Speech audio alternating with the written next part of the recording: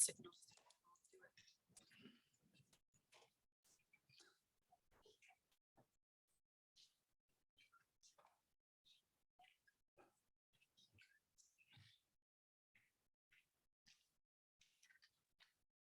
Making sure the mic is on this time. So welcome everyone. Thanks for joining us. We're very excited to have everyone here joining us today, both in the room and also online. So thank you. So Steve, if you'll take us, we're very excited to have you and join you to the Green Software Foundation Summit today that Shell's hosting here at our Wick Creek campus. I did want to talk about safety first. So if we can go to our safety slide, because it wouldn't be a Shell meeting if we didn't start with an HSCC moment. So for those here in the room, once the slide comes up, we do not have any fire drills planned today. I did confirm that this morning. If we do have an alarm, what we'll do is exit out to the nearest exit, which is going to be right outside and to the left. We'll listen for any instructions overhead. And then if we're asked to muster, our muster point is going to be the garage that you see kind of behind where I'm standing at the moment. For those of you online, just want to remind you to make sure you're in an environment that's safe. You can hear any alarms that may be going on behind you. Be familiar with the location and the fire exits for your location. For those that are Shell, if you're joining us and you're driving, as a reminder, please hang up and then join when you're safely off the road. And for anyone who's our guest, we encourage you to also be safe and do the same if you can. So my job today is to be your MC. So I get the privilege and honor of introducing our esteemed guest speakers and our very own speaker as well. So I will hand over one last check. Restrooms will be outside to your left. There is an Avenue C cafe that you can see if you go to the left and then immediately to your right. If anyone needs coffee or water, I mean, we have some here in the room, but anything like that. Okay, we should. So now I'll hand over to Adam Jordan, who's here, who's our distinguished software engineer, who will kind of really kick us off. So Adam. Thanks, Connie. So I don't actually use this, right? So I make sure. Turn it off. Okay. So I'll just talk loudly, especially as I'm sure more people will be coming up. So I wanted to certainly welcome everybody that's here. We have people coming externally. I expect a lot of people online. I know there's people joining from Europe and also India as well. A lot of Shell people, but a lot of non as well. Let me just take this, go to a bit of the agenda today first. So the way I want to structure this is we'll have six presenters in addition to myself, kind of introducing the Green Software Foundation and the principles. Lunch will be provided for those here in the room after a couple presentations, a couple more presentations, a break, and then a couple more before we ultimately sort of close out the event, but also then have an optional workshop thereafter. Like I mentioned, so we'll start here with me, talk a little bit about the Green Software Foundation itself and some of the principles, sort of the need to know for the rest of the day. So I'm sure some of this you'll hear in bits and pieces throughout the day, but as a way to sort of get everybody started. Myself, so I'm only going to do a bit of an introduction now. We'll do some more later today whenever I actually do my talk. So my title is a distinguished software engineer at Shell. I'm also the organizational lead for the Green Software Foundation for Shell as well. There's some other things to go along with it, but at least for this initial talk, that's the only part that we're going to care about here. So the introduction to the Green Software Foundation. So we're all here as part of the event, and perhaps even some of you have attended multiple events in these last couple of weeks as part of the two-week initiative to introduce people to the Green Software Foundation, green software, and increase just a bit of the footprint for sustainable software as a whole. Now, the Green Software Foundation itself is a means to build consistency in standards, tooling, guidance, all the things we need to actually build sustainable software. Now, ultimately, the vision for the Green Software Foundation is to make sustainable software an integral part of just how you build solutions. So if you think about performance or security, some of these non-functional requirements to go to building a solution, you can look at sustainability in a similar lens. And I think that's how we're very much approaching it here in Shell, as a bit of another view and perspective on building software, not to say, hey, now here's the green way to build it, and then there's their old way. That's certainly not the intent, or at least not how we're looking at it. And I'll talk more about how we integrate green software into Shell later today. So first is, why was there a foundation? Why is this actually important? And I think this also feeds into why some of us here have joined, why Shell joined, and why this is actually interesting for the industry. So first is enabling of collaboration. So companies that would typically be either purchasing products competing and or working together in space to have a bit of a safe zone to develop open standards, open code, protection of IP, copyrights, all these things you need to do to be able to safely collaborate across the industry. The second one is have a trusted party. And so certainly as we look to build sustainable software, especially when you look into how we're measuring, say, a carbon footprint, there's lots of different ways to do it, different competing ways, different views, perspectives. And actually, I'll talk a little bit about that here in a bit. But saying, hey, this is the standard way to do it across the industry when you look at sustainable software, that's what actually makes it important and powerful. So that even, say, us as a consumer, if we go to Microsoft or Amazon as potentially a consumer of their services, that we're getting data that looks similar. Right? We're sort of talking the same language to begin with. And then lastly is increasing the market size. So just increasing the understanding of what sustainable software is, what skills are needed, and ultimately the footprint for it itself. So the overview of the Green Software Foundation, how it's structured. So there's 4 working groups. Standards focus on exactly the standards themselves, sort of the core of green software. Policy focus on enabling that collaboration, trademarks, IP, things of that nature.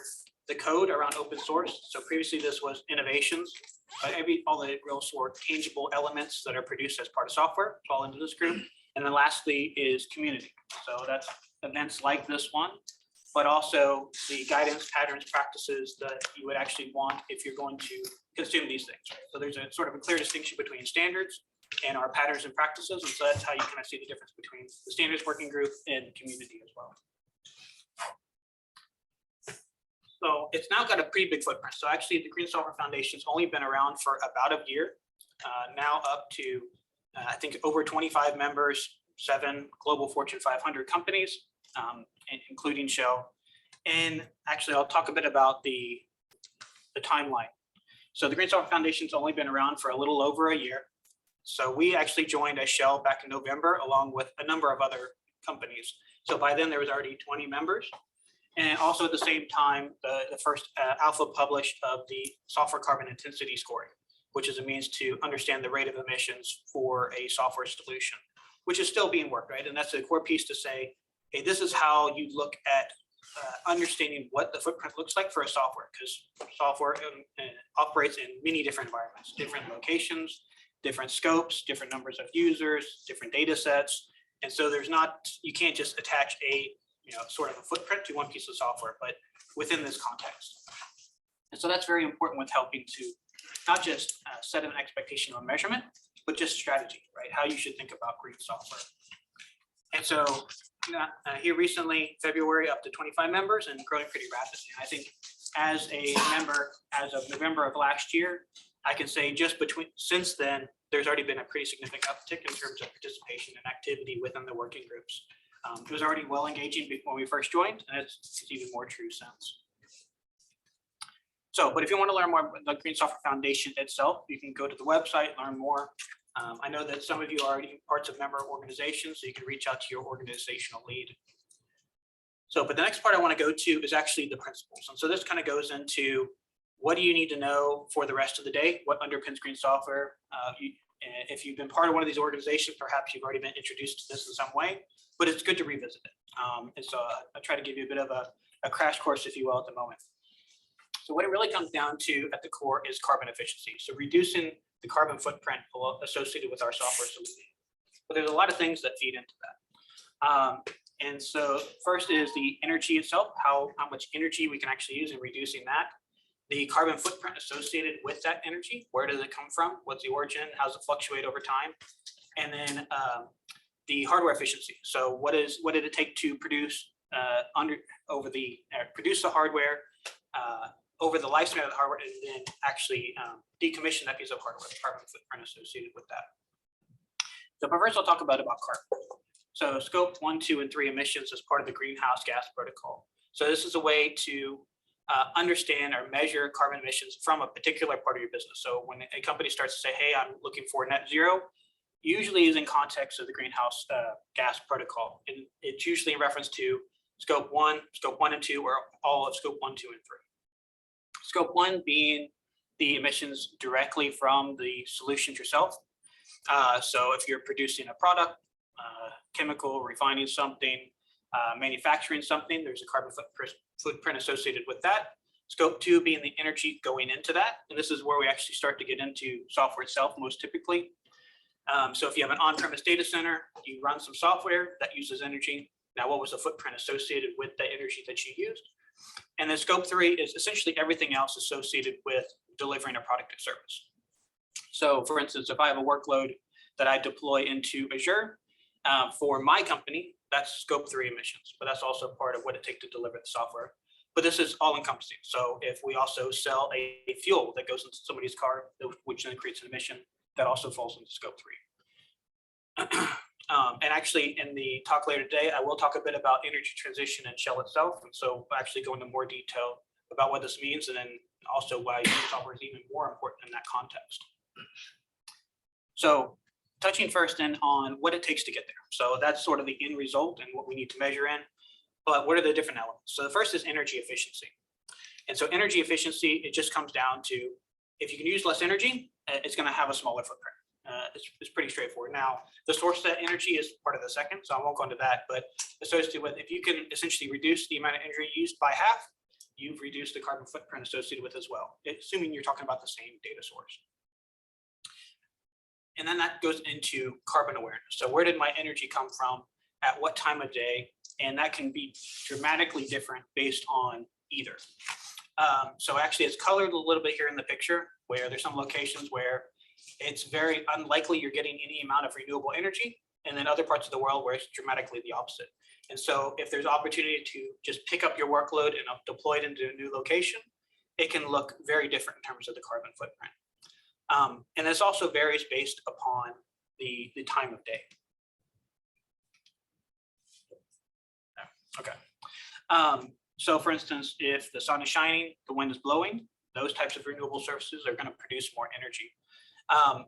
And if you're using your compute during those period of times, it's very likely that that's the energy that you're getting in those locations. So for an example, here locally, if you're in West Texas, there's a lot of wind energy there, and usually it's so intense that they actually had to curtail it, right? There's too much energy in the system. And so if you're deploying running software during one of those times, almost certainly you're using 100% renewable energy. But of course, if you run it at a different part of the day, or just the wind doesn't happen to be blowing, it can be dramatically different. We're actually using a lot of fossil fuels. And now we're actually talks about where you purchase your energy from, right? Are you purchasing renewable energy, and when are you actually using it? So those aren't necessarily the same thing, right? So if I purchase 100% renewable energy for my house, I'm probably not getting that 100% of the time, but that's what I'm contracted. So that's a bit of an interesting dynamic that we'll talk about later today. But just to know that it's important, right, is both location and time are important. And the last one is around hardware efficiency. So what's the life cycle of the hardware? And that is what it took to go into producing the hardware I'm running, what it took to during an operation, and ultimately decommissioning that piece of hardware. And this can be very different depending on the type of hardware. So for instance, if we look at a smartphone device, what went into, or the carbon emitted during that process, is likely to be much larger than the footprint over its whole lifespan. That can be very different for, say, a server system, where it's much more likely to be the operation of it over the time as opposed to the hardware itself. But there's still two ways to look at that. So if you want to reduce improve the hardware efficiency, there's really two elements you can look at. So one is increasing the lifespan of the device, especially if you think about like your cell phone, you just keep it longer, keep it twice as long, it's now twice as efficient. Or increasing utilization, which is much more likely around, say, server hardware, where we, especially say an on-premise solution that's not well optimized, or if you run into a cloud, you run on a VM that doesn't get well utilization, it's not uncommon to have just 10 to 20% utilization on these servers. So of course, you can get up to 70, 80+%. It's a dramatically different footprint in terms of the efficiency. And so really all three of these elements is what needed to build into the equation for carbon intensity. So how much the lifespan of that device went into it, the energy, and then where the energy came from. So, but I hope that gave a bit of a quick introduction of some of those core concepts. I will be talking about the sort of shell view and how we scale free software for the enterprise later today. But for now, I'll hand it back to Tanya to introduce the first speaker.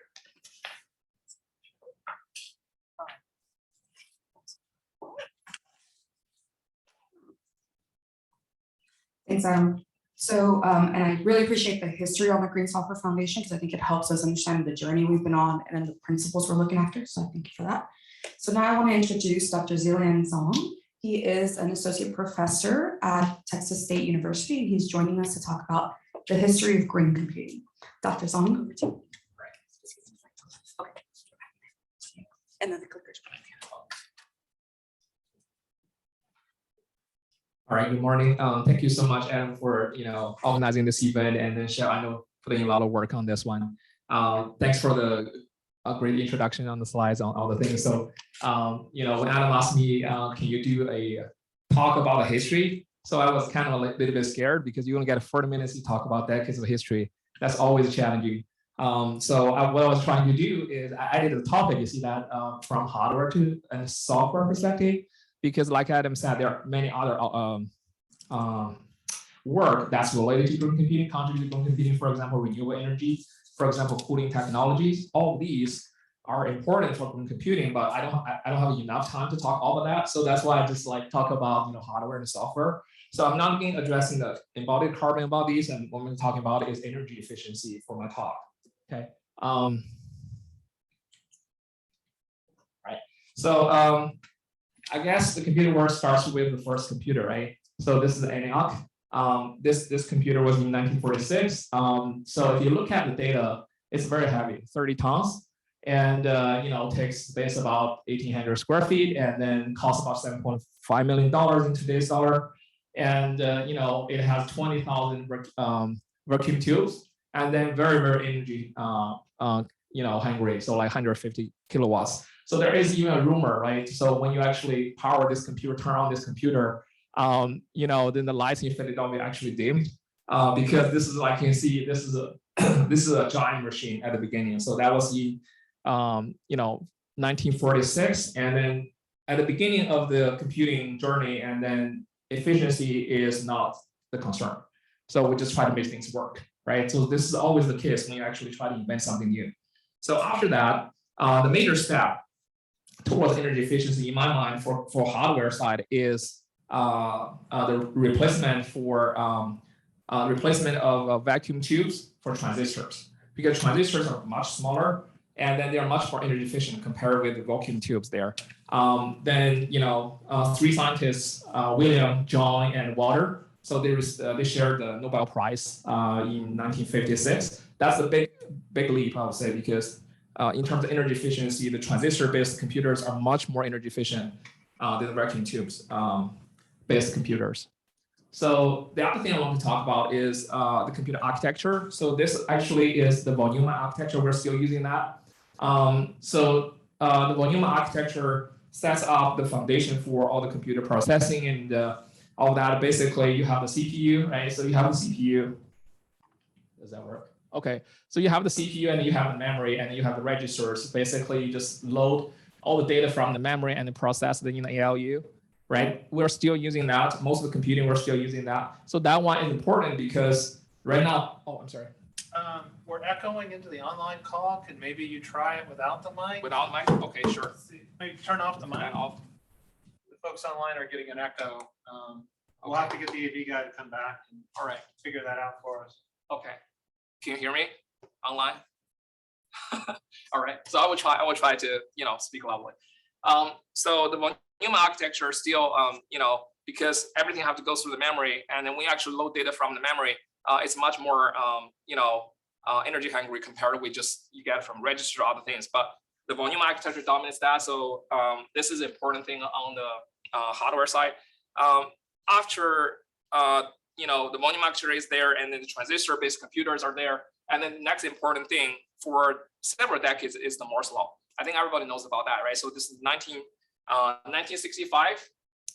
So the founder of Intel, Gordon Moore, made the observation saying that this is the claim, right? The number of transistors will double every 2 years on that.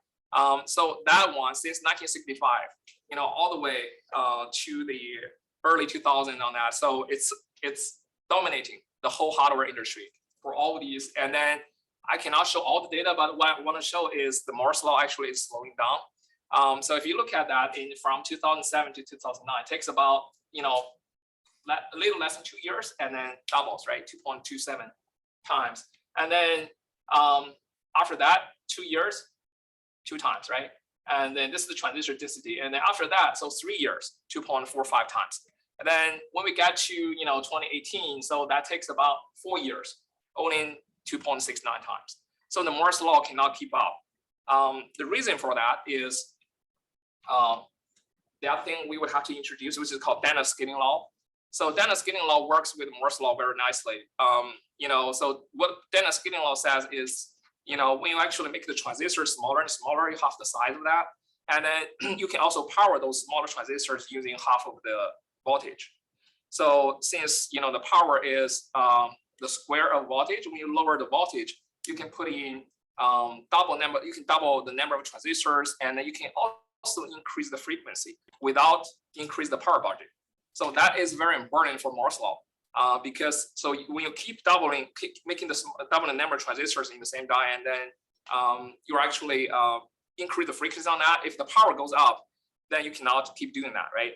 Unfortunately, the Dennis scaling law, I'm sharing this one, is started fading out in 2000. All right. Okay.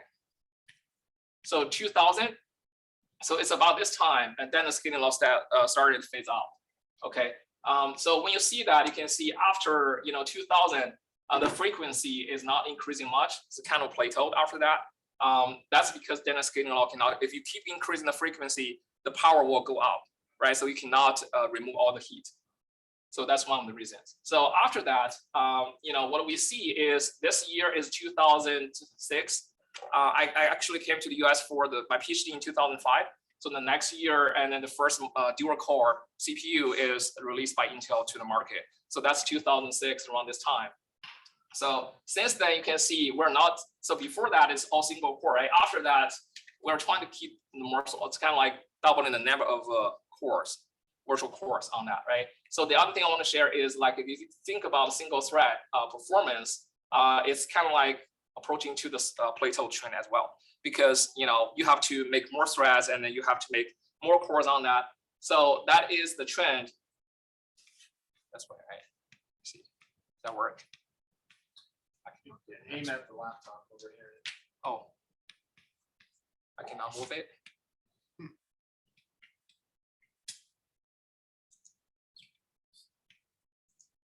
Okay, that worked before, so I don't know. Try again. Oh, okay, yeah. So after 2006, what we're trying to do is just doubling the number of cores. So we go from dual core to quad core to 8 cores, 16 cores, more and more cores. All of these, right? So even the supercomputers, like you can find many homogeneous cores in the supercomputers. Like this one is from the ARM. This is the Japanese Fuji's supercomputer. It's using the ARM chip on that. So the other important trend for energy efficiency on the hardware side is trying to make more specialized hardware.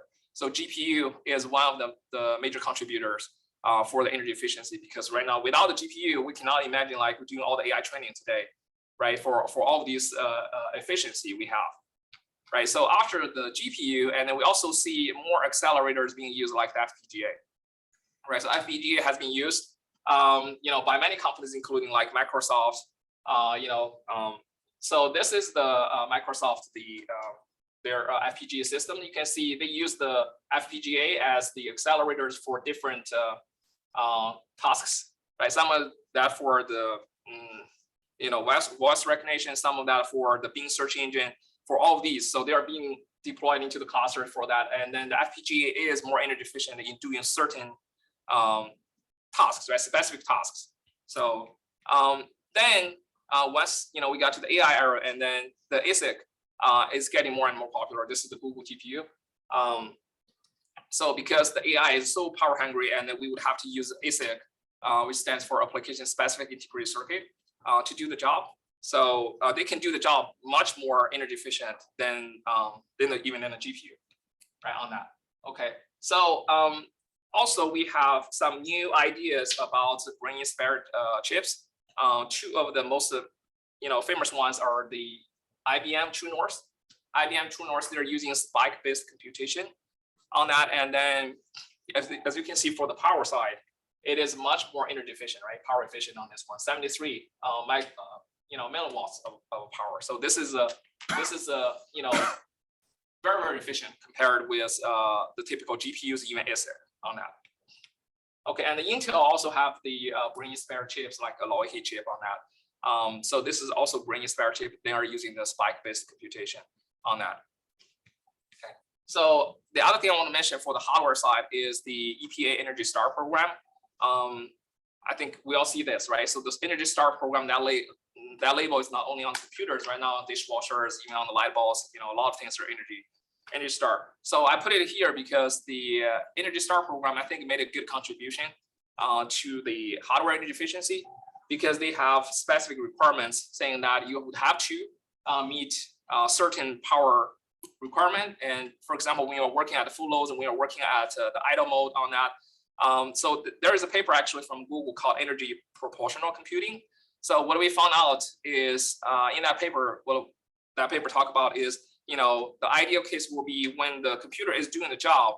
So you consume the energy, you consume more and more energy. When the computer is idle, you should not consume that much energy. That means your idle power should be close to zero, if not 100% to zero, right? So then the Energy Star program, because they set up this as a requirement, and then they put in the label, and then that really encouraged the industry and the hardware industry, right, for making computers, you know, Energy Star computers. So I visited the EPA office. Catherine, she's the manager of the EPA program, and then I went to DC and then talked to her about, you know, the possibility of labeling the software with Energy Star on that. So that was back in 2015, I believe.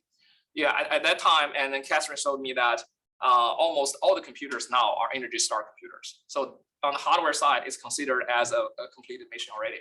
However, on the software side, we have no idea, you know, how much energy this software is consuming and how to actually put in some things like the Energy Star and to label the software. So 2015, the conclusion, we had a meeting with industry and the national labs. Then the conclusion was like, it's still too early at that time. You know, 2015, we don't have great software foundation. We don't have so many companies to join us. I feel like, okay, so that's still the academic work on that. But I think overall, this Energy Star program put in a lot of positive side on the reducing the, you know, improving the energy efficiency on the hardware side. Okay, then speaking about the software.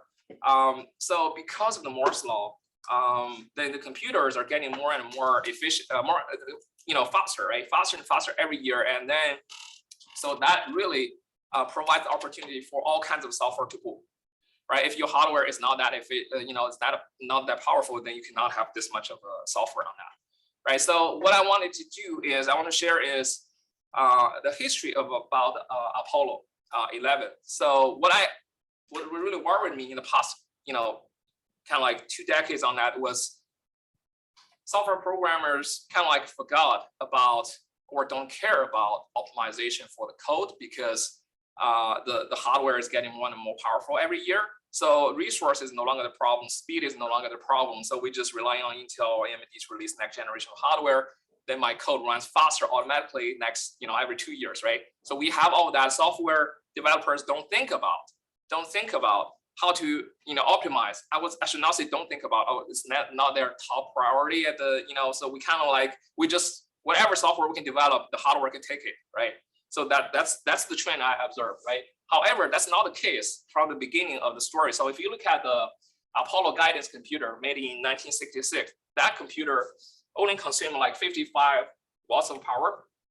And then if you look at that, it only runs at 2 megahertz, right? Much slower than your smartwatch, I think, on that one, right? And then it only has 32K RAM and then 36 words of room.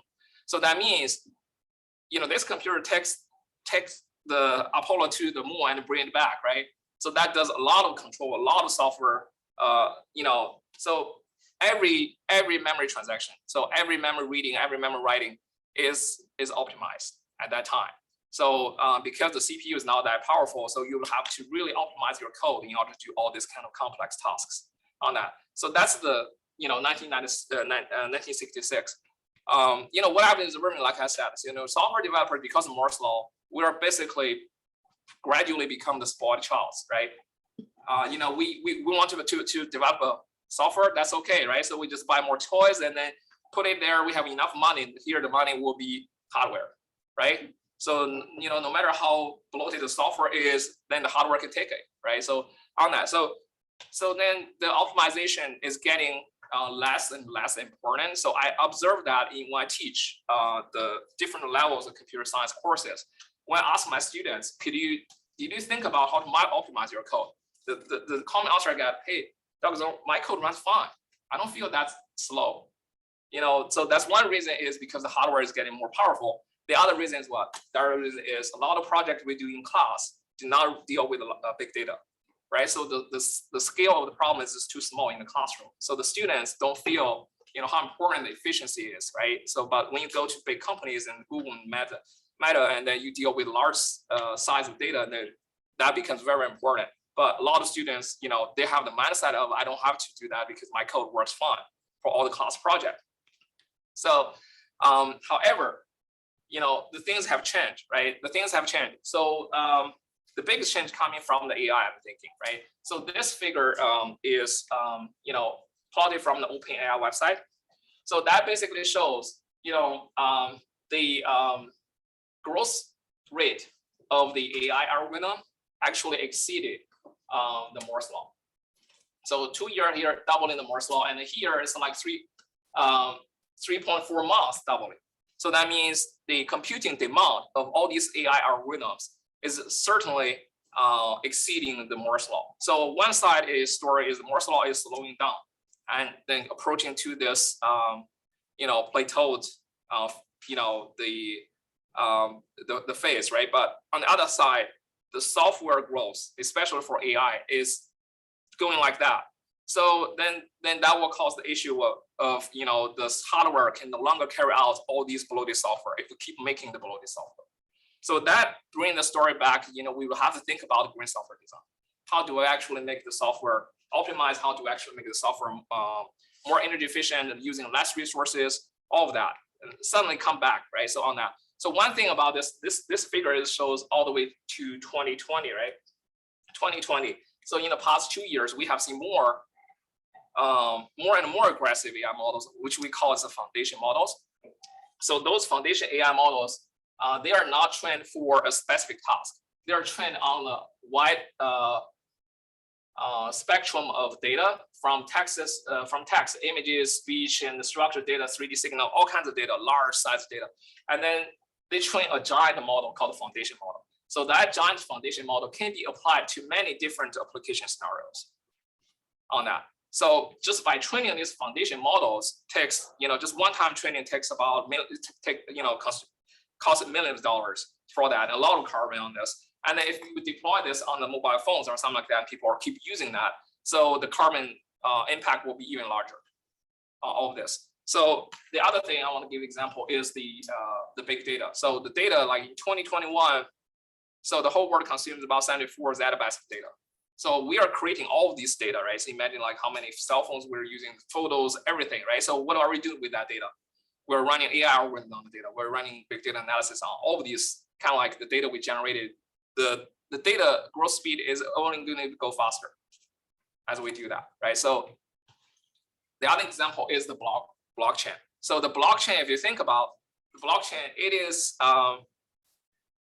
a software system specially designed for inefficiency, right? I develop a software system. Basically, I run a lot of hashing functions over and over and over again. Pretty boring, but consume tons of energy and release a lot of CO2 on that. So the blockchain technology definitely has its impact for sure. Just the trend on that.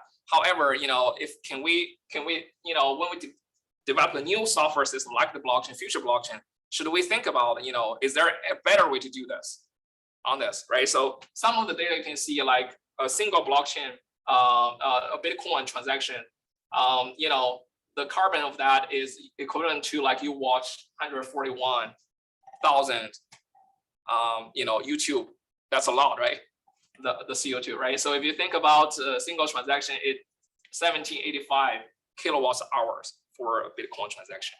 Same thing for the for the ETH, right? So if you can see the ETH at the beginning is, is not that popular, but now it's getting more and more popular. Now the energy consumption of mining all these ETH and Ethereum coins, all of this, and is growing significantly like this, right? So on the cloud side, so the cloud side, and cloud is one of the I would say the core software technology that actually helps with the green computing, because of all this cloud computing, we don't have to we don't have to travel sometimes to reduce the work, right? So we can work in the cloud and then reduce the gas. That's one side of the story. The other thing is, like, since you move the things into the cloud, cloud providers at large scale, they can basically achieve the carbon efficiency more more quickly and with more expertise to do that compared with you host or your servers. Every company hosts their servers locally on that. However, so this is from the 2021 Flex State of the Cloud report. You can see even we're using cloud computing, so the self-estimated waste is still about 30%. Still about 30%.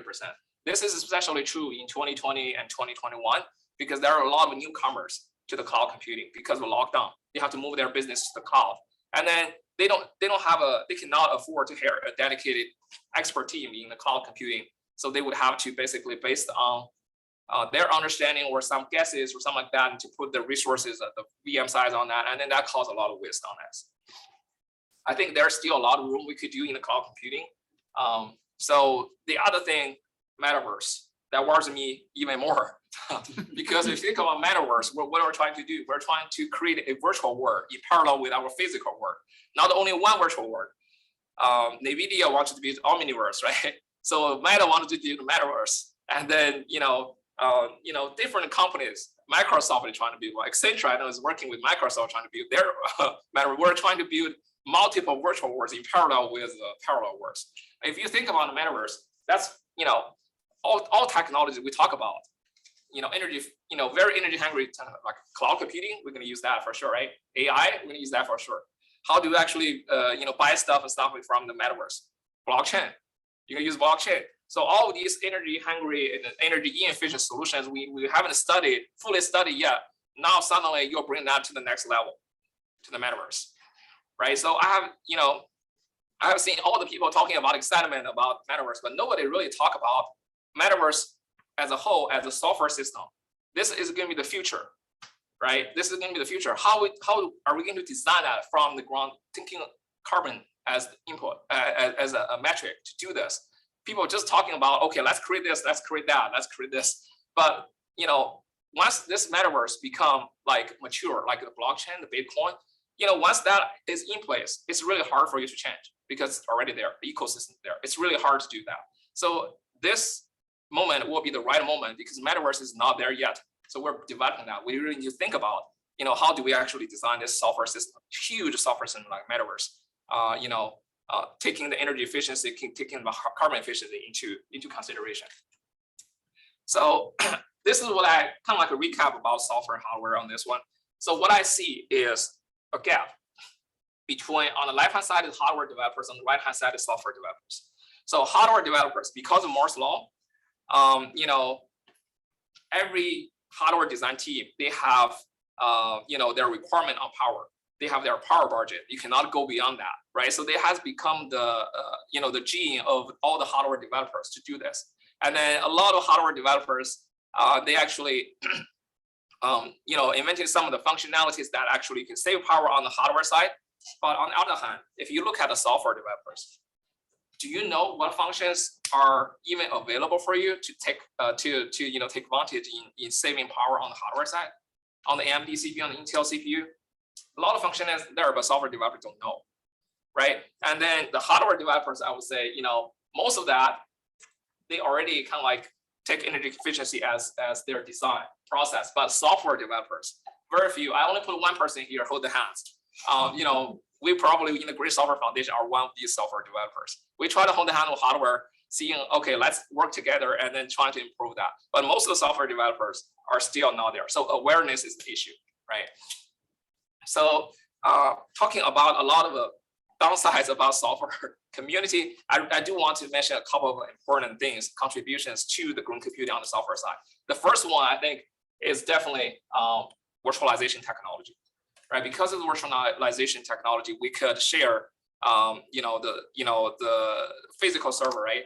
So on all of these, and then the software, we can run multiple softwares on the same hardware, and then that increase the utilization and then reduce the waste and carbon of this. So, and then we also have the more lightweight containerization technology right now. So this is, I would definitely rank that as one of the most important contributions in the software side to for green computing. So the other thing is DVFS, which stands for dynamic voltage and frequency scaling. So this is the solution to the energy proportional computing.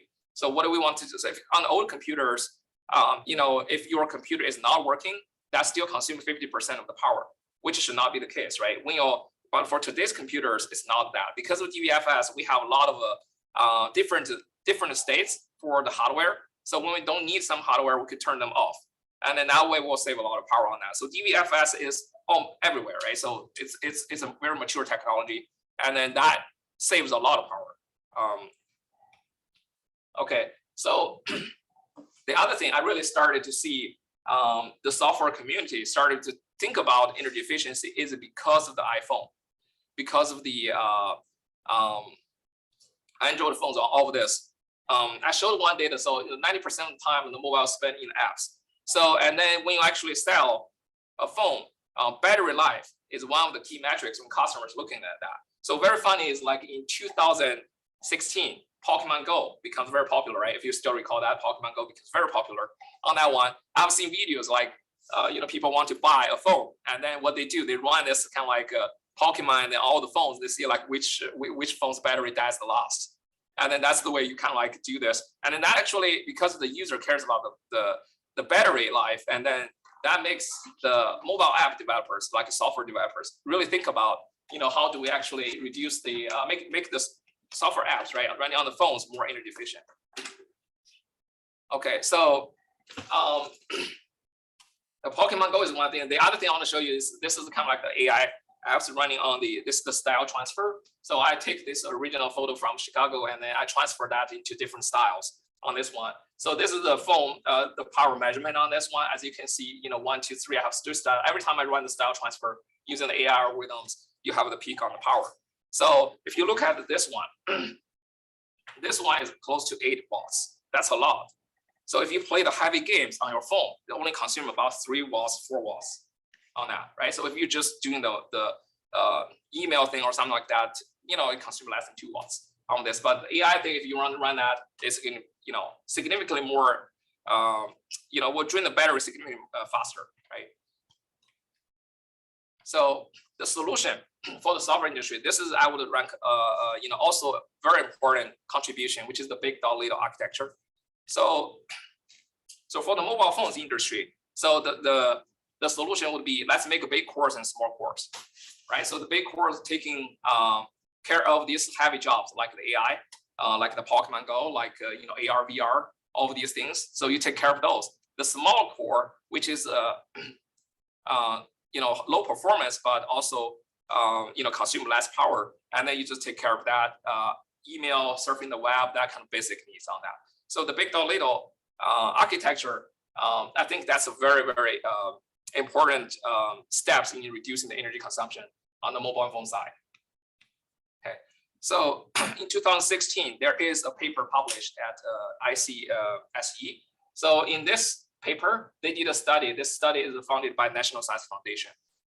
So what they do is in 2016, because the research community has noticed that there are more questions being asked on the Stack Overflows, and then software developers, especially mobile software developers, they're asking about how can I reduce the energy or drain the battery slower for my app, and a lot of questions being asked, but there are no good answers to this. So like you can see the software community started to care about this, but they don't have good answers.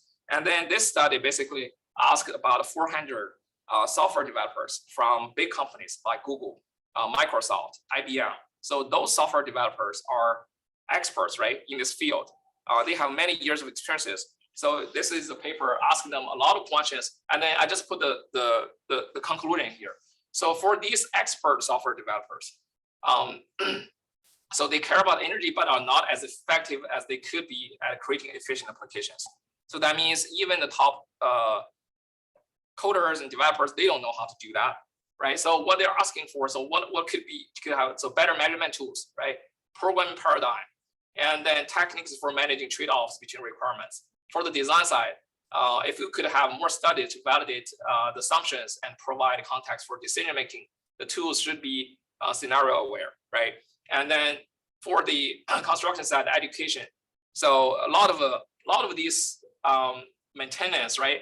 A lot of these studies and showed that they wanted to do this, but there is a lack of study in doing that, even for big companies and top developers on this. So I was there in this conference. I met authors there, and then he shared the same concern with me.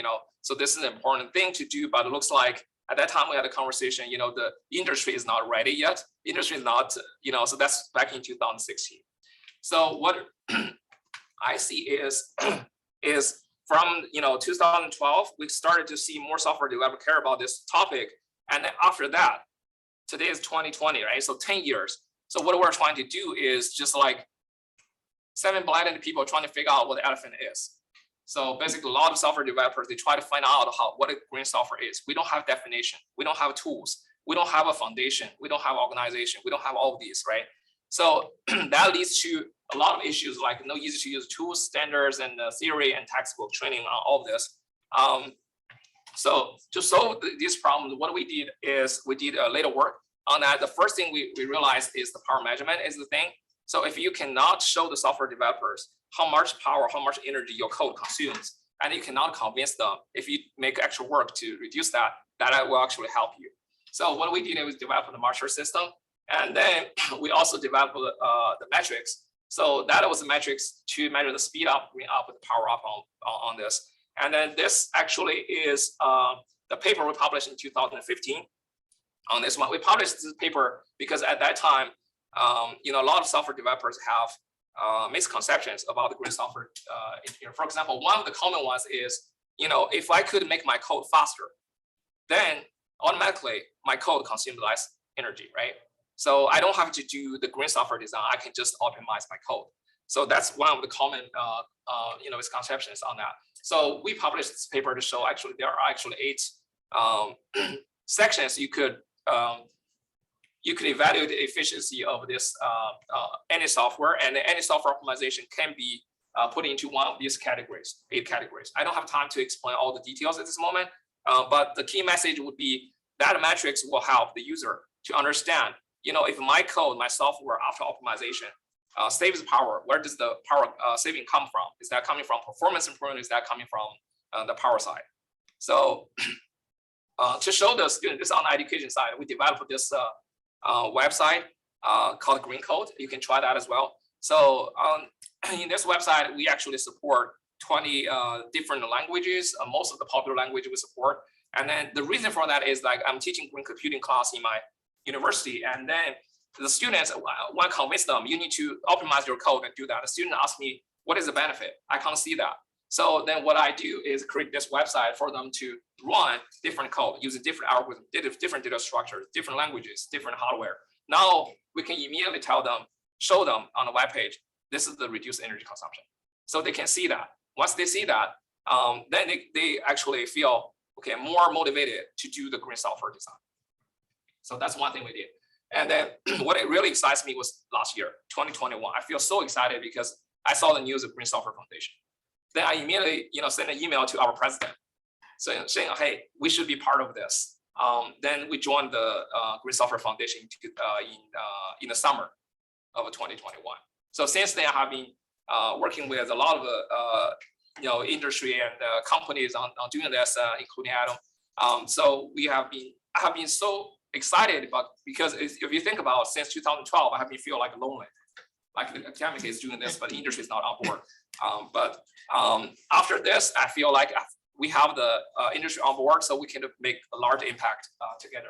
And then I think Adam just mentioned about this one, right? Now we have the Green Software Foundation released principles and also the metrics, right? Now what we need to do is we have a common consensus about what is green software engineering? What are the principles? Now we have agreed terminology, we have agreed processes. So what we need to do is to just move together, academic and industry move together towards the green software goal, right? So one thing I want to share is this one is called Markov's law. All right, thank you.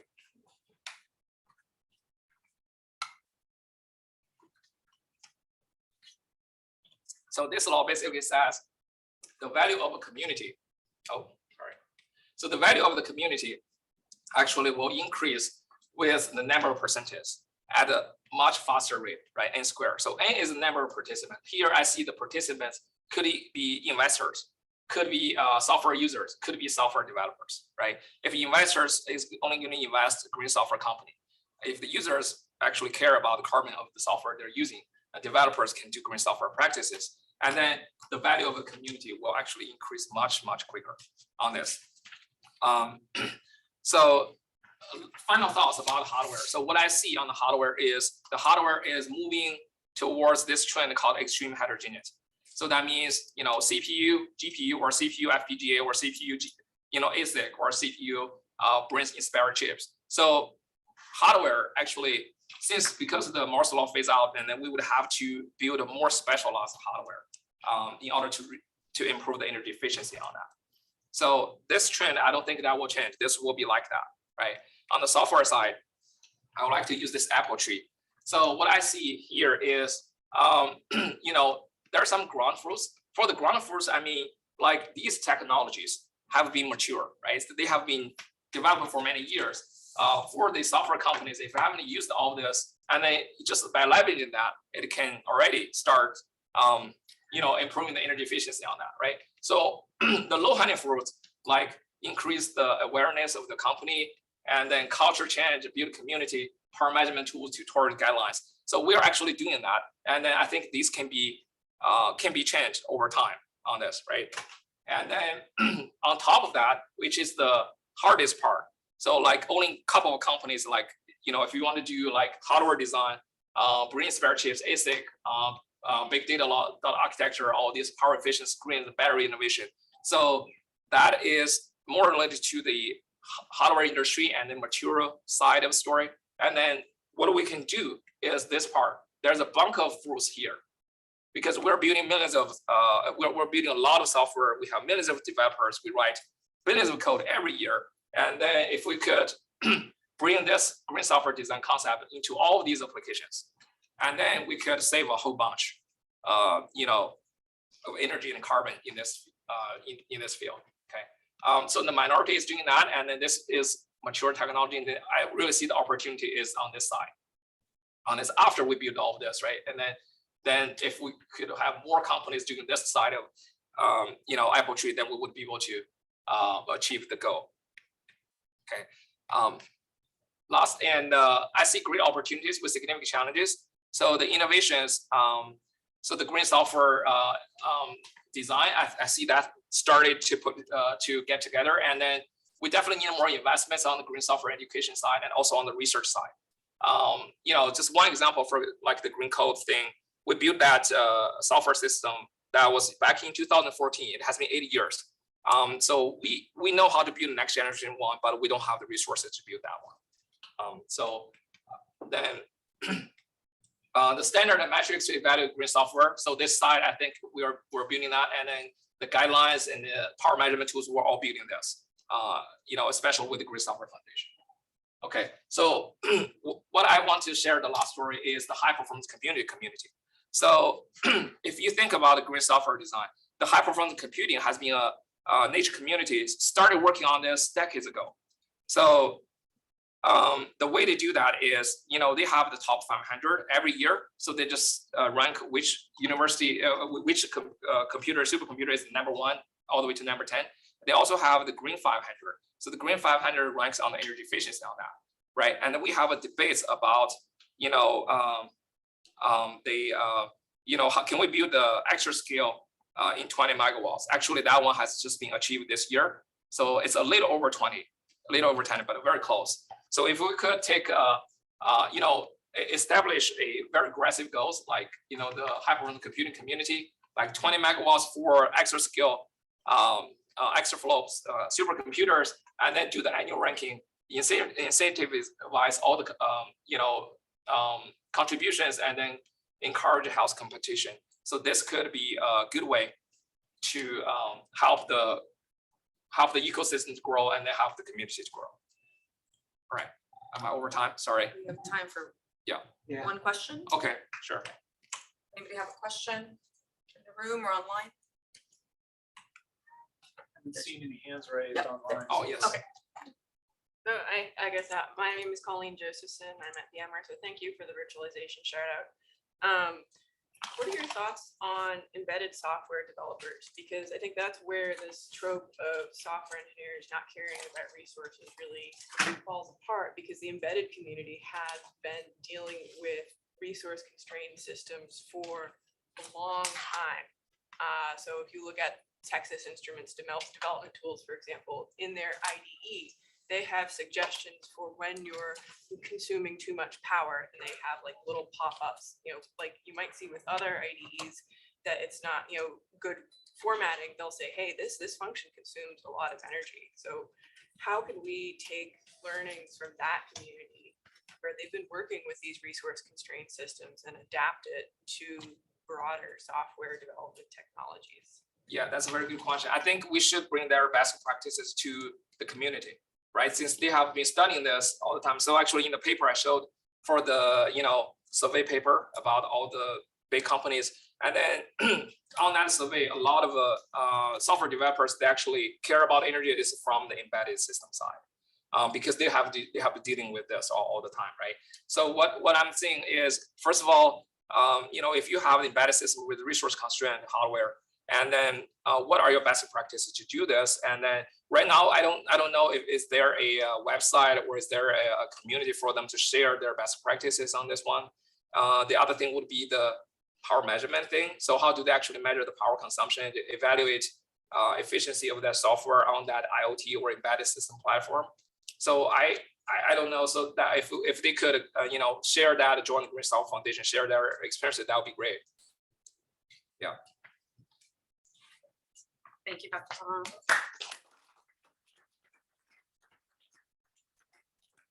I particularly identified with your students because I remember when I started as a developer, I was told I had to think about hardware up and none of that. So I think we're coming a long way. So next up in our speakers is Nikki Willis. She's joining us from Accenture. She leads the global sustainability strategy and portfolio for Accenture AWS Business Group. Nikki. Thank you so much. Yep, and I'm sorry, I meant to say, and you're presenting on United Technology and sustainability. Awesome. Thank you so much for that introduction, and thank you for your presentation, Dr. Zhang. That was a great start to this day. So my name is Nikki Willis, and I'm representing Accenture, who's actually one of the founding members of the Green Software Foundation. We're really proud of that. Oh yeah, I guess I'm showing this, sorry. And my role, as it is listed, is I actually lead sustainability specifically for our partnership with AWS. So Accenture has lots of different ecosystem partners, and I work with AWS to drive sustainability outcomes on their solutions. So as mentioned, I'm really excited today to talk about how we can unite technology and sustainability strategies more from the business angle. I think we got some good technical intros today, and I know there's going to be more later. But like many of you, I really am passionate about sustainability, and I spend all day, every day, getting to think about, how can we build new solutions on AWS, and how can we make those solutions inherently more sustainable. So what I'm going to be sharing today is actually some results from a recent Accenture study that we released in early June. It's called Uniting Technology and Sustainability. And it's basically a research study with over 560 CTOs and CIOs, and just kind of basically what is their current status and opinion on embedding their technology and sustainability strategies together. So today, we're going to look at how technology and green software in specific can drive sustainability outcomes. So I'm going to be focusing, on this broad topic, which I think, like many of you are aware, technology really is a great enabler of sustainability. So the cool thing about it too is it also does drive business value while driving sustainable value. And our research findings will share some of that. So for this research, what I want to start out with is actually a question to you guys, because it's an analogy I want to kind of carry throughout.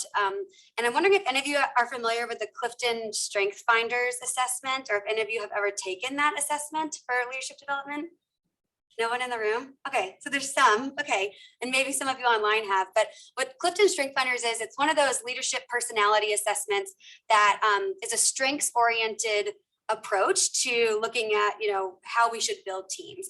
And so you take this assessment, there's 34 different strengths, and you get to know what your top 5 are. And I've actually taken this assessment twice, and both times one of my top 5 strengths is what's called maximizer. And I'll talk about kind of the opposite of maximizer, which is restorative. But what maximizers are good at is focusing on the good. Like, I like to look at good things, where are we progressing? How can we take good things and make them great? And restorative is kind of the opposite, and we need both in our worlds and our teams. Restorative likes to look at problems and how can we dissect the problem and how can we improve things, bad things, to make them better. So I think today what we want to start out with is that the good of like how technology is already driving sustainability. And there is a lot of good examples of this that I think many of us in our room have been a part of. So here's a few of these examples. So I actually only joined Accenture in last October. And even in my short time, past 8 months, I've been involved in several different projects that kind of showcase some of these examples of how technology can lead to sustainable outcomes. So one example is an ESG performance assessment that uses an AI algorithm that we've done with a global bank. Another one is an IoT platform to help refineries with their water management optimization and visibility. Another project I've worked on is a system integration project where we've basically helped new EV drivers in Europe have access to multiple charging points in one central mobile app instead of having to go to different charging providers.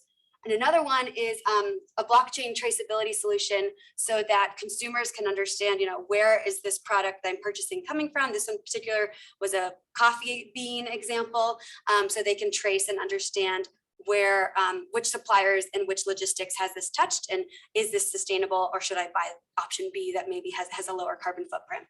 So, this is just a glimpse of the list of how technology can enable sustainability. There's lots of more different technology services that aren't covered here, and even sustainability outcomes as well.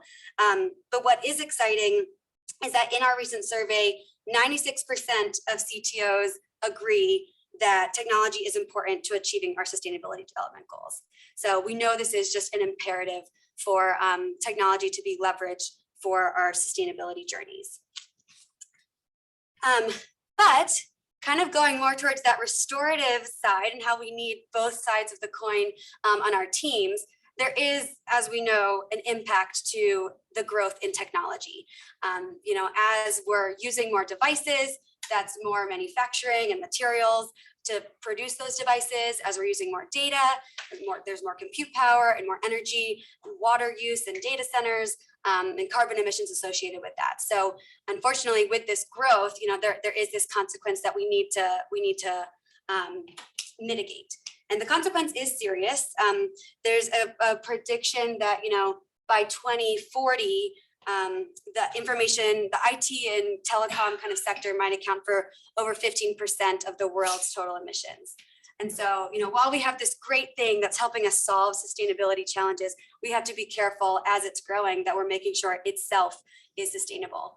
And I like to think back of like the Industrial Revolution, where it was this amazing time of just growth and innovation, but maybe some of the unintended consequences of how can we make sure that growth is happening sustainably, wasn't as cared for. And we're at a time when we can think through these unintended consequences and merge the two together.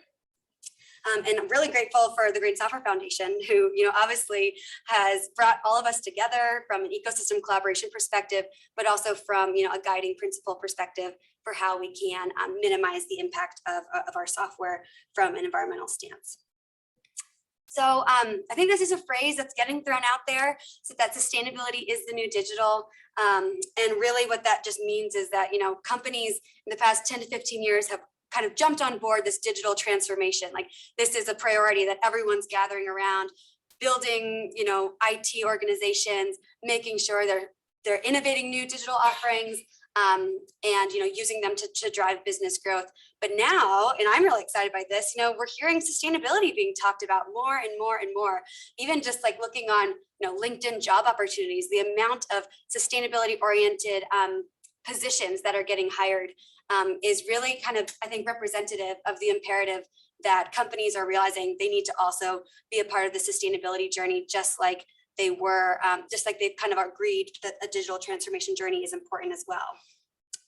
And this is going to change how we interact with the world, and I think definitely for the better. I mean, just like our digital technology changes our interpersonal reactions, our kind of insights, our efficiency and optimization, as we become more sustainable, I think that we're just going to live in a more beautiful world, a more resource efficient world, and I think it's really exciting that this is becoming such a top priority.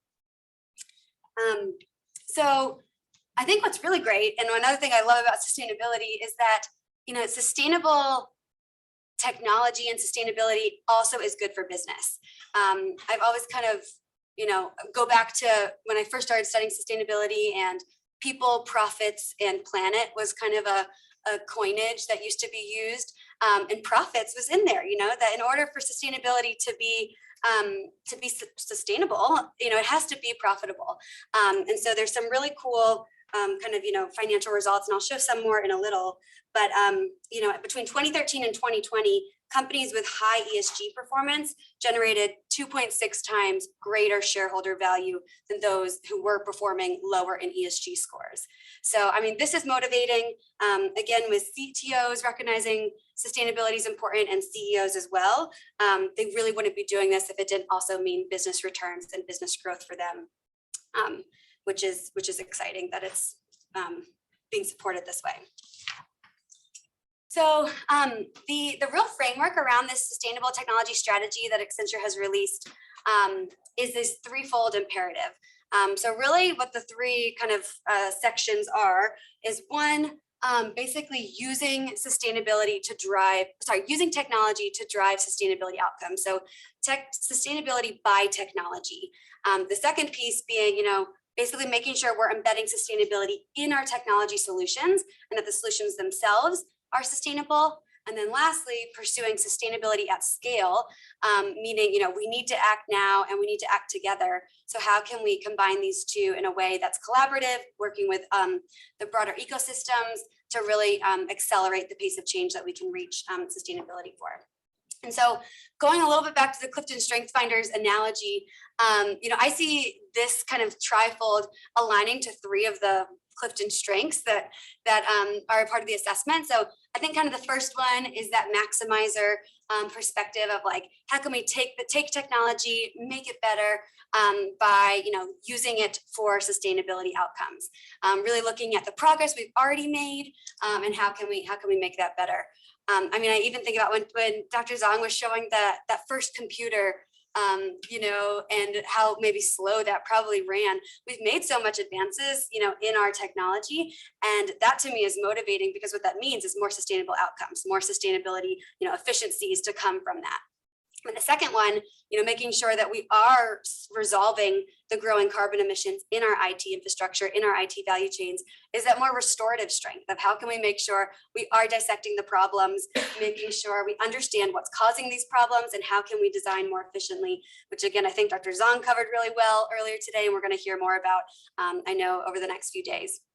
And then lastly, that sustainability at scale, I think is a good link to a strength that's called activator, which really is, the desire to kind of stop talking and actually start doing. That we need to, in order for us to drive sustainability at scale, we need to get going. We need to work together, break down kind of our company walls, and actually collaborate in an ecosystem way, like the Green Software Foundation enables for us to make positive change.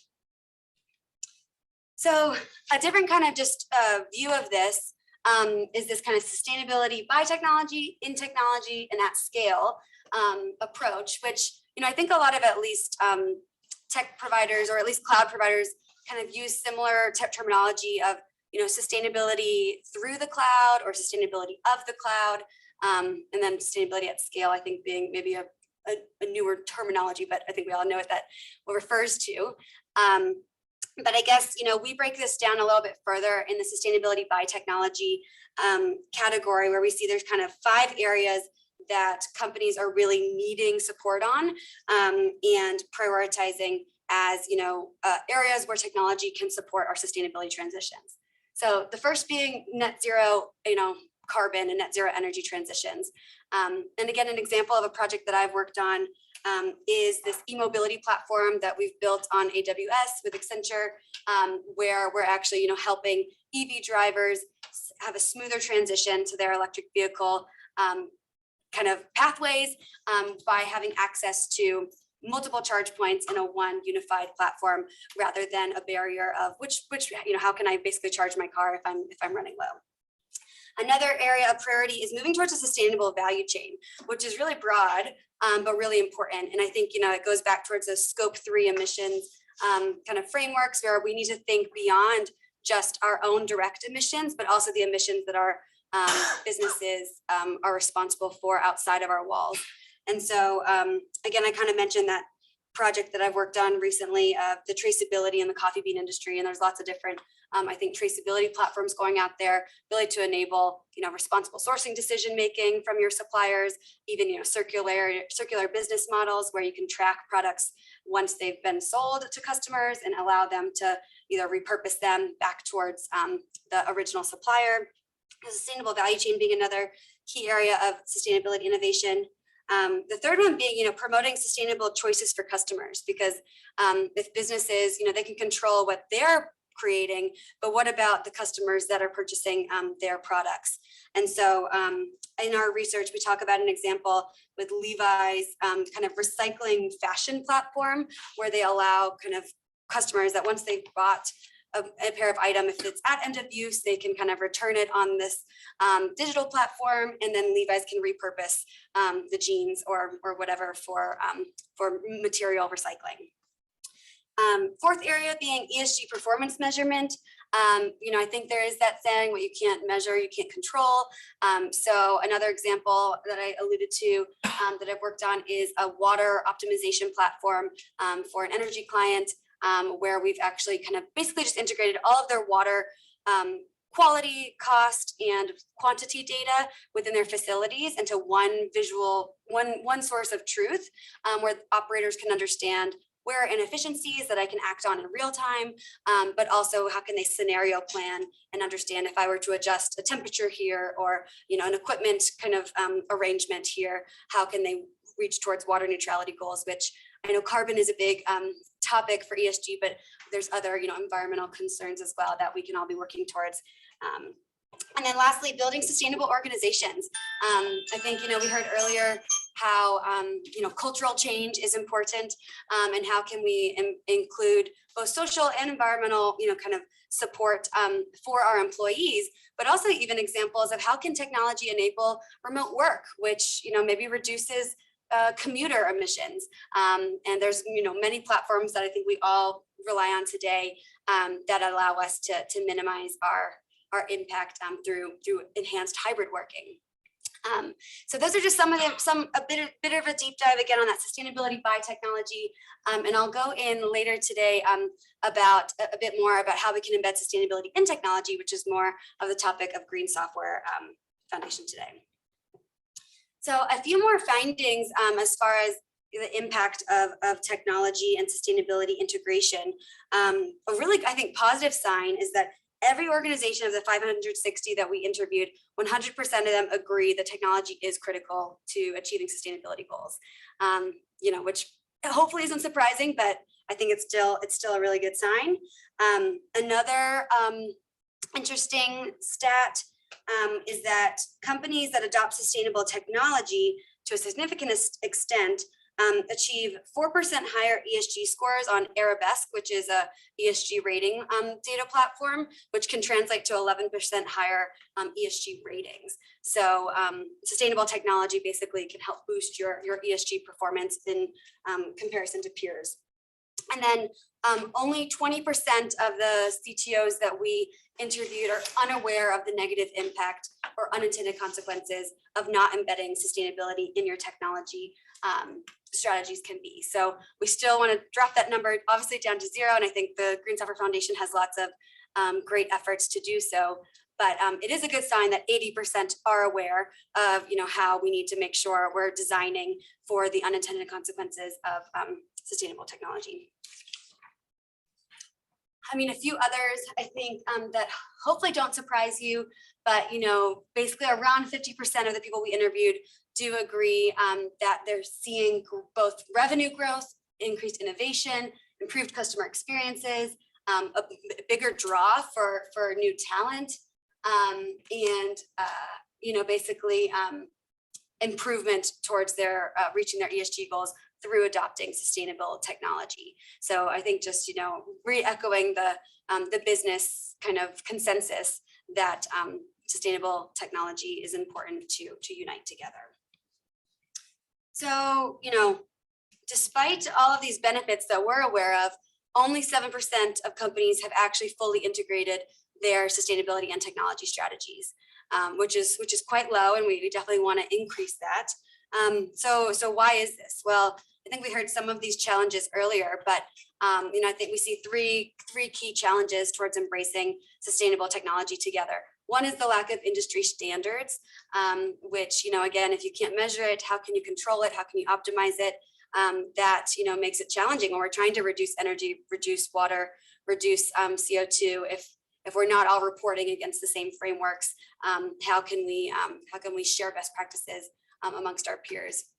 Another perceived challenge is the lack of, and on that note, what is great is that the Green Software Foundation, is improving some of those methodologies with the software carbon intensity index that we heard about. And also, a key theme of COP26 last year really was those international standardization for methodologies, which is great to see. But another perceived challenge is the lack of solutions and the lack of people that kind of are aware of how we should be embedding sustainability and technology.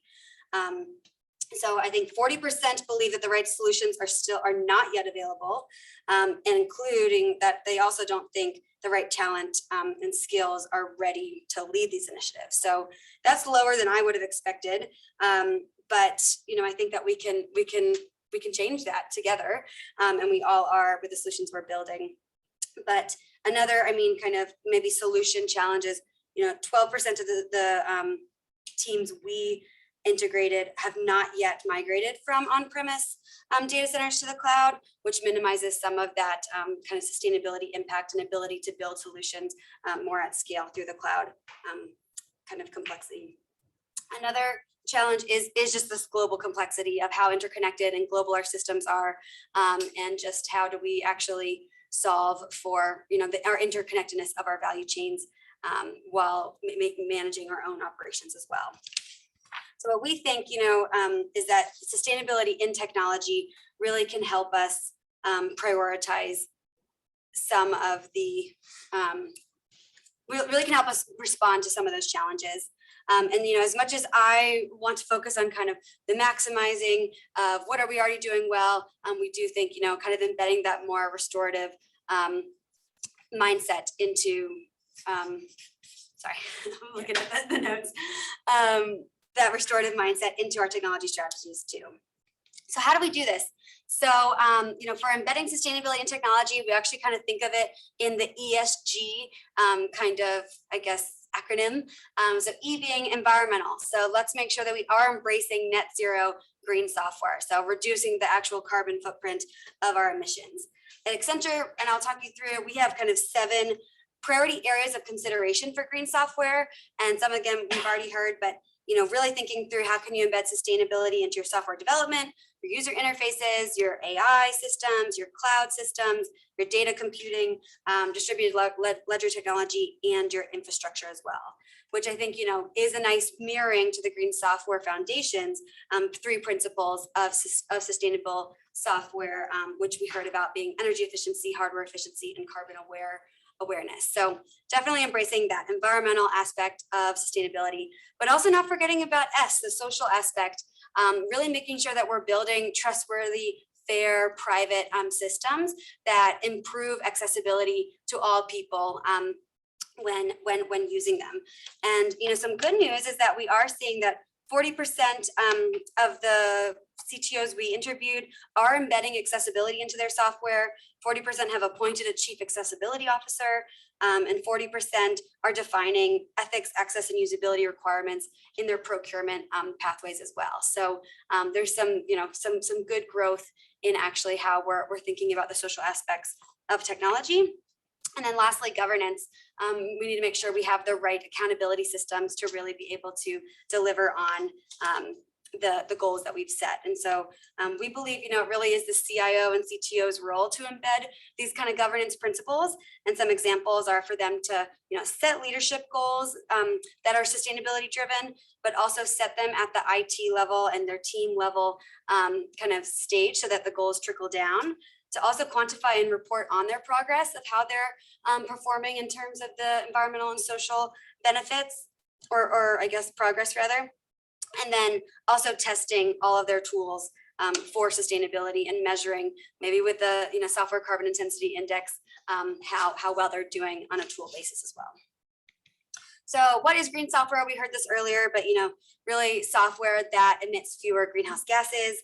We know software is at the heart of all technology, so we need to make sure we're designing it, developing it, and deploying it more sustainably. And I think we've talked about some, but I want to kind of close by showing again these 7 principles that Accenture has put as food for thought for how to think about and embrace sustainable software. So one is the development life cycle. We know that the coding language that you use, the architecture of the software, and the certain platforms that you use can really make a difference in terms of your software development's carbon footprint. And only 2 out of the 560 companies that we interviewed are always acting, are always embedding these green software principles into their platforms. So that's quite low. Some of them do it some of the time, but very few are doing it all of the time. So definitely room to grow there. We know, green user interfaces and UX so that, people spend less time on screens because they're getting what they need more efficiently, but also the screen color is emitting less carbon from its processing power as well. Green AI, which I think we heard about, and I heard before we started today that Dr. Zhang and with his Texas State University team is actually starting to embed the software carbon intensity index kind of as a measure of how well they're designing their AA models as well. Because we know that there is this kind of trade-off between how accurate is your model and how energy efficient it is. So finding a way to measure and report on that is definitely going to make a difference. Green cloud and data centers,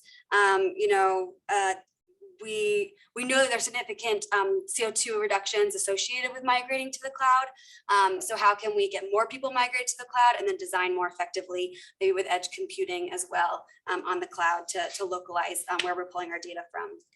We heard about blockchain earlier, but distributed ledger technology we know is energy intensive. So what are kind of the new ways that we are thinking about those designs of blockchain? How can we make, kind of a transition more towards proof of stake versus proof of work that does have less compute power involved are questions we should also be asking. And then lastly, the green infrastructure, which we've heard about as well with the hardware efficiency kind of principle of recognizing, how can we source and use hardware as long and sustainably as possible. So those are some examples of green software principles to consider. And just to wrap up, we do think that this kind of trifecta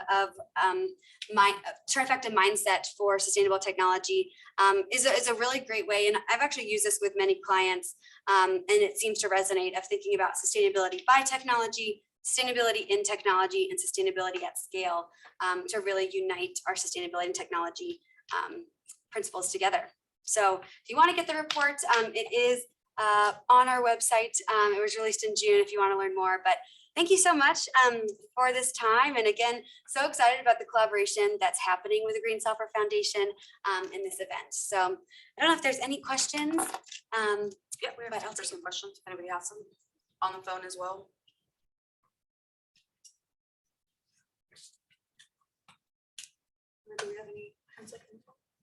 Yeah. I had a question on technology to enable sustainability. So one of the challenges that I've had is there's a lot of excitement around technology as a sustainability enabler. But that's just it. It's kind of just excitement.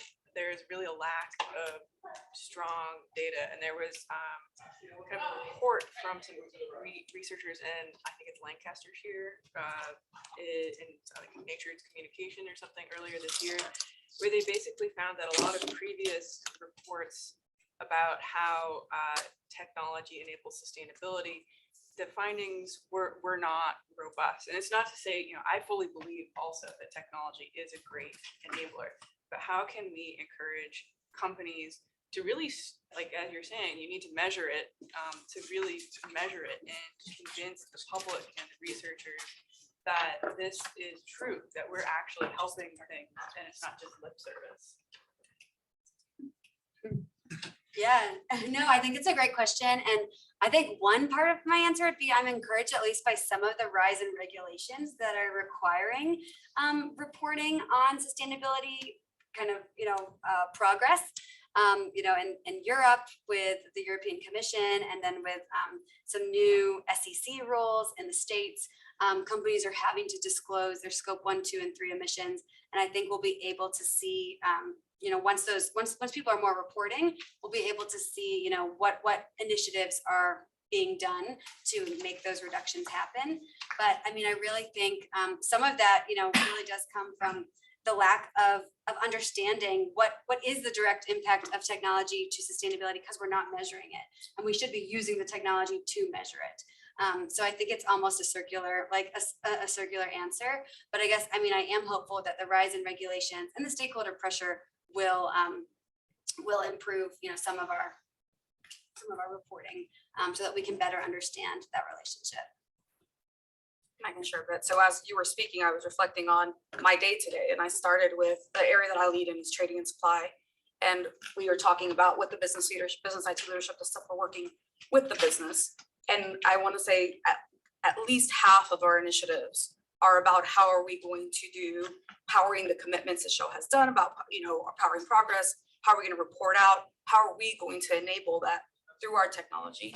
And then I get to come here and talk about how do we do it within technology. So I like the sustainability as a new digital, because I think just in my day, I've done two, I've had discussions on 2 of them already. Love that. Any other questions? Yours was first. He had his hand up before I did. Hi, I'm Jonathan from Shell. I was really surprised actually with your statistic about only 80% of CTOs were aware of sustainability issues. I don't really see that. Yeah. And I was really interested in how you were quantifying aware when you were asking the question and what that means, because I don't see it rolling down in organizations. Shell, I think, is a bit of an exception, but I don't see it other people talking about it. Yeah, I think that's a great question. And, unfortunately, I was not a part of the creation of this research. So I'll have to ask and see, how was that question worded? Yeah, and I mean, maybe it also could be answered by awareness isn't necessarily transitioning to action. There is that intent action gap of, there's awareness, but what's being done to it. But I'll have to ask, it's interesting on how the question was worded to see why 80% said yes, and we're maybe not seeing as much of that. Yeah, it'd be nice to add that onto the question. Are you aware, and are you going to action? Right. Yeah. I know I've seen a lot of like the Gartner Force, that's what they do. They'll do like, are you aware? And then do you have the tools? Do you know? Yeah. Are you going to do something about it? Yeah. Oh, here.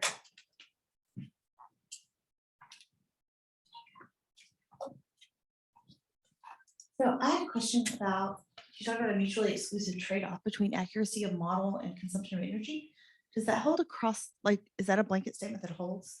Because that seems like there would be some modeling that doesn't require an increase in energy to still increase its accuracy. Yeah, definitely not a blanket statement, but I think, sometimes the thought is, to make a model more accurate, let's do more computations, and it's just an incremental improvement in accuracy. But I know there's lots of initiatives that that doesn't hold for. So no, not a blanket statement. Any other questions? All right, I think we'll conclude. Thank you so much, Nikki. We appreciate it. I'll have to take that study, although I think I didn't try that. All right, everyone, so we're going to break for lunch. Lunch is provided. It's going to be right outside our room for those on the phone. Obviously, hopefully you can step away and grab something to eat. We'll join back here in 30 minutes. So you're welcome to grab your food, come back in here, or if you want to take a break. Obviously, our guests let us escort you around, but yes. So they didn't deliver the salads. I was just checking. So we have 4 veggie lunches, but this, I'm gonna go see what happened to the salads. They were not delivered by catering. Okay. Don't know, but there should be hopefully enough sandwiches, but for If folks not, with we can dietary sort out. needs, there is only 4 vegetarian options. The 10 salads did not show up. Sorry about that. And we'll go track them down here, since I paid for them. All right, thanks, everyone. See you guys in 30 minutes.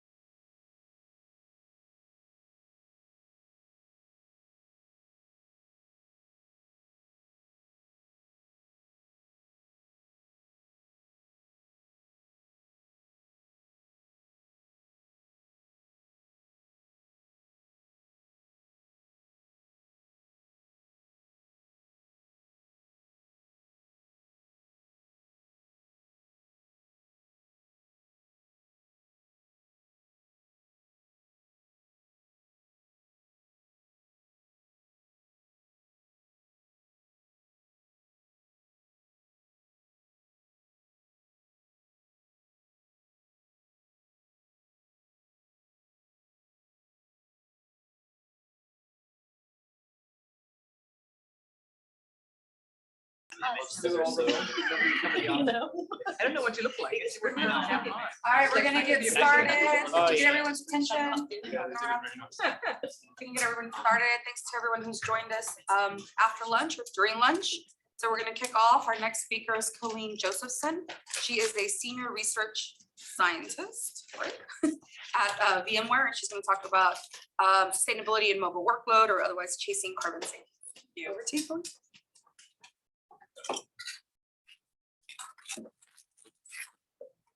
Notes because this is a workshop on sustainability.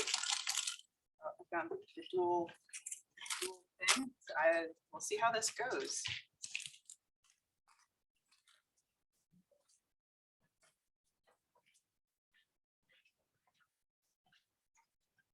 So thank you for the introduction, and I'm really pleased to be here today in Houston for the Green Software Meetup. I'm normally based in California, so it's great to be able to come and visit. So before we dive into the technical side of green software, I want to spend a couple of minutes setting the stage.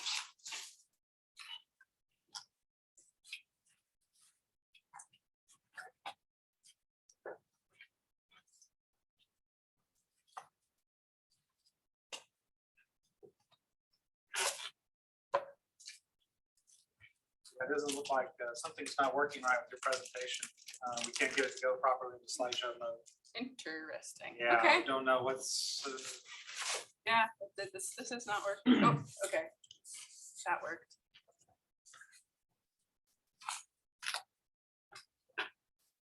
Sorry for this, everybody. Not sure what's happening. Next slide. Up there. Okay. So as you might expect for a company, Vmware takes environmental, social, and governance factors, or ESG, seriously. Our ESG team at Vmware actually reports to the CTO, and this encourages sustainable innovation throughout the company. Sustainability really can't just come from the top. Individual engineers and architects need to buy in because these are the people who are building the products that we are producing. So as part of this, we are trying to build a culture of sustainability from the bottom up. And this is a quote from our Vice President of ESG, Nicola Acut. She put it beautifully. The vision is to move sustainability into the core of what we do at VMware. So as part of that, we have a couple years ago, we announced an ambitious 2030 agenda. And it's a decade-long commitment to address critical challenges facing the global community. And this 2030 agenda will be achieved by accomplishing 30 measurable and impactful goals by 2030. It's inspired by the United Nations Sustainable Development Goals. And the 2030 agenda is focused on driving three: trust, sustainability, and equity. All of these are important. We're here today primarily on the last one, sustainability. Sustainability is core to our values and future success. As one of many corporate global citizens, we have an opportunity and a responsibility to innovate for a more resilient world by decarbonizing digital infrastructure across our ecosystem, value chain, and our own operations. Through collective efforts to drive net zero emissions with our operations and our product solutions, we want to inspire the next generation of sustainable digital infrastructure. As an example, some of our specific 2030 sustainability commitments include achieving workload carbon efficiency, so accelerating productivity and carbon efficiency of our customers' digital operations. One example we were talking about earlier today is virtualization. How can we continue to virtualize things and make utilization higher? Water resilience, we also heard that mentioned. Water is an important factor of running data centers, primarily for cooling. So we need to use this resource responsibly. E-waste responsibility. VMware is not a hardware company, but every software company needs to use hardware to make their products. So we need to drive e-waste responsibility throughout all of our operations. Carbon transparency. So how can we enable greater transparency to the carbon impact of the impact decisions are making within VMware products? We should be able to tell customers that the decisions they make within the different tools we have, what will that do in impact of emissions? And last but not least of what I'm going to be talking about here is sustainable IT infrastructure advocacy. We need to advocate for public policy that drives secure, resilient, and sustainable IT infrastructure. So why sustainability? Those of you who are attending today in person or online likely already have a strong interest in sustainability. But perhaps some of you are just getting into this space, you're checking out this event for a whim, you're watching a recording later, and you might be wondering, why do all these companies care about green software? Well, let's take figure one. Sadly, when I talk about sustainability, we have a whole lot of images like this to choose from, whether it's flooding or empty reservoirs or fires or hurricanes. One of the most visible and in-your-face blowbacks from climate change are extreme weather events that have impacted us all at one point or another. The 2021 Intergovernmental Climate Change Panel report spelled out in no uncertain terms that these extreme weather events are linked to man-made climate change. That same report, which consolidates the research of more than 14,000 scientists across the globe, that same report points out that we have a small and shrinking window to avert the worst. So the good news is we can do something about it. And the neutral news is that we need to act fast. So this is an all hands on deck problem. And though the ICT or informations and communications technology sector isn't the quote unquote worst offender, our industry does need to acknowledge that we have a still considerable and at the moment growing negative impact on emissions. This plot from the EPA shows how emissions are divided across different sectors in the United States. The three biggest contributors, which account for about 75% of all our emissions, are transportation, electricity generation, and industry, which is a very broad term. So where do we as an industry fit in as software developers? A 2021 study found that ICT accounts for 2 to 4% of the globe's emissions. So by some estimates, our industry actually has higher emissions than the entire aviation industry, which is a pretty surprising statistic when you think about it. But still that might not look like much compared to, say, the automotive industry. But we have to consider that our technology infrastructure is growing more demanding. We want faster speeds, higher resolutions, more dense sensor networks. Projections show that the emissions of our industry are expected to grow 400% or more in the next 20 years. That means that our modest 2 to 4% could grow to 10 to 20% without substantial preventative action. Awareness of this potential impact is starting to grow. And in addition to cutting emissions being the socially responsible thing to do, it's also having an impact on the bottom line. Last year, 38% of Fortune 500 companies have made a sustainability target, which is up from 25% just the year before. So that's a big jump. And at some point, each of these companies will be looking for their suppliers and partners to have similar targets, because it will be impossible to reach zero carbon without addressing these scope 3 emissions that are caused by indirect things like embodied carbon in the manufacturing process, shipping, transportation, travel, and so on. So in some regions, there's growing consumer pressure. For example, I was at Mobile World Congress earlier this year. It's one of the flagship conferences in the telecommunications industry. And European telecom companies in particular are seeing really strong consumer demand for sustainable business practices. And this is maybe a preview of what we'll face in the United States in a year or two. So not only does it make sense for the planet, but it makes sense for our stakeholders for us to be investing in sustainability innovation. So our current priorities for sustainability at VMware can be broken into 3 parts. The first is making carbon visible, because the prerequisite to solving any problem is being able to measure it. The second is improving efficiency. It's inevitable that we must consume some resources, but we should be mindful. Resources need to be used efficiently. Cost functions are no longer necessarily limited to dollars. We need to be able to consider the bigger picture while still keeping cost in mind. And our third priority is moving towards zero carbon with sustainable innovation. Our end goal is having all data centers and edge devices, et cetera, run on 100% renewable energy. But many challenges remain before we can do that, and that is where sustainable innovation comes in. So we know our goal is 100% renewably powered data centers, but where are we today? Right now, most data centers get their primary electricity from the local municipal electric grid. And not all electricity is made equal. Grids are supplied by a wide variety of power generation techniques. So this figure here shows electricity generation in the US from a few years ago. We see that power comes from a wide variety of sources: gas, hydro, coal, solar. So definitely 100% renewable is not the norm. So it's important to also remember again that these figures aren't fixed. The sources that our power come from fluctuate constantly. Supplies of renewables differ heavily by region. So for example, coastal regions tend to have a stronger investment in wind power than solar.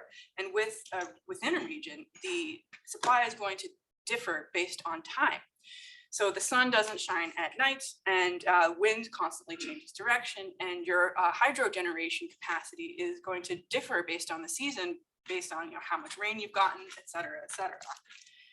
So this means that the carbon intensity of the electricity that we're using differs across time. In short, we can't control where the wind blows or when the sun shines. The most straightforward solution would be to store power generated by renewables so we can use it on demand when needed. This is hard though, because key technologies like sustainable batteries are not yet affordable at scale though. Another challenge is that renewable energy generation is highly distributed. Our current infrastructure was built around a more centralized generation. The distributed nature of renewables is exciting and interesting because it provides opportunities for innovation in new and exciting areas like microgrids. But it also means that to convert to a 100% renewable grid, we'll have to invest in expensive and time-consuming grid modernization. None of this is insurmountable. In fact, to quote Mark Jacobson, a professor at Stanford University, this transition to 100% renewable energy is a solvable problem. We know how to do it. But he added in the next sentence that it's more realistic to get to, let's say, 80% by 2030, and then get to 100% soon after. So if we're optimistically at least a decade out from being able to run all of our data centers on renewable power, how can we make progress in the meantime? Due to the urgency of the situation, it's clear that waiting for the grid to modernize and waiting for battery technology to improve isn't going to cut it. Cutting emissions is too challenging to throw the problem over the fence.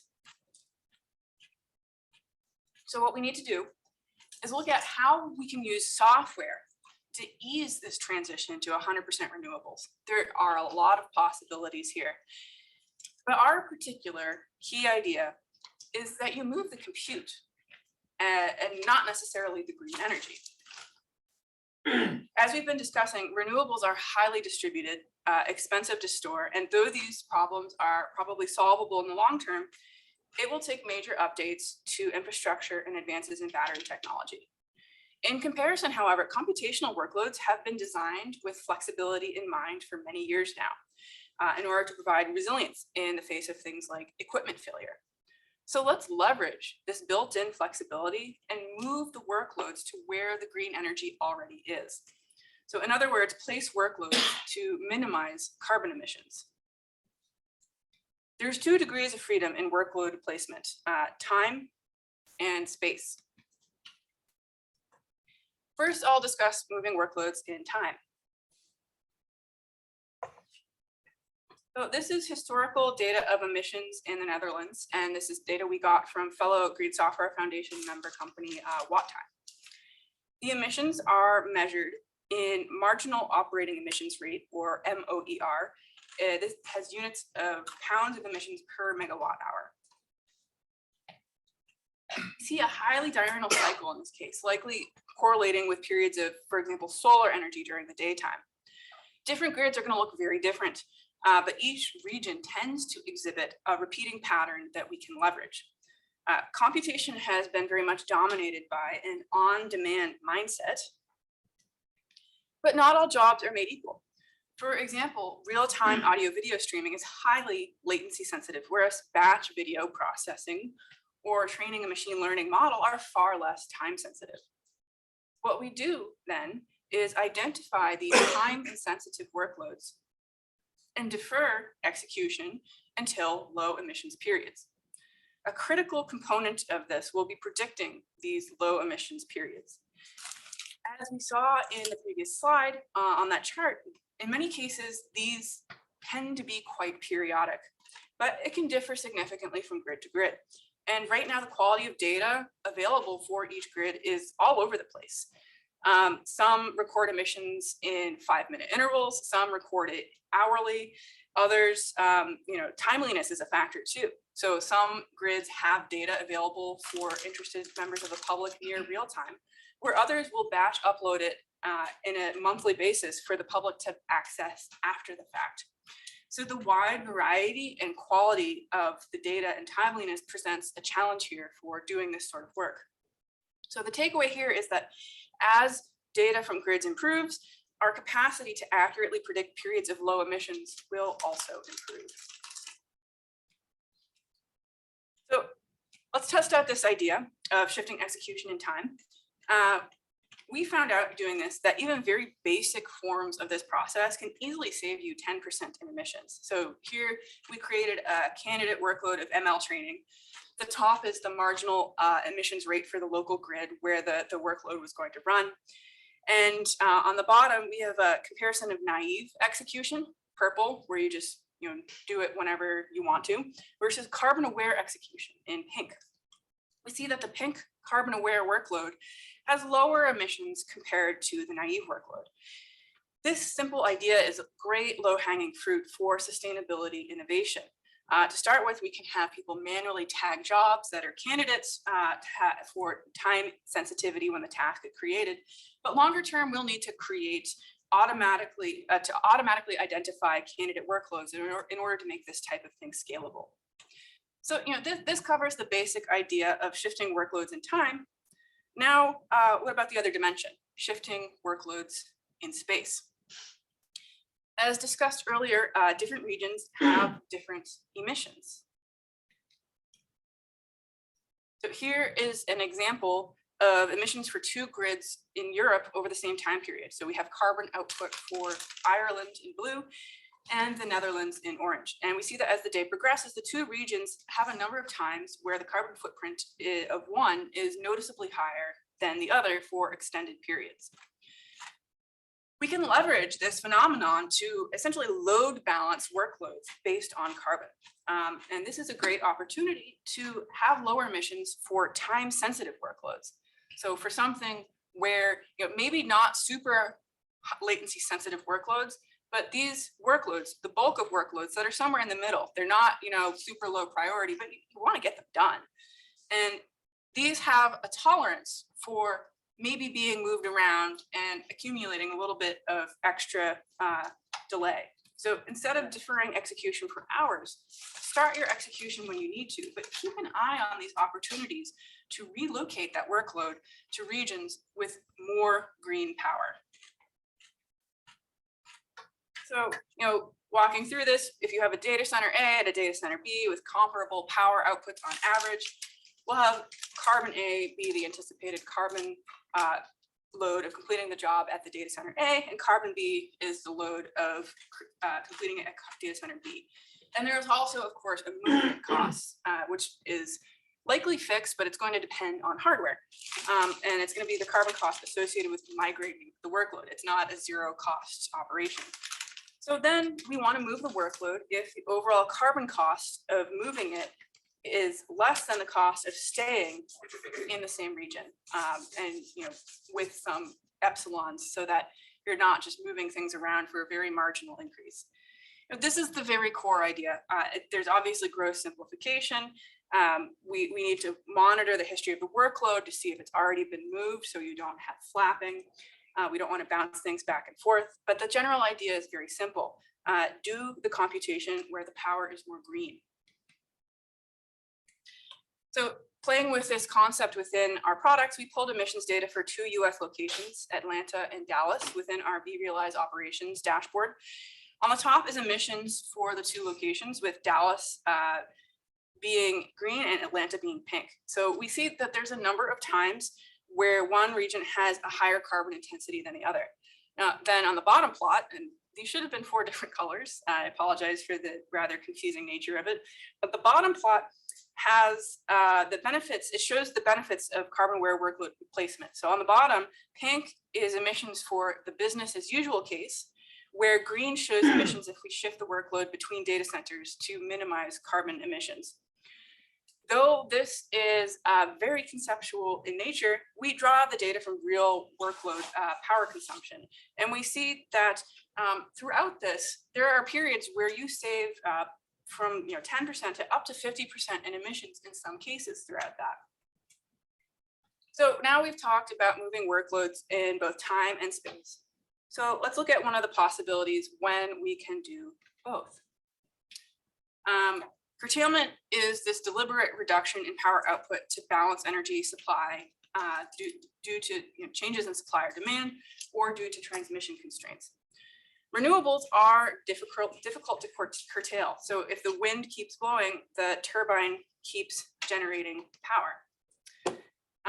On this plot here, this shows a curtailment event in California in 2018. The solar generation exceeded the capacity of the grid, and the power was just simply not accepted. The lack of sustainable storage means that most of the time we need to dump the power or else potentially overload the grid. So the frequency of curtailment events for renewable energy has been rising. And so this means that we are leaving zero emissions energy on the table. So obviously it's highly undesirable to be discarding this renewable energy. So can we somehow take advantage of it? Curtailment events tend to last 1 to 2 hours, which fortunately is ample opportunity to spin up some of these time-insensitive workloads. The job may not necessarily complete, but that's okay. We can checkpoint it and finish it later. The core idea here is that we opportunistically increase the demand on the grid to take advantage of these curtailment periods so that every drop of green energy can get used. So the vision is that these data centers will receive notice of curtailment and dispatch time-insensitive workloads to the region where curtailment is happening to leverage excess energy, which will be in lower cost and more sustainable than business as usual. But this vision for carbon-aware workload migration is at the cutting edge and requires investment in research and innovation. So to that end, Vmware had a joint solicitation with the National Science Foundation to foster research in the next generation of sustainable digital infrastructure. And we put 1.7 million in funding, and it was awarded towards 3 projects spanning across 12 institutions. We funded 3 projects, but one project in particular is especially relevant to workload migration. It's a carbon emissions information service for sustainable cloud operation with PIs from Chicago, University of Wisconsin, and UC Santa Barbara. And we've been collaborating with these researchers and their students to bring their work into prototypes. So from their expertise, we've learned a lot about the nuances of working with power suppliers. So for example, data center loads are often significant enough to actually impact grid dynamics. So if we start migrating workloads at scale, this might have unforeseen consequences on things like pricing. So nobody wants to see that, where Google starts moving things around and your electricity at home gets more expensive. So as we move forward with this work, we clearly need to create smaller scale prototypes to help us evaluate how our algorithms can impact these grid dynamics, and be in communication with those in the energy industry to work together to make this sort of vision a practical reality. So earlier this year, and this is a video, I'm not sure if that will play.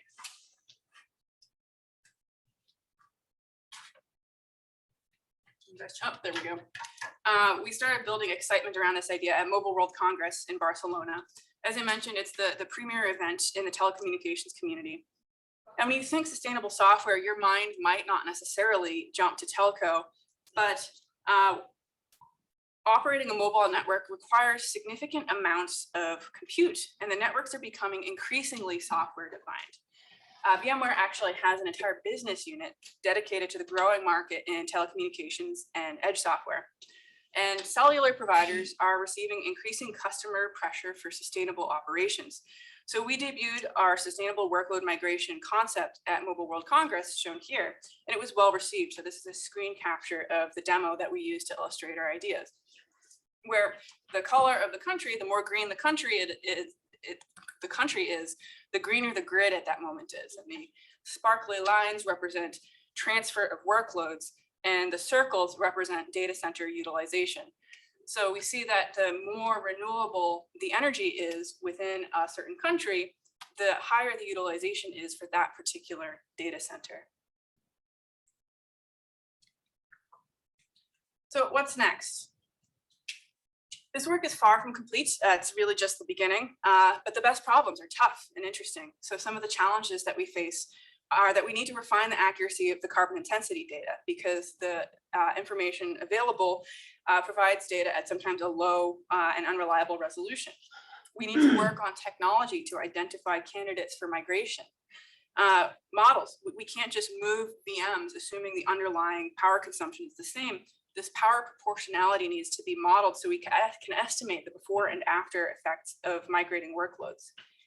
Automation, we need to integrate a scheduler within our larger technology portfolio.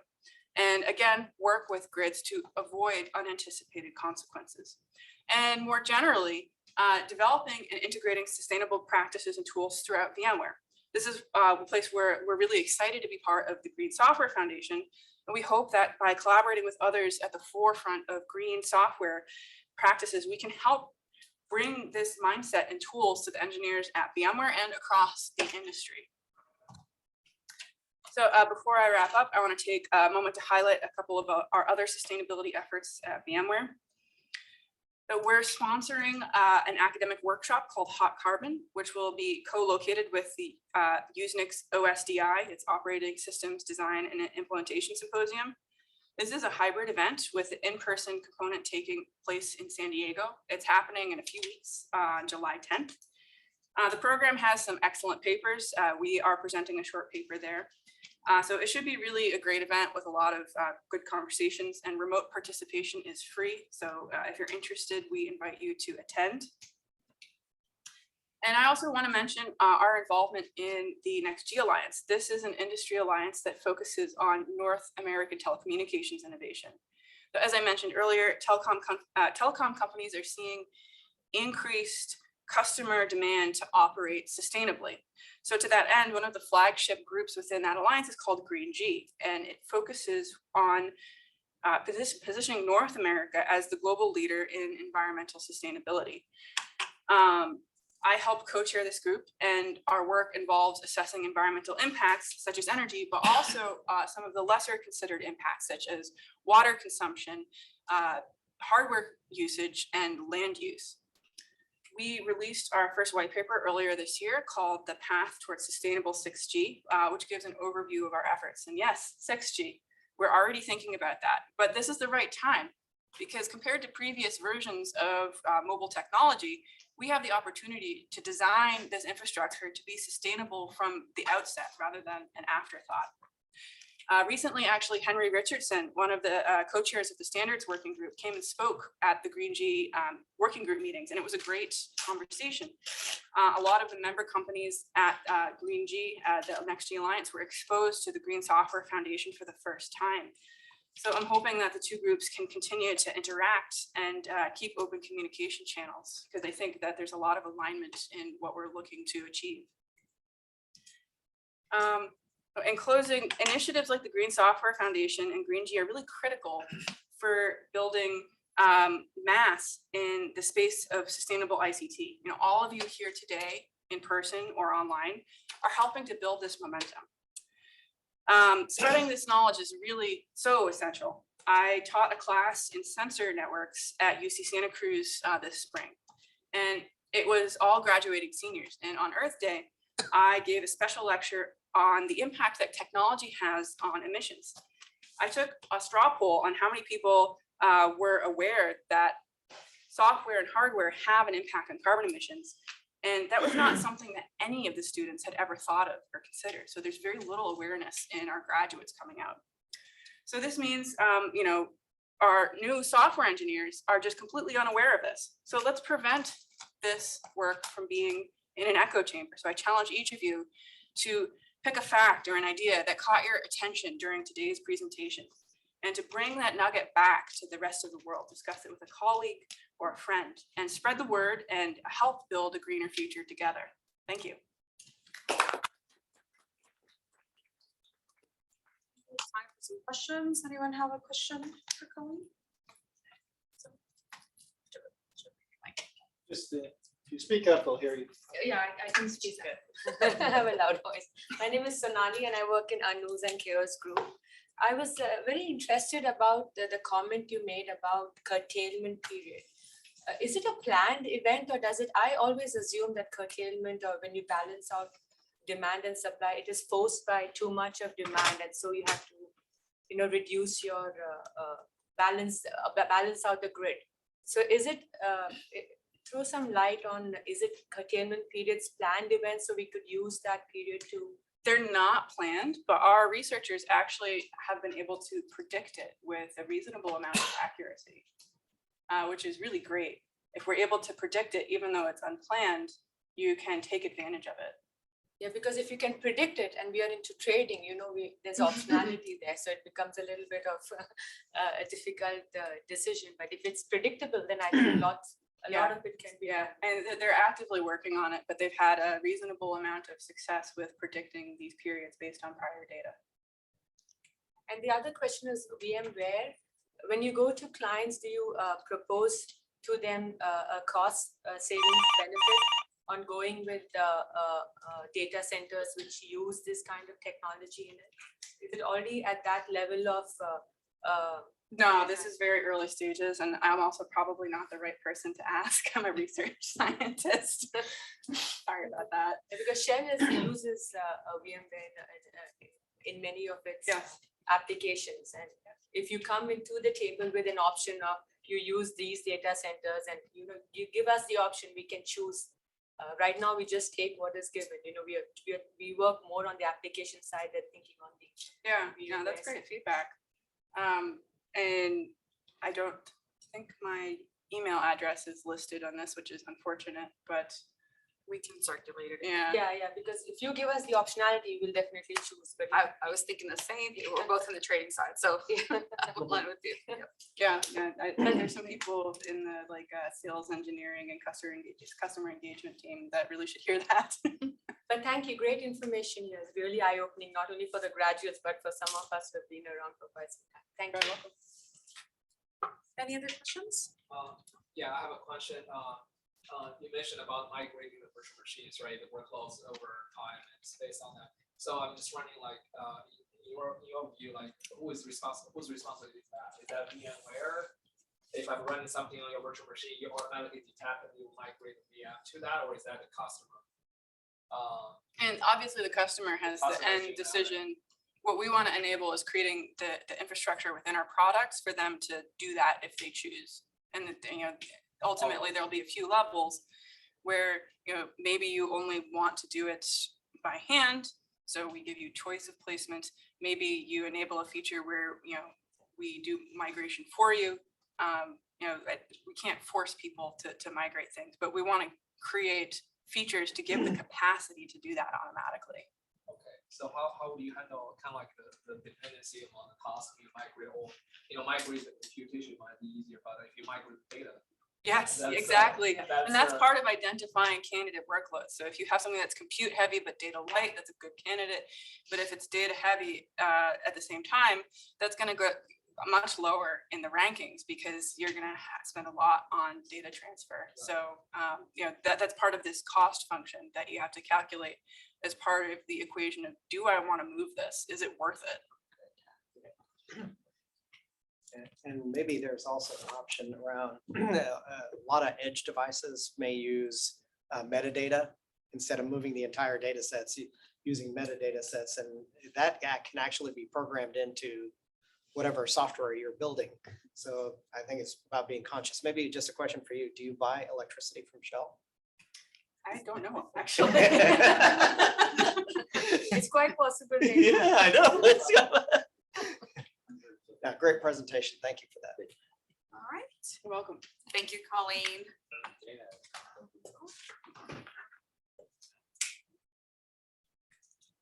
We owe her a round of applause.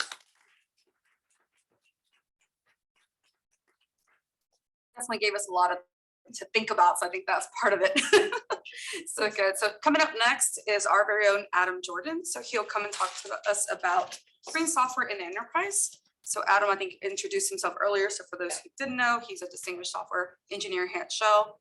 And then Adam, one reminder I need to make to the room: if you're a visitor for Shell, if you're a guest and you need to leave early, please let us know because we do need to escort you out. Adam, all you. Thanks.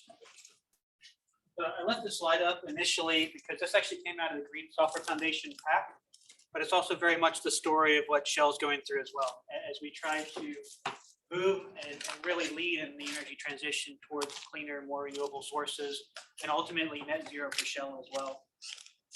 I think you can see, and I think Colleen touched as well, the increasing need for digital solutions, right? Shell is no different than any other company in that we see this going up pretty rapidly.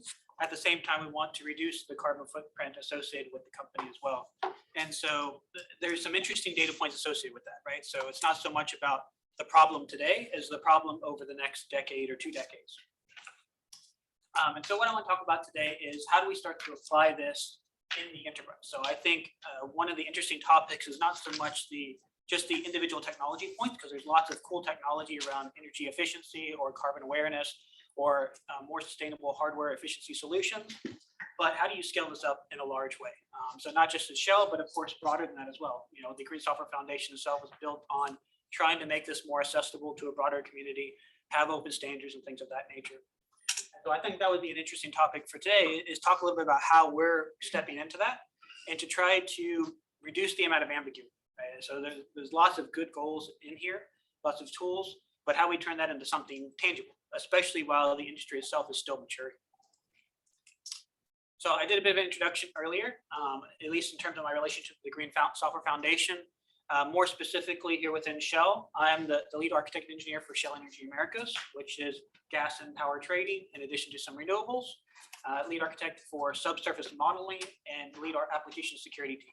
And so if I were to sort of re-summarize all that, I'm part of the business that is working in the areas that we want to reduce, enabling our software solutions, and then also the area where we really want to grow to enable our businesses.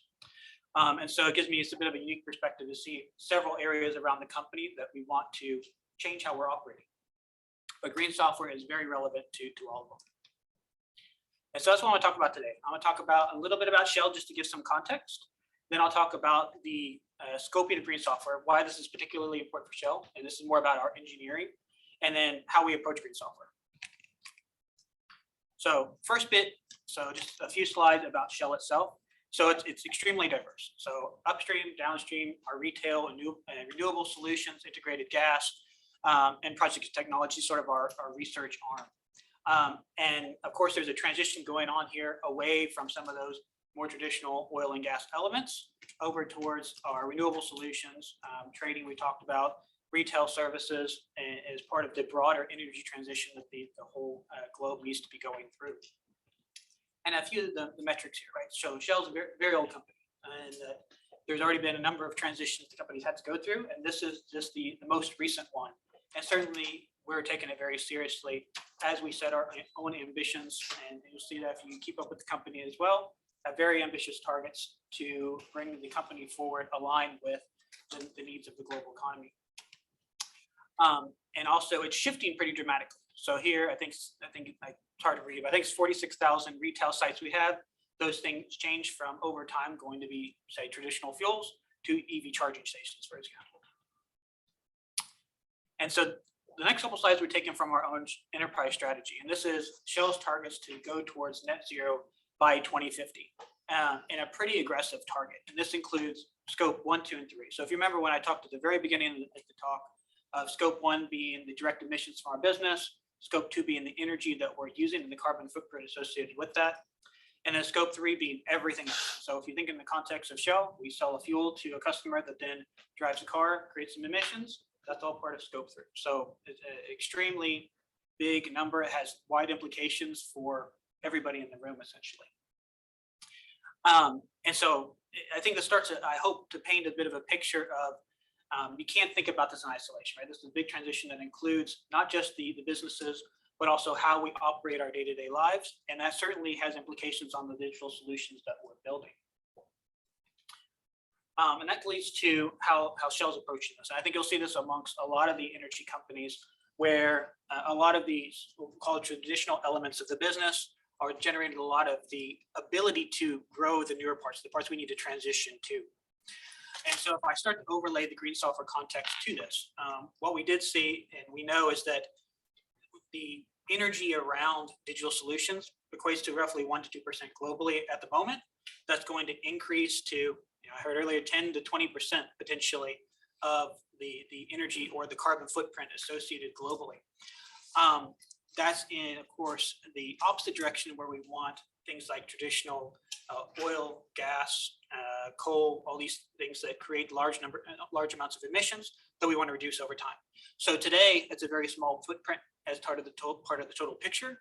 But what that's going to look like 5, 10, 20 years from now is a bit of a big question mark. And so starting to put the tools in place to be able to understand what that looks like now, and as those things mature over the next 5 or 10 years, allows us to be able to build a smarter business and manage this as part of a total equation, if you will. So that's why it's a bit of Shell being in a unique position of this becomes an increasingly important part of the business, while we are also an energy provider. As we start to provide more clean and renewable energy solutions, can help in itself to reduce the amount of carbon footprint associated with a lot of these solutions.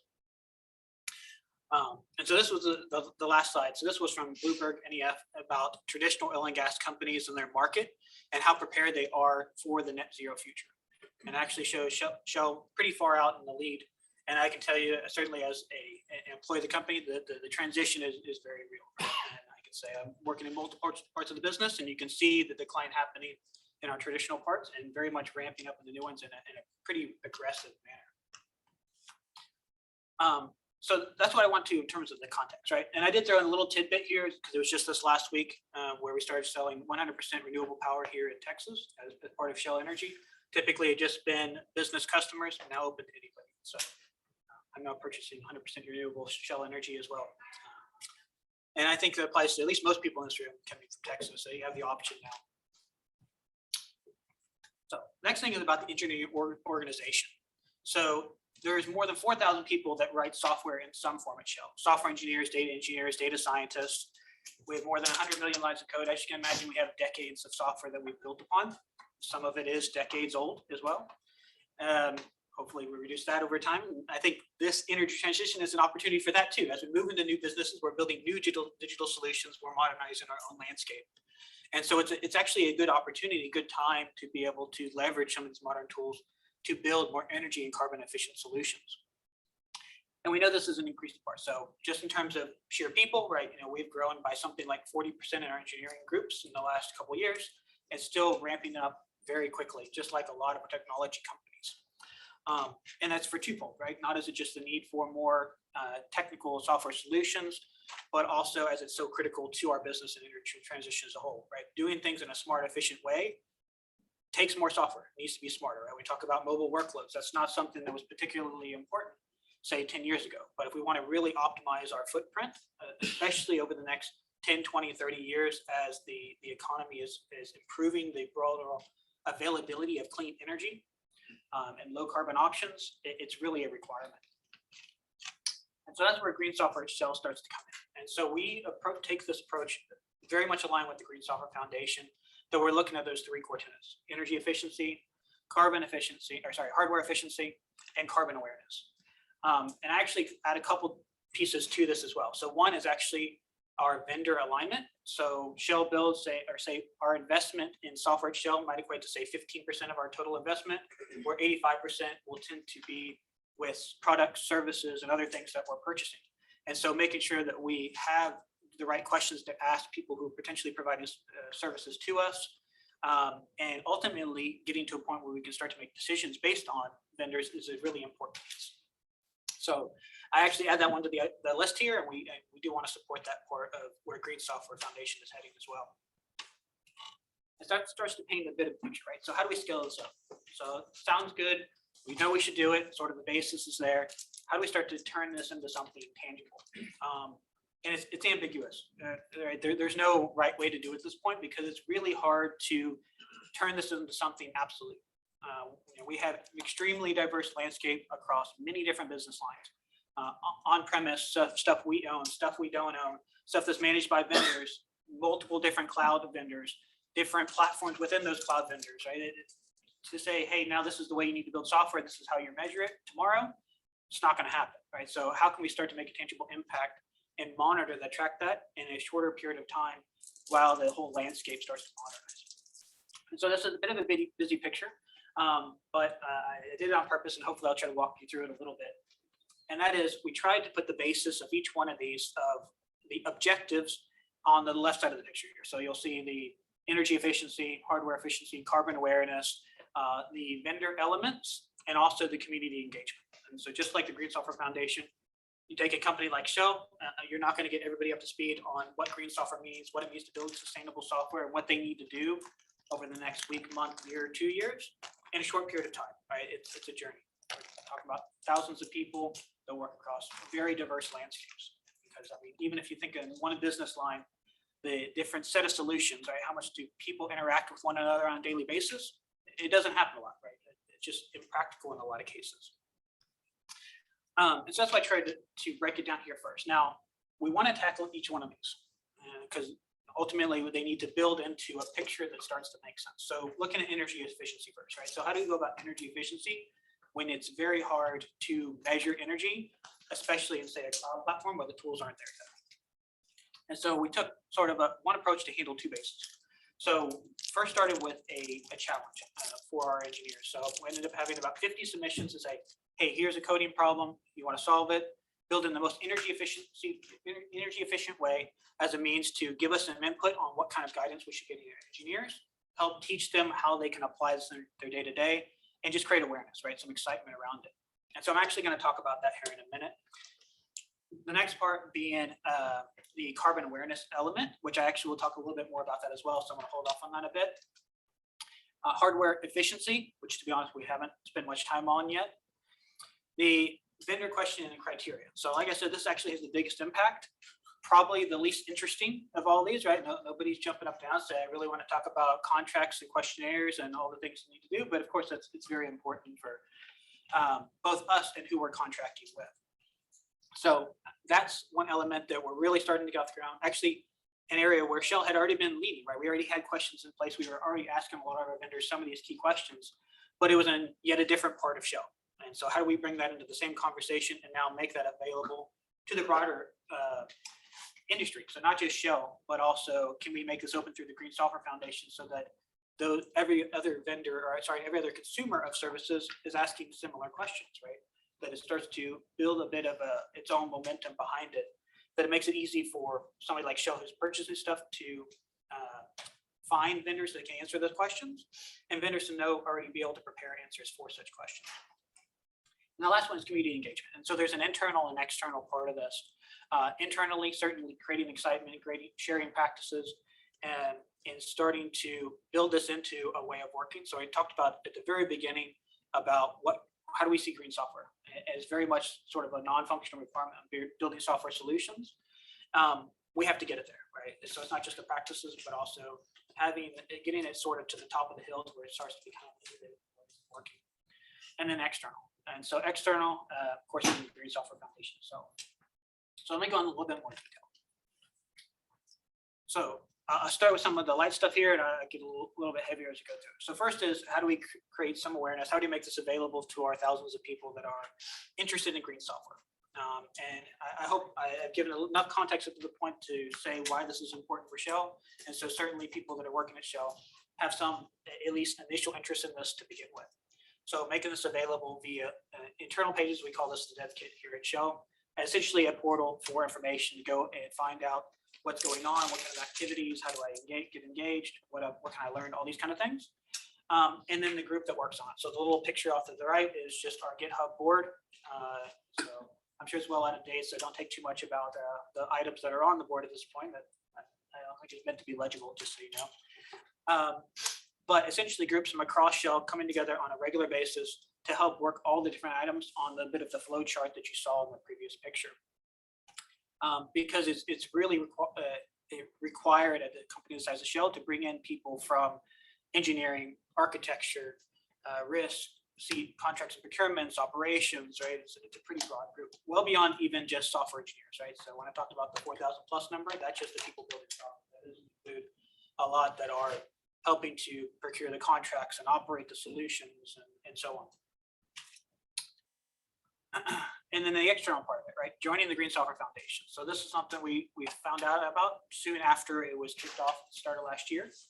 Now, Shell has always done optimization, just like a lot of customers, like in the advanced high performance computing space. Certainly, we've been looking to optimize that footprint on how and reducing costs and increasing the ability to take advantage of our hardware for decades. But how do we roll that to a bit of a comprehensive view? And so this was very easy, I think, decision for us to say, hey, this makes sense for us. It's aligned with where we want to go.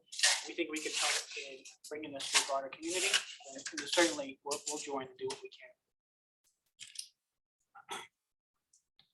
So I think one of the interesting parts I mentioned is a lot of bits and pieces were already happening around the company. I think any major enterprise, you'll find people that have passion for this type of space already existing. It's a matter of getting it together into making something more cohesive.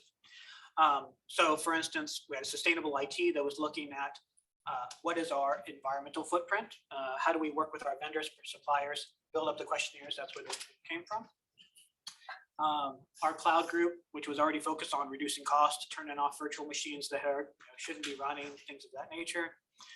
High performance computing group, which is very much along the same lines, but really optimizing workloads, increasing utilization. Our engineering groups, which had more to do with optimization of code, right? The software themselves being more effective. And our AI group. And so they were also looking at what's the energy implication of building an AI algorithm, which is pretty prevalent throughout the whole industry at this point. If you have a new problem, a lot of the first tool now is applying some kind of AI solution and see if that will work. If it doesn't, you move on to something different, but increasingly so, it does work.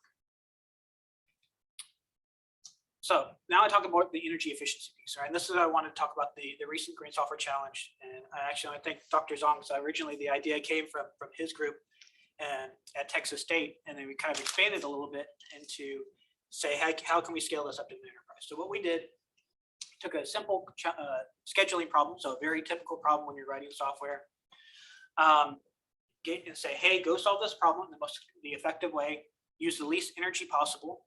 I want you to then put it in a container. I'll pull that container down and run it on a piece of hardware where we can actually measure the energy use. And so this allowed them to take advantage of our Shell Zone tools, right? Building containers in our environment, tool sets of their selection, putting it in our container registry. And so it became very particular to how we're engineering software that we can then take some practical knowledge from. And that's ultimately what we did. And so there were some interesting findings that came out of that. Now, I don't want to take any of this to say, hey, this is the most scientific research study we've ever done, right? This is more about creating engagement and starting to get some, essentially putting some stakes in the ground and saying, hey, here's where we probably shouldn't pass as we start to narrow down that scope and we start to get absolute measurements. But what I've actually seen is a lot of these numbers are pretty well aligned with other research that I've seen. So first is how well do they solve the problem? So there was a 10x difference in how well they solved the scheduling problem. And so there's a lot of different ways to solve something like this. It could be an AI-based solution. It could be traditional sort of linear algebra type based solution, or something that's a bit more ad hoc, depending on how well you actually want to solve the problem, how fast. I think Anybody who's been writing software for long enough to know that there's use cases for all those things. Next is the energy use, right? We saw actually after removing some of the outliers, still a 75x difference between the best and the worst solutions in terms of the energy that they took to actually run that solution. So pretty dramatic. And as you start to think about what's the implications of that, not just in terms of energy and the associated carbon footprint, but what does that mean in terms of cost and the experience of the user, can be pretty dramatic, right? And so kind of coming back to Dr. Zhang's original presentation on a bit of a lost art of optimization in a lot of parts of our business, it's really important, right? So not just when we're doing high performance computing or we're building embedded systems, but when we're building the next web app, the next portal, the next trading system, where typically the efficiency is not usually the most important. But just a little bit of effort in that space can actually have a pretty tangible difference. So are we going to be able to go tomorrow and say, I'm going to tell you what your energy target needs to be? Of course not, but this is something that all our engineers need to start to add to their toolbox.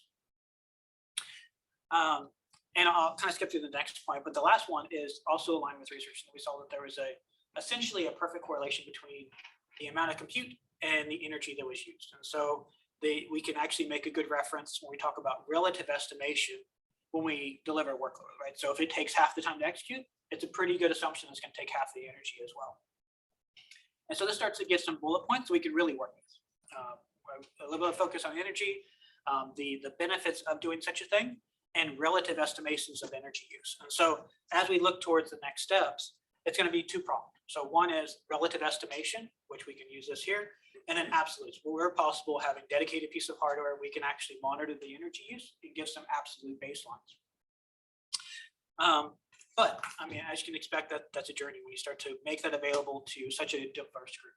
Taking initial pilots, getting some people familiar with it, and it's always a bit of a long trail, right? So whatever we're talking about now, working on now, that's what will show up in a year from now, and so on. Right? That's how that works, and that's why it's so important to get started for something like this in enterprise like Shell now, because if you really want it to be embedded and effective 5 years ago, you kind of have to start now. So the next part was about carbon awareness. I think it ties very well into the last presentation. How can we take a gradual approach to this as well? So we're using the same watt time, which is also a member of the Green Software Foundation, to generate us some data on where should we deploy our software. And this is where you can do a little bit of low-hanging fruit first, right? So if you have something that you don't necessarily need to deploy it local to, say, a user, you can just pick a better location. Because by and large, if you just sort of say, hey, this is a better location than this one, and drop it there, you already improved your carbon footprint. And then you need to mature that over time, where you start to move it around over time, right? When you really want to start to optimize. But let's start simple. Let's build on a map, say, here's where you should deploy software, here's where you shouldn't, and go from there.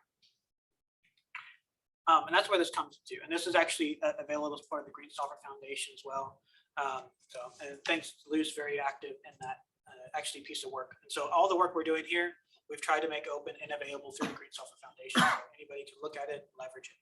And that's increasingly the philosophy that we want to take with Shell, right? This is something that is not just useful for us, but useful for the broader group as well. But it's exactly that. So build a bit of a picture, say, here's a bit of your high level guidance. We'll start to refine it. But in the meantime, while we're giving you more data, we're teaching you how to do a more optimized workload. You can start working with this. So that's great. So that's more at the team level. The opposite side of this is at the enterprise. And so there's already tools available, particularly on our cloud providers, to understand what our carbon footprint looks like at an enterprise level. That's really good. And so if we make changes, we can start to see the trend. But in reality, is the trend going to be down, or is it going to be up over the next year? I would say the best case scenario if we're keeping it flat, right? Because we know we're going to increase the need for these services. If we can do it in a more carbon efficient way, we keep this flat. Maybe that's a good indicator for now. It's hard to say. But to be able to make changes and actually drive this into teams, this has to get down to a more granular level. We have to get this to a product delivery team level to say, hey, here's the solution you're building. Here's the footprint associated with it. Now you can go optimize it. So that's why we have to combine the previous approaches of this is what the delivery team does, and this is what our overall enterprise footprint looks like, to where they'll essentially meet the middle, right? And so until the tool sets and the services and things that are provided either directly to us or through a cloud provider or whichever it might be, that's sort of the world we have to live in.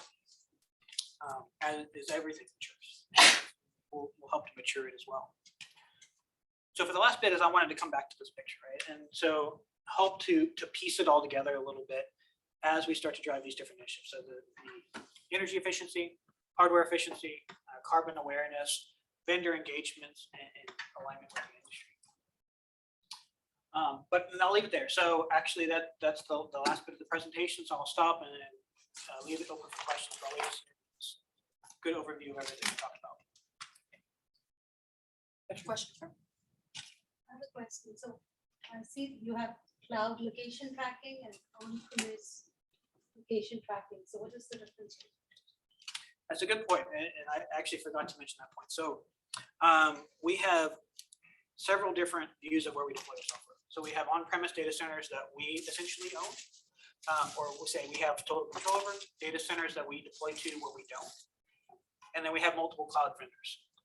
They all essentially have different ability to understand energy and carbon footprint. And so that's why these two were split out. And actually it's branched a little bit deeper than that. Because the ones, of course, we lease, we can actually embed hardware. We can start to create some absolute energy numbers.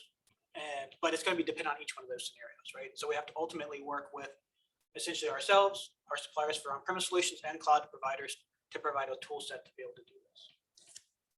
Is that hardware versus the cloud? Are they both cloud? Which one? Are they both? Here, let me give you the No, mic. one on-premise. Sorry. I don't think we want them Okay. here, so sorry. Let me give this one like now. The answer. Yeah, because the other part that plays into this is where the energy is coming from. So all the cloud providers are moving towards 100% renewable energy already. And so that's a bit of a non-factor, but what does it look like at the time the energy used is still unclear. So for instance, Shell's data center here in Houston is already contracted for 100% renewable energy. But are we actually using 100% renewable energy whenever we go and actually deploy our workload? No, right? Now, how often we are, not clear yet. But those are the kind of questions we need to move more towards, is actually deploying it when the green energy is available to be used. Even if our contract says we're getting 100% renewable energy. And it's the same with our cloud providers as well. Any other questions in the room? So can you explain a little bit more about, you're saying that our providers, like our data center, let's say, I lead a team of data engineers and we all, let's say we are using Microsoft's Azure cloud. So are you saying that the cloud, Microsoft says that they are all 100% data efficient, energy efficient data centers, but they don't use renewable energy all the time? Is there something in the fine print that we don't understand about the data centers that they use? So I think there's a couple questions there. So the first one is that Microsoft, I believe it was 100% renewable by 2025, I think was their target. And there might actually be somebody here that would know the specifics. And so anything you're using today is some combination of renewable and not, which we can get a view of from our impact emissions dashboard that's already provided.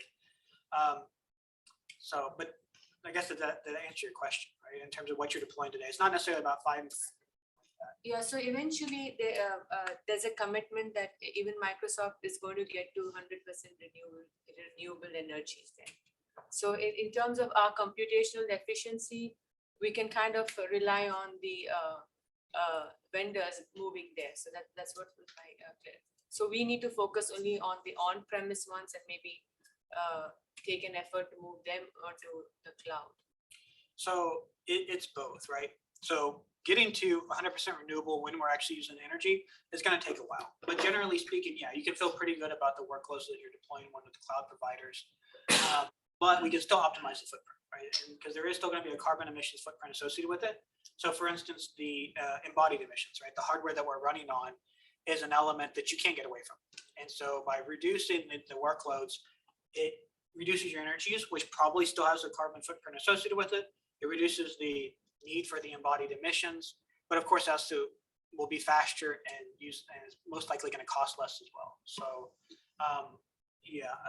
so generally speaking, yeah, I mean you can approach it that you don't necessarily care, but There's still a lot of Eventually we get details. there, There's you still a know, lot so of we details. spend more time on maybe the hardware or the software, improving the efficiency of the software that is written rather than trying to move it to processing data centers that use renewables. So it's kind of.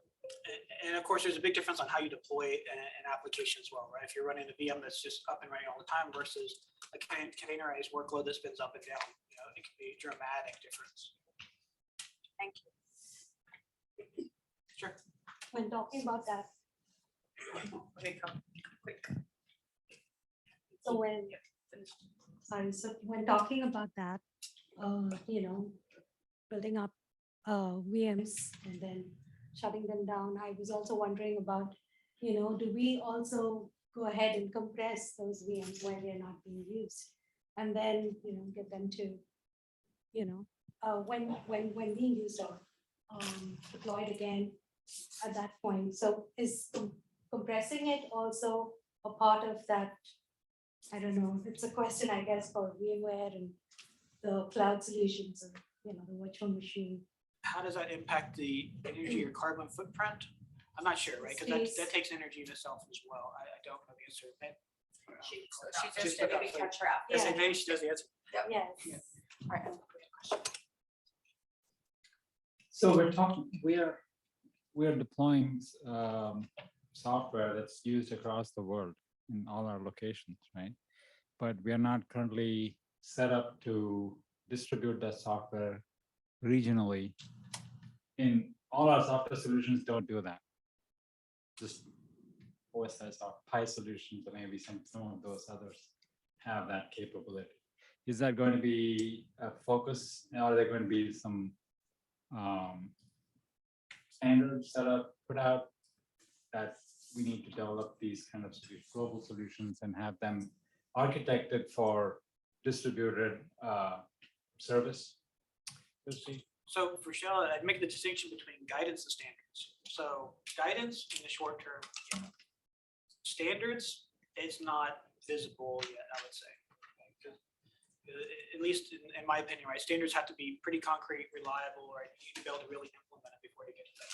So I'll at this point talk about in terms of guidance, where you can.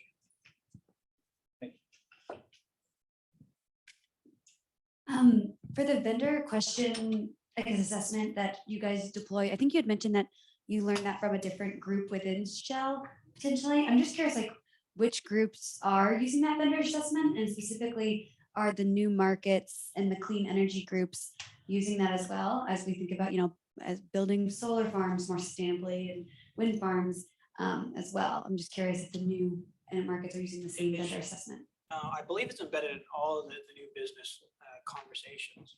Of course, it's not going to be retroactive, but going forward. And that typically ultimately comes back to our contract and procurement group. And it's that part of their assessment, their guidance, their requests for information that they put out.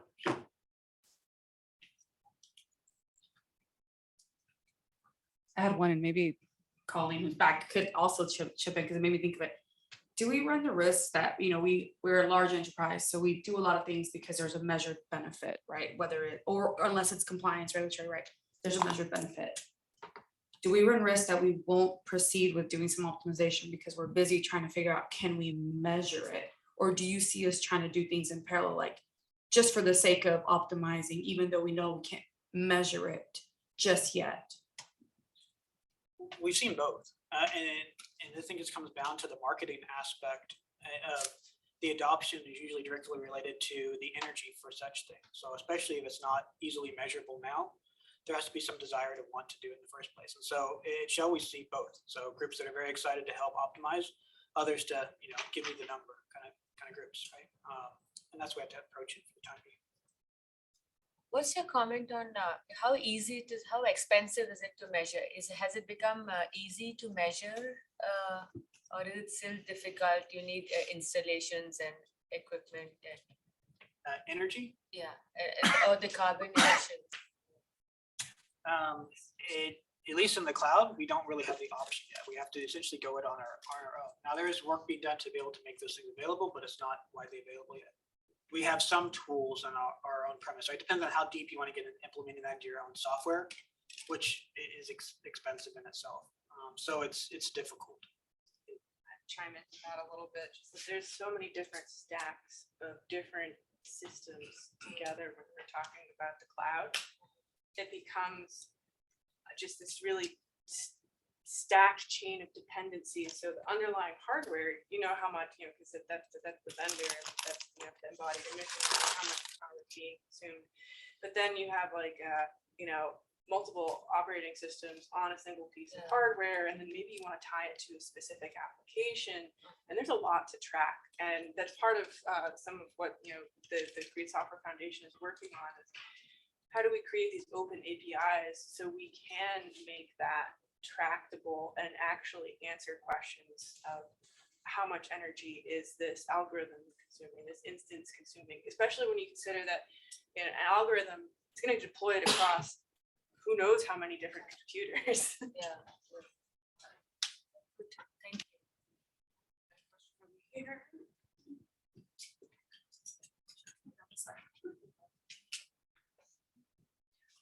How are we leveraging inner source to speed up this process? But the short answer is we're not, because we're working in open source. So all the software that we're developing at the moment that supports this is open source software. And where possible, we want to keep making that available. So, which actually is part of related to the workshop that'll be after. We'll be using some of that open source software for carbon awareness. Just check any questions online. Any other questions? Yeah. Yep. There you go. I just have a question that might be too aggressive or something like that, because what I see is the hardware industry, they already make the power budget at every step of the design process, right? You design a chip, design something, every individual team, they're doing that. Do you foresee that in the near future, software developers or software design process could be every time we have a budget, power budget, so that way I'm seeing that this is kind of like a push down model, right? So like if Shell is building a software, we see this is the maximum carbon we could achieve, and then this software has so many different modules. Each module, each team need to be responsible for that. What is your take on that? Is there like one day we could, like the hardware industry, they're doing the same, the way we're designing? So the question is forward looking, but I think I'm pretty confident in what the answer will be at Shell, and that is, we think about the risk level of our applications, right? So we already have, say, hey, this application is extremely high risk, this is medium risk, this is low risk. You can see the same kind of concepts applying to Create Software, right? This is something that we know is going to be extremely compute intensive, or needs to run in this location that makes it critical for sustainability based on some factor. And those are the areas we really invested to make those optimization cases, right? Are we going to do this for every Python script used in automation of deploy of infrastructure? Probably not, right? But that stuff that is actually running our infrastructure on a continuous basis for, moving renewable energy through the grid or something like that. Yeah, I mean, most likely, but it's going to be based on criticality, I'm sure. Thank you. Questions? Yep. And this might not be for you, Adam, but probably for VMware actually. I'm really interested whether there's any research that's been done. We've seen graphs on containerization and virtualization, but serverless technologies. Almost people are offloading the design choices to Microsoft and AWS by using serverless. Almost don't care where it's running or how it's running. But actually, I bet there's a price to pay for that. And we at Shell, we don't make that distinction at the moment. We allow people to use either. And actually, should we be saying, actually, you need to think about it. You need to be using containers, because actually with serverless, we can't control it. And we don't really know what's going on with it. So is there any research around that? Not that I'm aware of, although this is something that we've been discussing and thinking about internally. But I can't point to particular research projects. No, that's okay. And so I can add to that, right? Because I think we saw a lot of that just in the software challenge, right? We use containers there as we can spin up workloads, and the energy was associated with when we're actually running that workload. The device is there running all the time. So I think that there's no question we have to move towards those technologies because otherwise you really can't optimize the utilization very much. So if you really want to improve utilization, you have to go to containerized solutions that scale up and down or serverless. Quick question, Adam. One of the things you were showing in your statistics before when you were showing results, that there was a lot of similarity between timing, performance, and energy savings. So you were basically hinting that if a job runs fast, it was consuming less energy or was greener. Is that a correct statement? That's what you saw? Mhm. Okay. Yeah, there's essentially a one-to-one correlation. Okay, awesome. So where I'm going with this, and this is kind of tied to some of the discussions around moving of jobs in space and say different times and space. As you know, if you move the jobs in space, it will have an impact on performance. So sometimes where you have to be pretty careful and skilled, and probably you have to develop models how to move jobs around so that we don't impact the performance, because that will have a negative impact on green energy. Just having the lowest cost of energy cannot be the only driver. It's cost versus how much energy you will be using.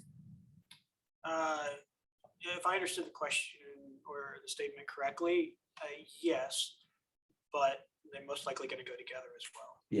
Yeah, both those factors need to be considered, right? Just don't blindly move the jobs. Yeah. Yeah, thank you. I think that's the time for questions. Thanks, Adam. And we're now, yeah, go ahead. And then we're gonna take a break now, so we got about 10 minutes. If you want to go use the bathroom, reminder, it's outside to the left. If you are a guest and you're gonna leave, please do let us know. Just gotta keep reiterating that. And then we'll be back here in a bit.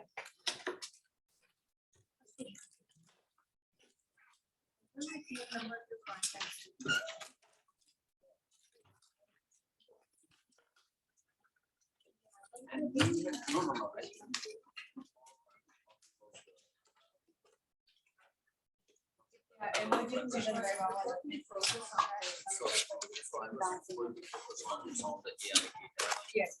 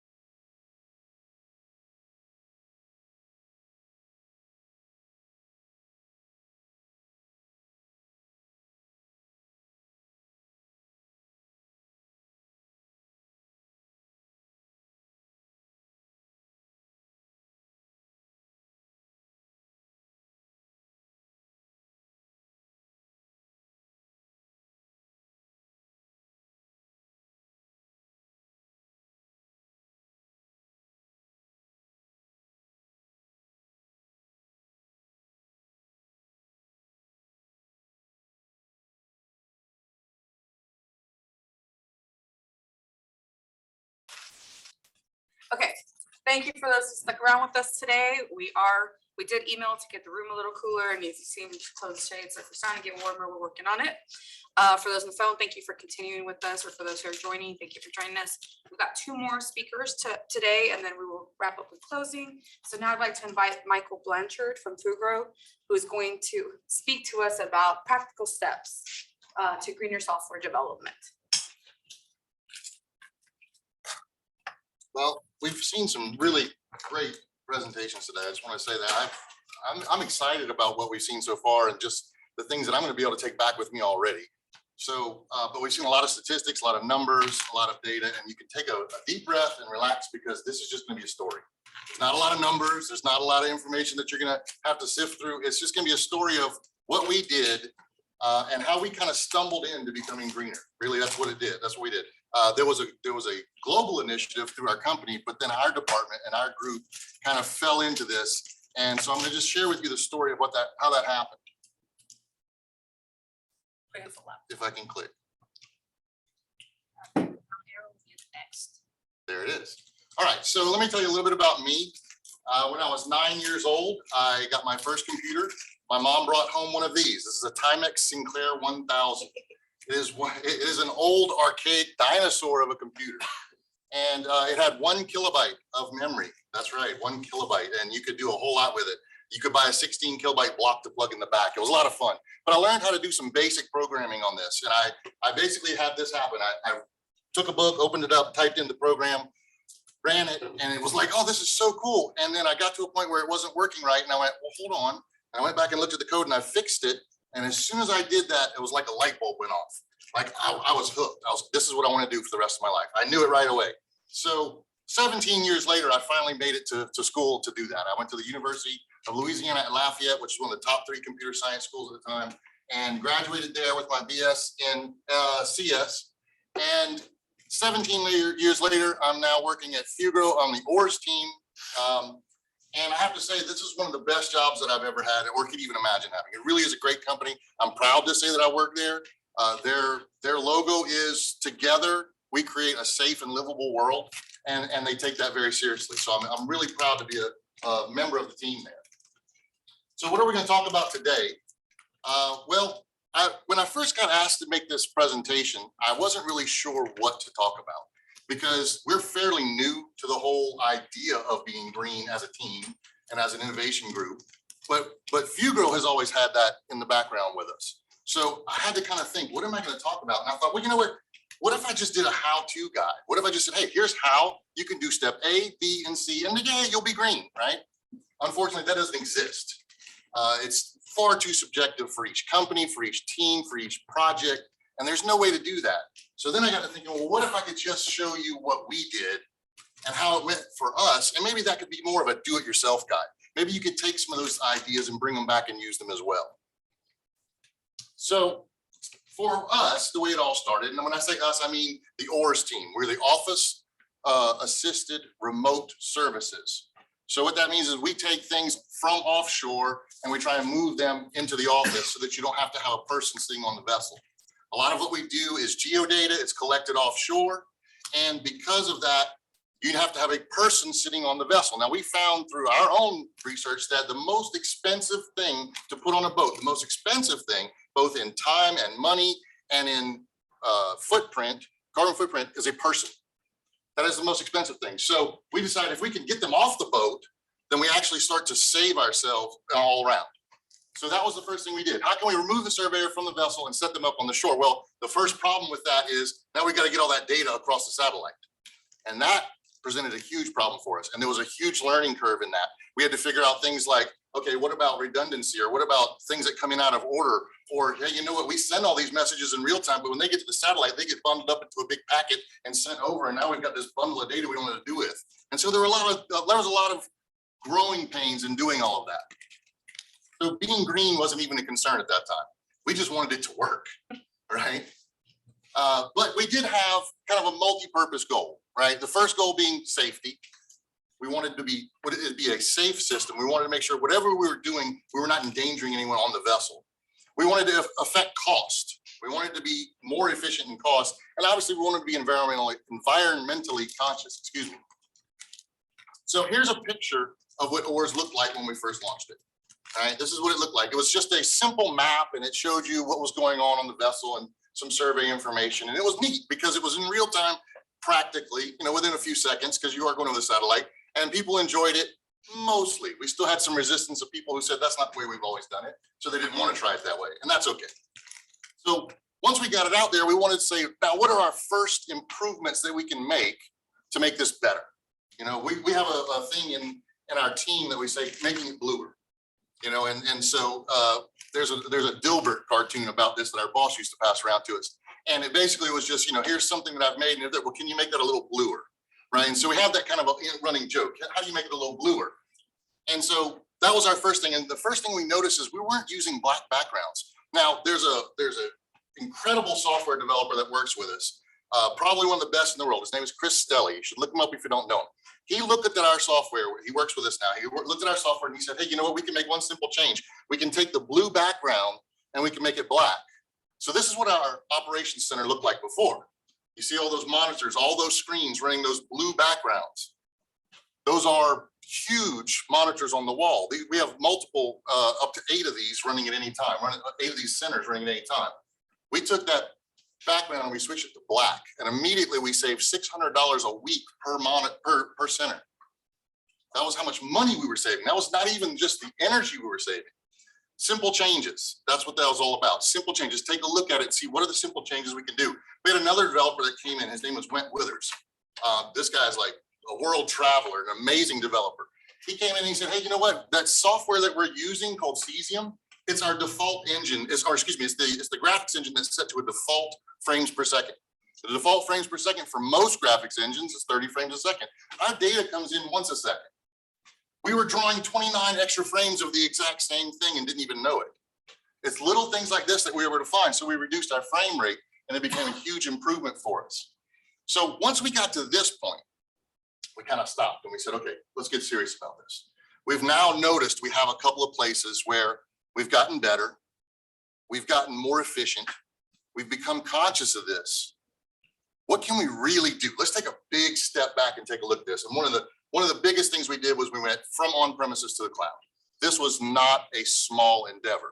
This was huge. This took us 6 months of design work and probably 2 years to fully implement, because we had to rewrite some systems. We had to get in there and completely change our architecture in some cases, but it was worth it. Not just because it made us greener, but because it made us better all around. So in pretty much every case and in pretty much every situation that we ran into, being better also included being greener. And I want you to see the parallel there. Every time we became more efficient in any way, being greener was tacked on with that automatically. So the next thing we did was we decided that we need to measure this. We see that we're doing this better. We can see that this is happening, but we don't have any numbers. So we started putting together a dashboard that shows us exactly how much of a carbon footprint we leave behind in all of our vehicles, all of our equipment, everything that we have. Unfortunately, there's no tool out there that's easy to implement that tells you how well your software is doing. So our software wasn't included in our wonderful page of all the things that we have, and it still isn't, unfortunately. This is what we're looking for. This is the challenge that I throw out to all of you. If you've got something, and I have a feeling we're going to see something soon, then we would love to see it. So what other improvements? Well, we decided if we just take a little look around, I think we can find some things outside of our group, outside of our department, not just within our little innovation group. What about across a bigger chunk of the company now? So it started to spread a little bit, and we started to see other people were taking the same idea and running with it. And so this comes directly from the GSF. It's a little bit paraphrased, but it comes directly from the GSF website. And it's basically saying that we need to cap our servers at higher utilization, and we need to shut down idle computers. So what does that mean? What does capping it at higher utilization mean? Because those are nice words, but I had to think about that for a minute and really read it a couple of times to get what it was talking about. It's kind of counterintuitive, because when we write software, we want to write software so we're not using up all of the CPU. We're not using up all of the memory. We're not burning that thing up, right? That's just the way we think as developers. We say, oh no, let me back that off a bit and make sure, and there's that unspoken 50% is good, right? That we all kind of want to hit. But this is telling us, hey, anything over 90 is where you're most efficient. wow, that just totally flipped us out, because it's like, all right, now we can really bring back the specs on all of those things we have running in the cloud and try and get a tighter and use those more to be more efficient. The second thing was shutting down idle computers. Well, we didn't even realize how many idle computers we had, right? So this is a graph right here, and this is an actual graph of the utilization of one of our servers over 6 months. Now, this thing that's running right here had to be available immediately. When it was needed, it had to be available, right? It was on demand. But you can see the spikes there with huge troughs or huge valleys where it's not even being used. So this thing was on all the time, over 6 months, and it might go weeks without being used, but it had to be available when it was, that's like begging to be put where? Well, we put it into a serverless architecture. We drop this whole thing into a serverless architecture that spins up in AWS as it's needed, runs, and then disappears. This is, we don't have the measurement on this, but I can just look at that graph and tell you 400% more efficient off the top of my head. I mean, that's just so obvious. So this kind of change, being able to go from something that's running on a server on the floor in the server room to in-premise, or excuse me, in the cloud, not on-premise, is going to require some refactoring. There's a commitment that you're going to have to make, and we did too. And so there was a, hey, we're going to have to put a team on this. It's going to take some time, but it's worth it. And I'm saying this over and over again, that there's a commitment, because you're going to have to sell that as a developer, that there's a commitment involved. So our approach from this point forward was, if we can make it automated, we're going to make it, anything we're going to build, let's see if we can make it automated. Everything from uncrewed vessels that run out there that are almost entirely automated and remote operated. And if we can't make it automated, let's make it remote operated. Let's go ahead and make sure that we can get there remotely. Why? Because that takes out the human factor. That was our most expensive thing. We take out the human factor, less chance of error, less chance of accident, and we don't have that footprint. So the first one I want to show you is our protected species observation project. This project, again, this is one that happened outside of our smaller group that we saw it was kind of happening at the same time. The protected species observation, anytime we're out on a vessel and we're running in certain waters, we have to have people that are out there looking for protected species.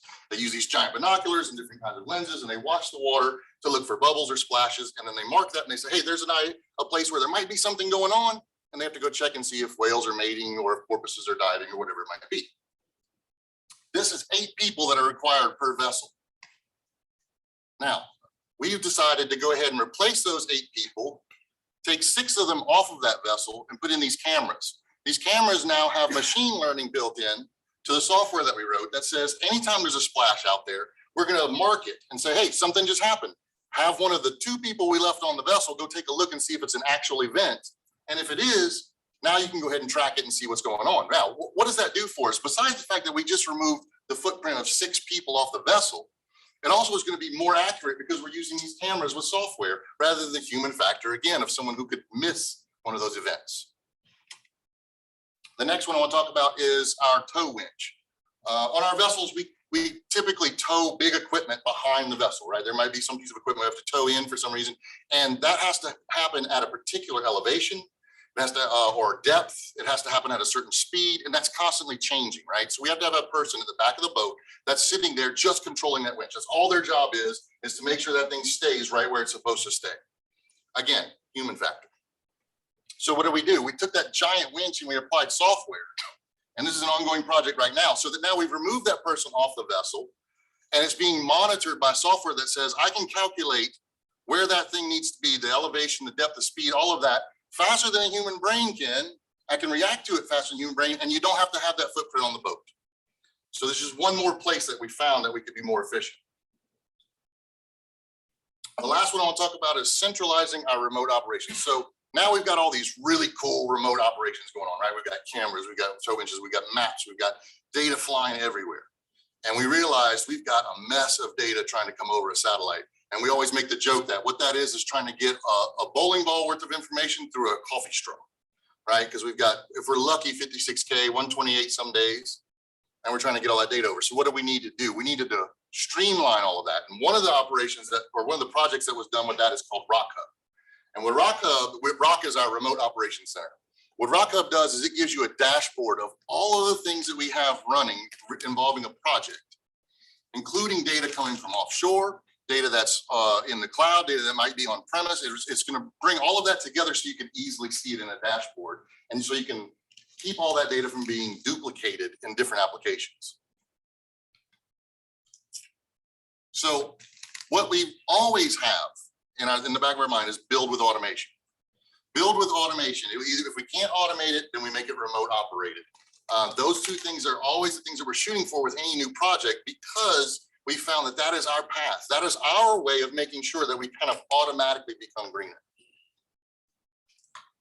Now, I want to talk a little bit about software. And I know not everybody here is a software developer, but I want to talk a little bit about agile software, because it was one of the things that we just kind of ran across, and I want to add it as a note here.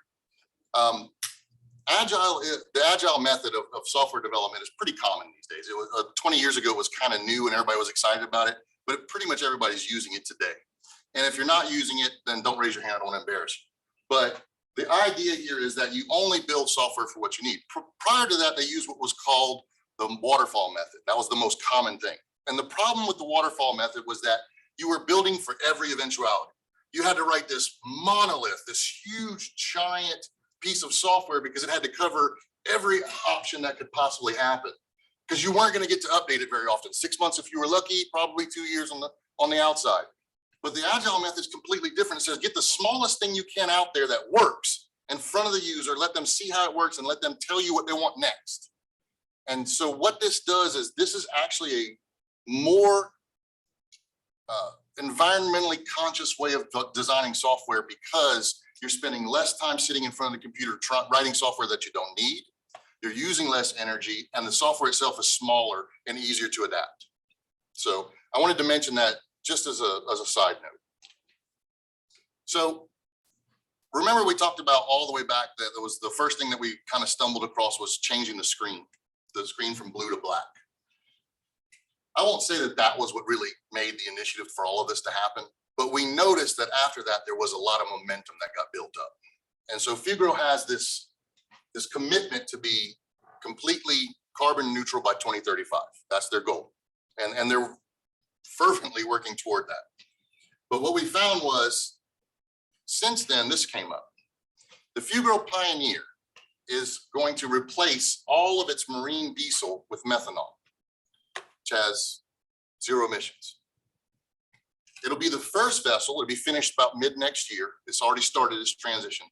It'll be first vessel, and depending on how that goes, we will completely refuel all of our entire fleet over to methanol.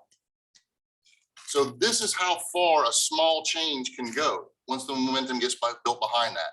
And I guess that's the point I wanted to make, is that we started off with something small that we kind of stumbled into, but as that momentum kept building and we kept seeing other places things could happen, we just saw it more and more all around us.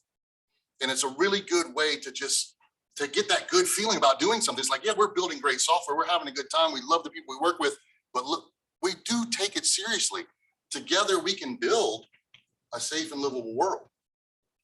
So what are the lessons that we learned along the way? What are the things that we picked up along the way? Well, first of all, think green from the start. You have to have a green design. You can't tack it on after. You can't come back later and try and adopt it. It's not going to be as good as if you just say from the beginning, this has to be environmentally conscious software. It has to be, from every bit of it. For instance, our cameras that we purchased for the PSO project need to be cameras that are built by a company that is environmentally conscious. You have to look at every aspect of it. Measure the costs. So I put on there, being environmentally conscious part of the cost there. You have to express this as, if we're not environmentally conscious, this is what it will cost us in the long run.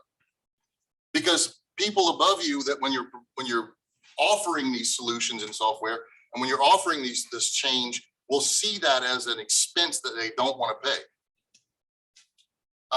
Waste is waste. If you're wasting energy, if you're wasting money, it's pretty straightforward. Plan for the long haul. A lot of the things that we did, like I said, took years. It wasn't a very quick change. It wasn't something that you could snap your fingers and say, hey, look, we've done it, we're good. It was a long process. So what we did is we looked for the quick wins.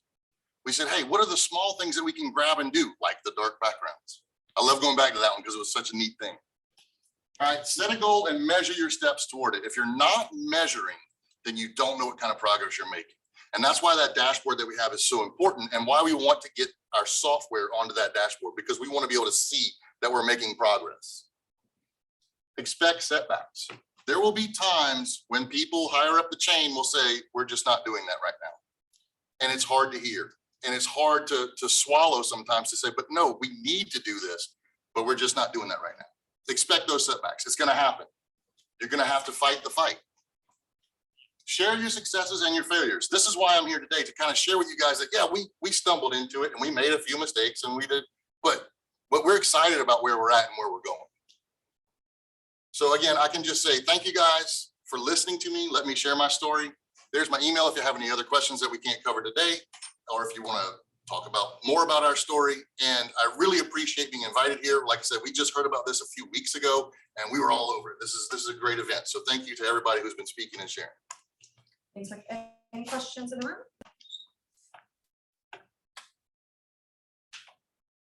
Is there any online? All right. I will catch up with you after because I support shipping and maritime in trading supply in some manner. So a lot of what you were saying was interesting to me. All right.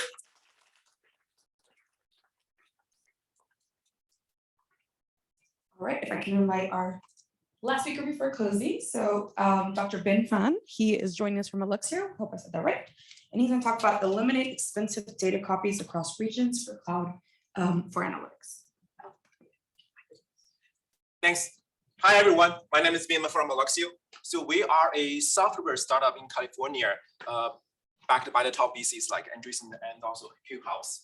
So today I'm going to talk about our perspective about how to make this computation more efficient. So I'm really honored to be here talking about our work, but in the I really enjoyed all the talks so far. I'm the very last one. All the talks are very interesting and educational to me.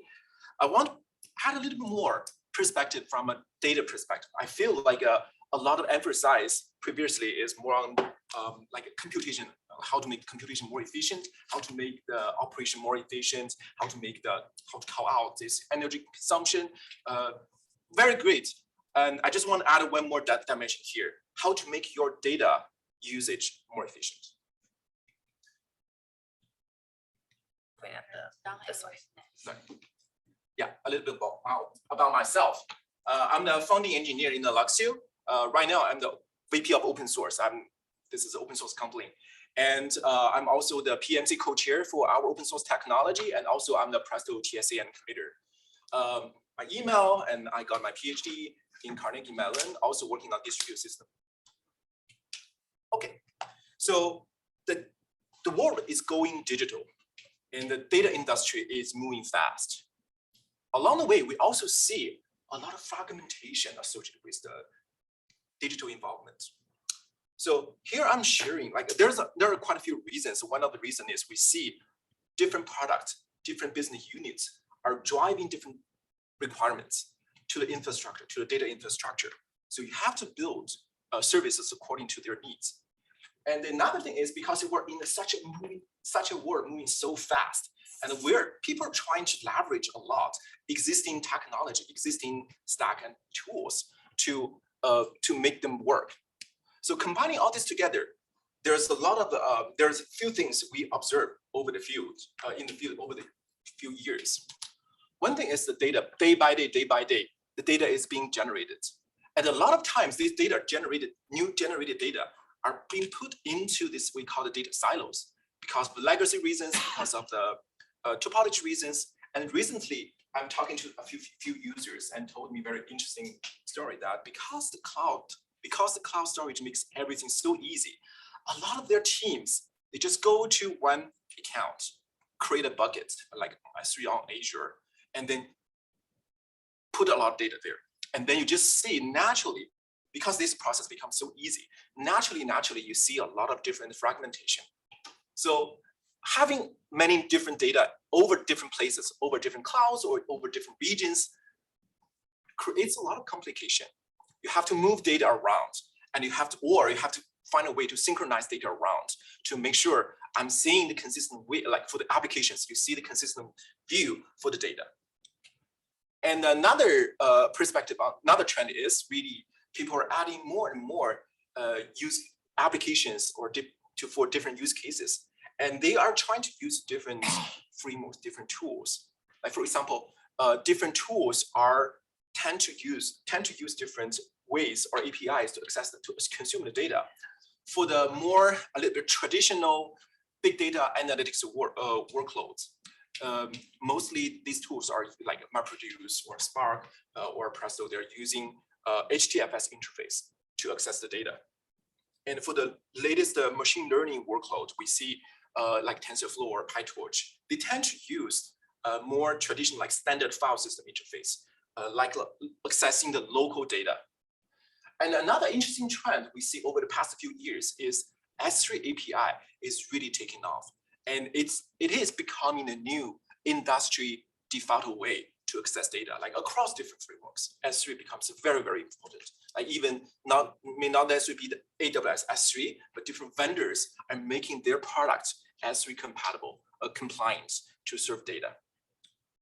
And the other trend is the new, basically in the industry, new hardware and new technology in computation, in computation, in hardware, in storage are taking place. They generally, like people seeing every 3 to 7 years, you see a different generation of this technology.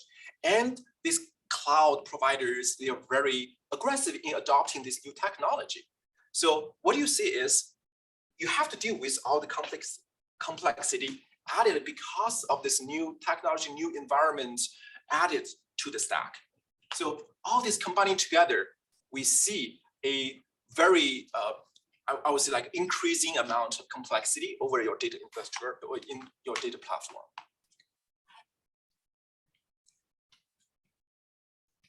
Sorry. Next slide, please.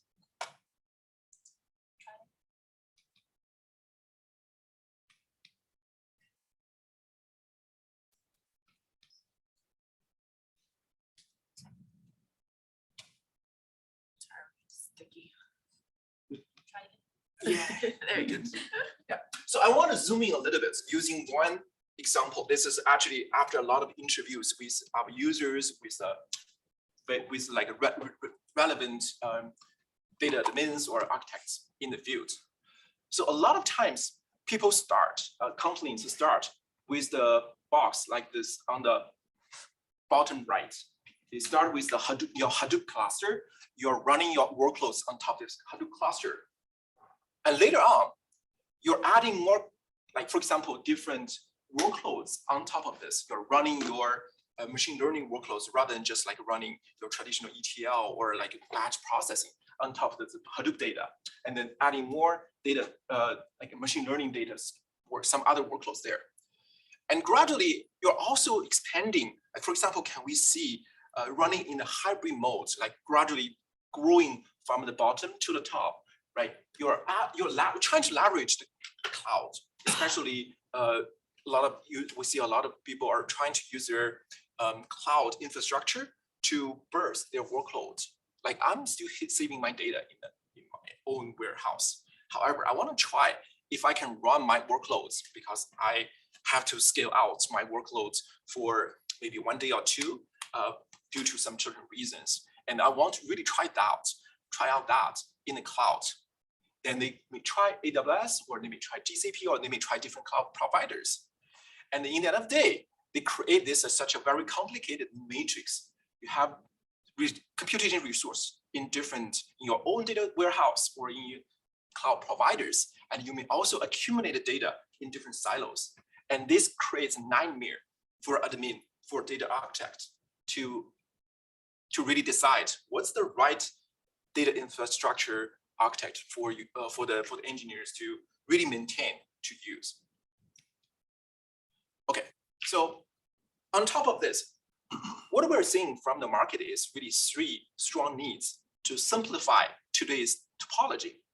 One is to have a unification around different data stacks or different data lakes.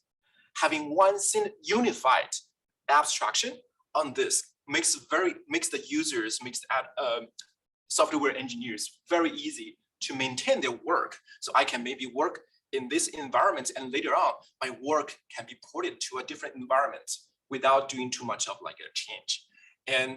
And also I can leverage different data sources, different resources across clouds, across regions. The other part is really how do you effectively access and manage the data without doing a lot of manual synchronization or building pipelines to migrate data around and to do duplication and to remove the purge the stale data. How do you make this process efficient and easy to manage? This calls out, this is the second reason for us to want to really pursue to simplify this data structure, data infrastructure. The third one is really, we want the user to see, oh, this is actually something environment agnostic, as I mentioned, like all the environment, all the new technology, all the new data stack is added and adopted by these cloud providers or by like certain vendors on premise, right? But like eventually you want this to be environment agnostic. Having your workload running in the containerized environment is a big step toward that. Like it's a really great way for Kubernetes to abstract all the resource and the workloads. You really just specify, I want X amount of CPUs and Y amount of memories running on Z amount of nodes, things like that. Yeah, so this is one way, great step to having that kind of like abstraction. And can we even do better? For example, can we even having the level of virtualization or abstraction on the data you need, and regardless where data is and how you fetch the data, regardless what credential you're using, regardless what library you're using, regardless which version you're using, which language you're using. Okay, so that's why we're introducing a new layer. We call this is Alluxio, and this is open source technology we put in this data stack. And this is a new layer. It's bridging, we call the northbound, this computation engines, Spark, Presto, TensorFlow, or Hadoop Hive. And to the southbound, these are different storage providers or different storage services like AWS S3 or like a HDFS in your maybe data warehouse. So think about the previous complicated matrix. Now you have Alluxio in this picture. And what we can do is really, we're providing a virtualization layer there for each box, regardless it's on-premise or this is really in the cloud, in AWS or in Google GCP. You're using this layer to virtualize the data you're accessing.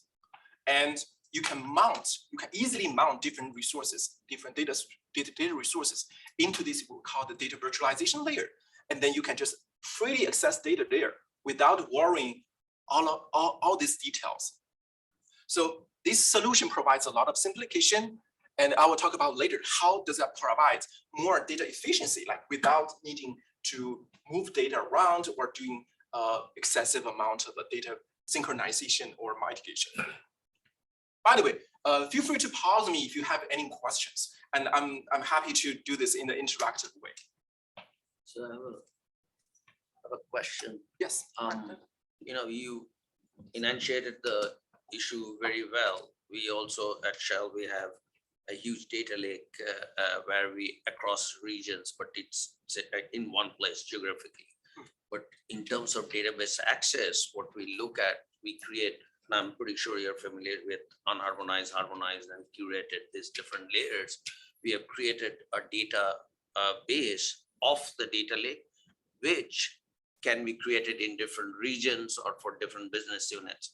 Is this kind of what you are creating, that there is one data lake, but then there is a curated layer which we are creating through Alluxio for different regions or different businesses? Is this something which you are doing with your layer? I will have more details, like explaining like the functionalities, but in a nutshell, so what we're doing is really virtualizing the data you're using, and the applications for our services, mostly machine learning applications, like or maybe like or big data analytics engines, not like a traditional database applications. So as I mentioned, this is an open source project, and it's started as actually part of the incubation project in UC Berkeley AMP lab, and in the early days, Alluxio is actually part of the Apache Spark. I assume people know Apache Spark. So at that old time, it was the off-heap in-memory storage management for Apache Spark prior to in Apache Spark 1.x. And later on, we grew this project and we rebranded from Taikion to Alluxio, and then we make it a general purpose file system rather than just like a specified specification, special engine just for Spark. And so it works better with all the different big data computation engines and machine learning engines. So it's on GitHub. It has more than 1,200 contributors and it's still fast growing. And we have 9,000 Slack community members.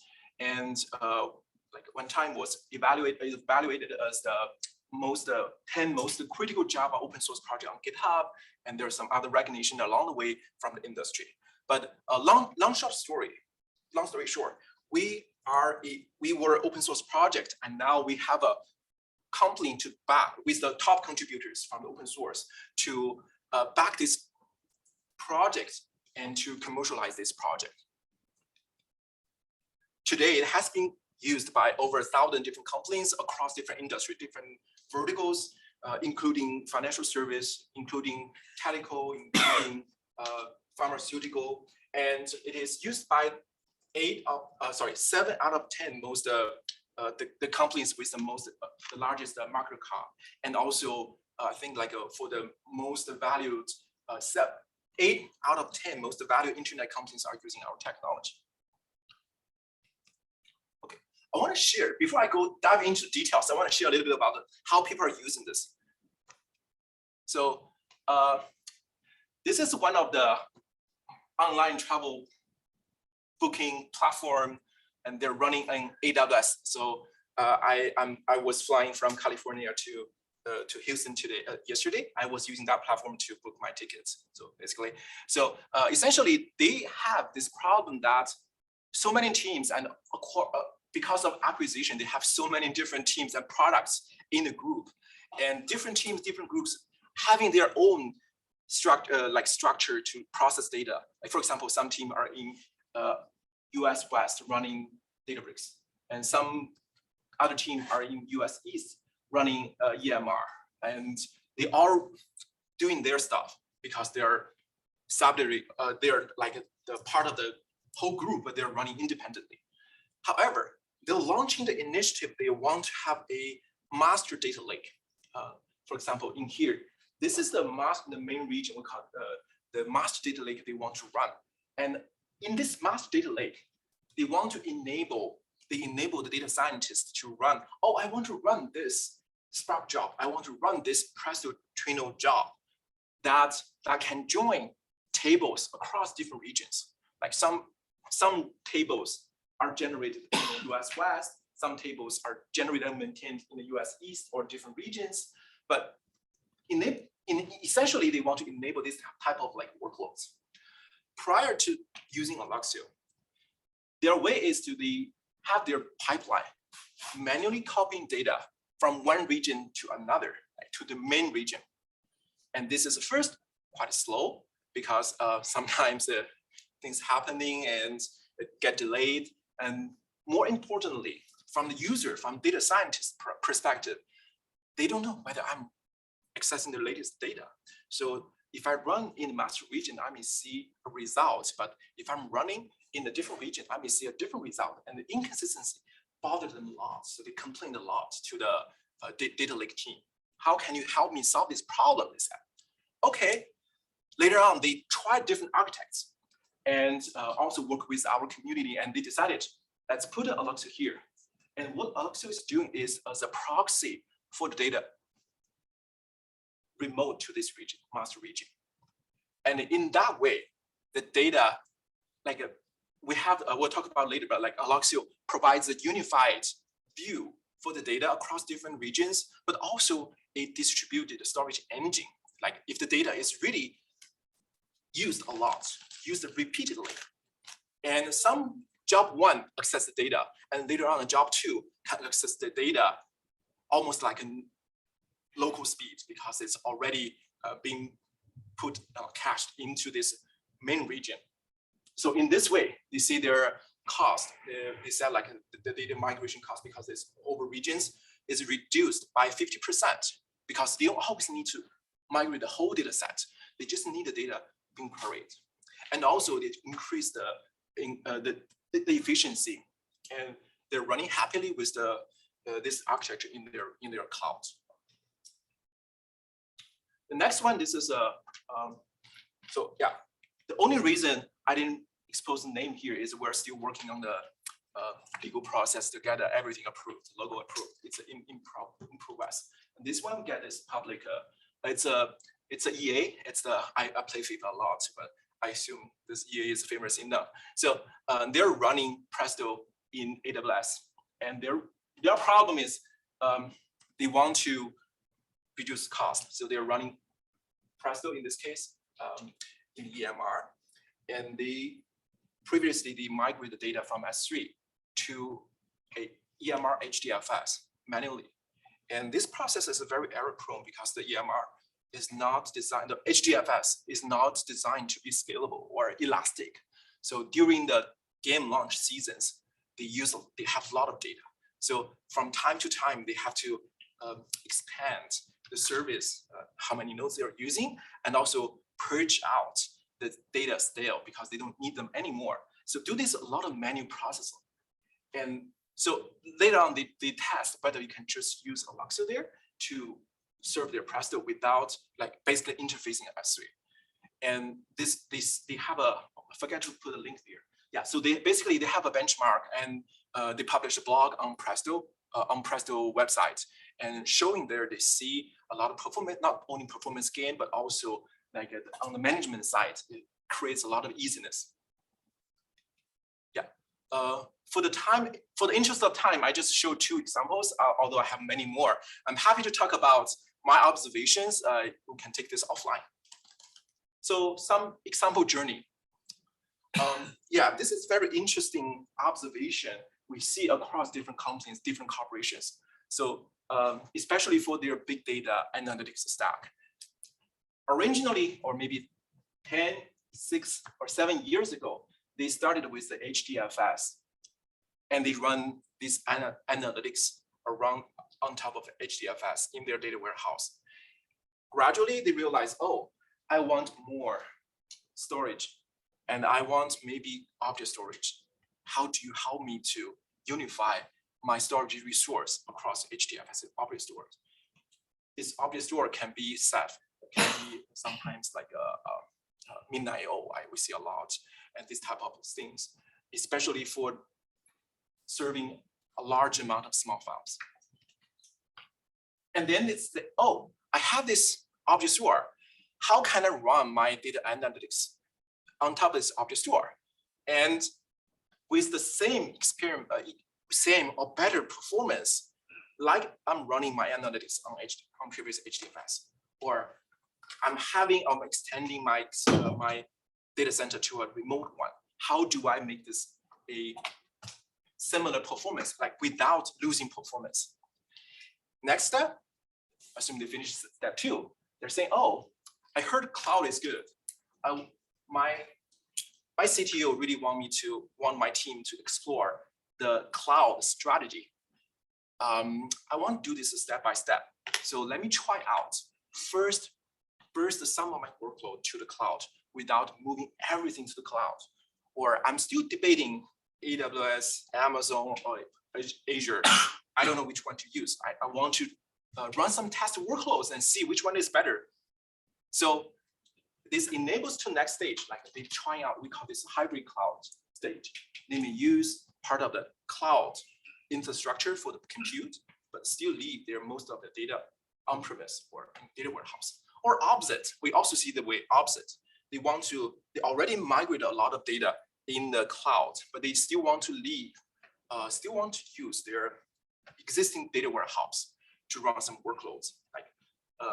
So in this way, how do you enable this infrastructure? And the last step is like we see a lot of companies, they're telling us, oh, in the end of the day, I want to enable this, what we call the multi-cloud strategy. I cannot put all the eggs in one basket, and this will cause me what like locked in by one vendor. This is tricky for us. I don't want in that stage. How do you provide isolation across different clouds? So I have a better cloud strategy. So in day one, I can run this workload in this cloud. And if next year my lease or my contract get worse, how can I migrate to the next cloud? Yeah. So this is a very typical journey, especially for very, like I would say, like Fortune 500 type of like companies they're looking for. And this is like, after talking to a lot of different users, and actually this is one type of architecture we think that can fit their needs. So essentially, you have your Alluxio running in every single box, in your own on-premise or in your different cloud providers, and using this as a layer to virtualize the data, and you can mount, you can put in different storage there. So you can having a virtualization, and this virtualization can guarantee it runs across different boxes. Okay. Starting from here, I want to dive a little bit into the implementation details. I'm an open source guy. I like to talk about open source technology. So from here, a little bit more technical details, but I try to be very fast. In case you have any detailed questions, you can just ask me like in the middle, or maybe we can take this offline. So essentially, as I mentioned, we have this architecture. It's a distributed system, and we have the master node, we have worker nodes. Master is responsible for providing this unified namespace. It's you can think of this as basically providing. It's similar to HDFS name node or the master in the GFS the master node in the GFS paper. And we have the worker node, which provides a distributed caching solution or caching engine for the data. So we can tell, oh, this part of data is hot. I want to put this part of data in my worker nodes in the worker space. And later on, no one is accessing them, and I can put them out. And all this is automatic and transparent to the applications. And you can mount different storage into the master and the worker, so they understand how to access the underlying storage system. And of course, go ahead. Which one is the data lake and which one is the database? I'm looking on the right hand side, those are databases and the boxes are data lake. So which ones? We're not talking to database yet. Like there are some experimental features, but for the part I'm talking about today, it's mainly about the file system. Okay. Abstraction. So this is all data lake.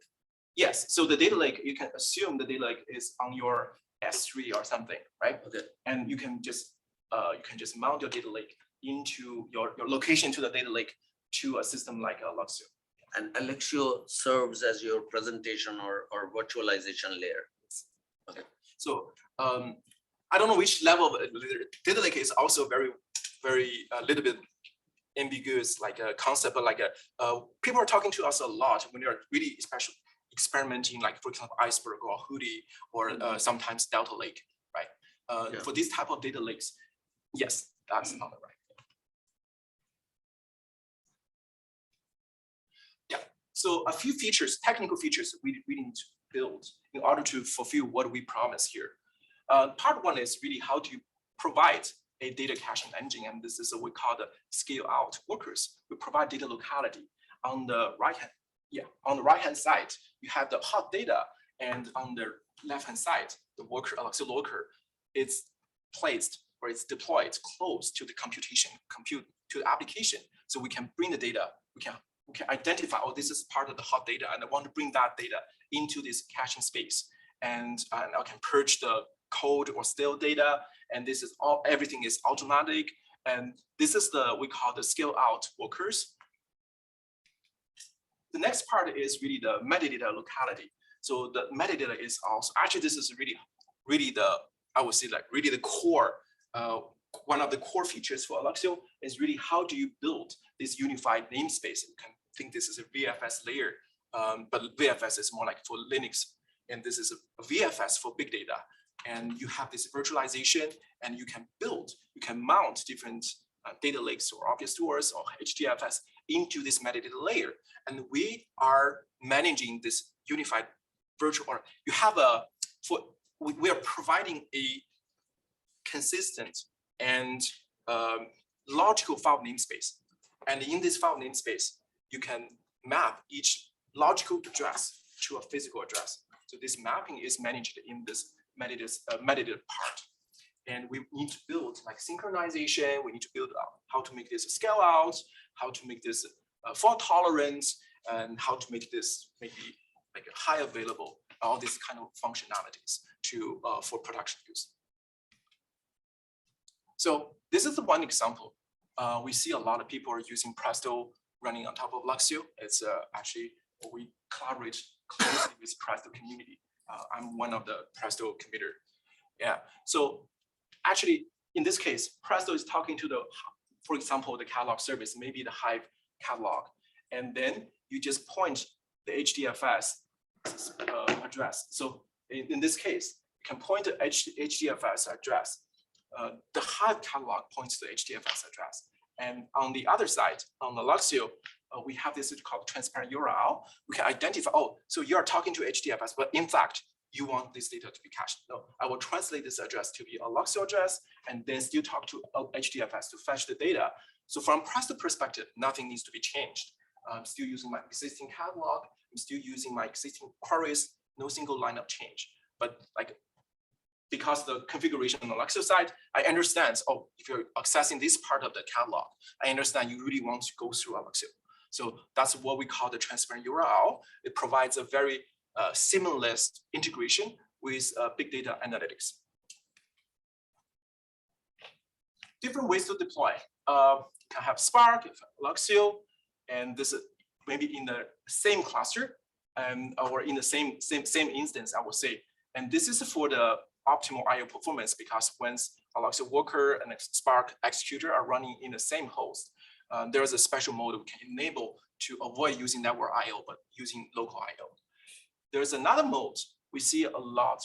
Actually, I always say like, which is more popular, is using Luxio as a separate layer, as a service layer, and different applications can talk to this layer.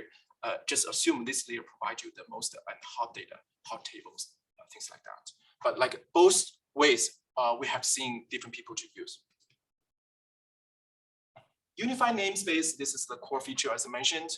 We're providing in the middle, we're providing this logical namespace, and each namespace, each logical address is mapped into a physical space, physical address. And with the certain advanced features, you can even map multiple physical address to a same logical namespace, logical space. So what can you do on top of that? Thinking this way, like for one thing, I want the data replicated across persistent storage. Like for this for this logical space, for this logical address, it should have duplications across different storage, right? You can do it in this way. Another thing is what we call the PDDM, the policy engine, that, oh, actually I can have multiple different services, one for hot data, one for warm data, one for cold data, one for Glacier, to optimize my cost. And you can migrate data across different stages. But from applications perspective, I'm just accessing this logical address. Like you're handling this migration or the switch transition for me. Yeah, that's exactly what I talked, the policy-driven data management. This is the last part. So it's a special open source collaboration led by me in the past 2 years. Especially, we started as a part of like the Spark ecosystem. We see a lot of users, Spark users using Taiki and later on Luxio first, and then we see Presto users a lot because they are all in the, I would say, the big data land. And starting from 2 to 3 years ago, we see more and more machine learning use cases. So initially, IBM was working with us to contribute the first integration from Luxio to the machine learning workloads using the Fuse.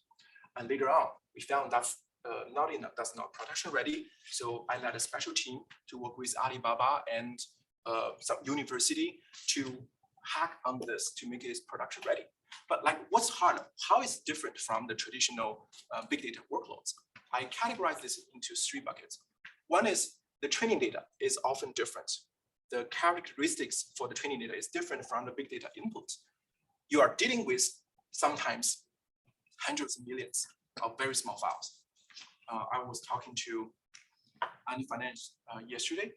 They're running a model for one training set. They're running a data set with 300 million files, and these are small files like photos or some audio clips.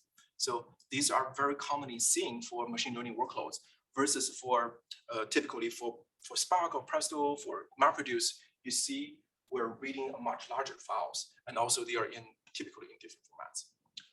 The second thing is the size of the data, training data keeps growing.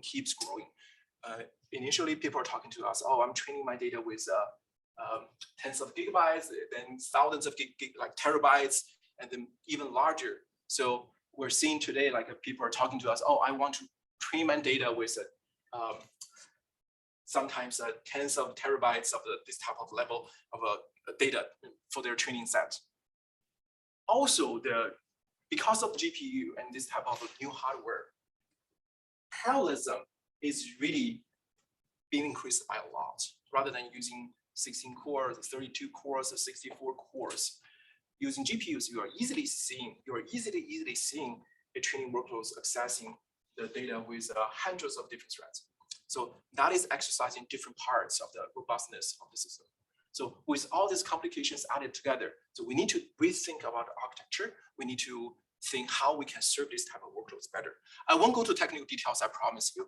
Like I just talk about, like for example, this is the architecture we're running. They're running TensorFlow, or maybe now this PyTorch is more popular on top of using the POSIX API to accessing Alluxio. Alluxio is still, as I mentioned, this is a logical file system, but we can use different APIs, HDFS API or POSIX-like API to TensorFlow PyTorch, but accessing data there. And then you get a direct access, you get a low latency and consistent performance and high GPU utilization. This people told me, oh, this is very efficient. This is very important because my training easily takes 7 days or 10 days. And if you can save just 20% of the time, it's a big win for us.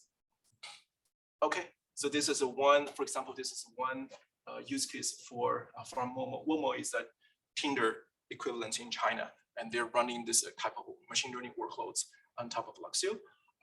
There's link, there's about this their demo. Okay, so that concludes my talk. I'm happy to take questions.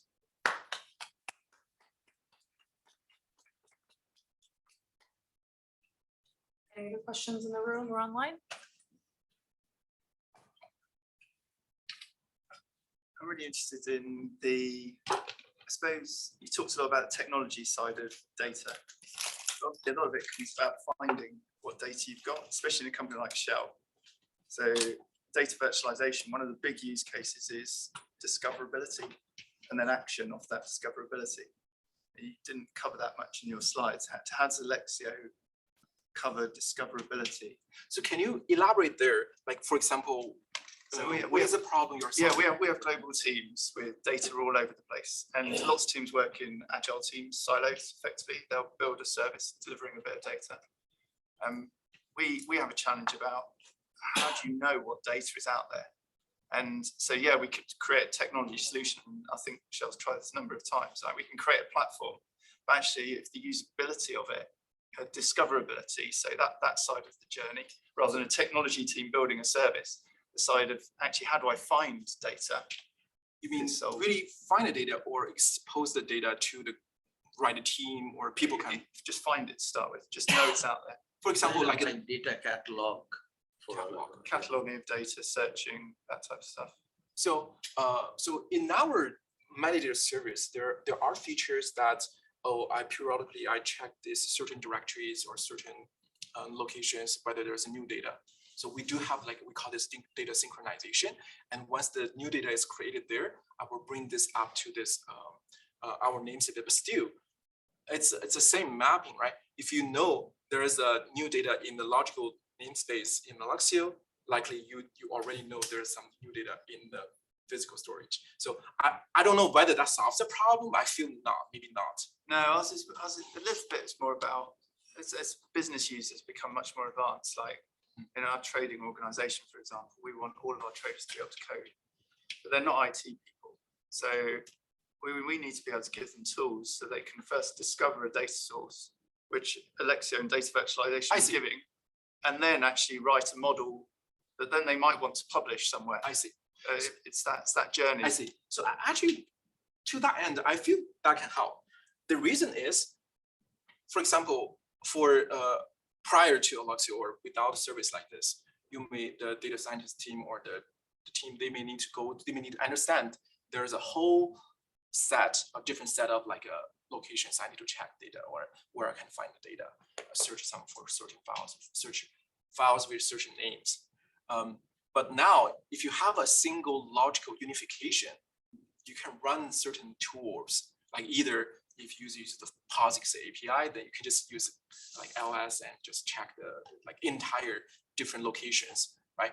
So that can, at least to some degree, you don't need to go to multiple different locations, and you just put the relevant data sources or data storage services into this logical namespace, so people know, okay, I just go to this logical partition, this logical file system subtree, and to look for things. At least I feel that's the step one. We can help the users. Step two is maybe just build more intelligence, maybe to label the data or to yeah, to put like a catalog on top of that.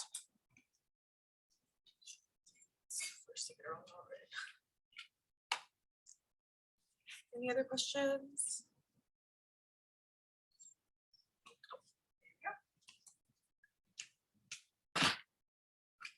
So I'm just wondering, like, what technology are you using for distributed caching? Which technology? This is a pretty high level question. So, okay, I can try to answer. So yeah, we build our own distributed system, distributed storage engine. It's based on my PhD thesis. So you can think it's homebrew, but definitely we borrow a lot of different thoughts and different existing algorithms, like for example, consistent hashing, or for example, some other things to just decide how do you place data in different locations. But like in general, we build this from scratch.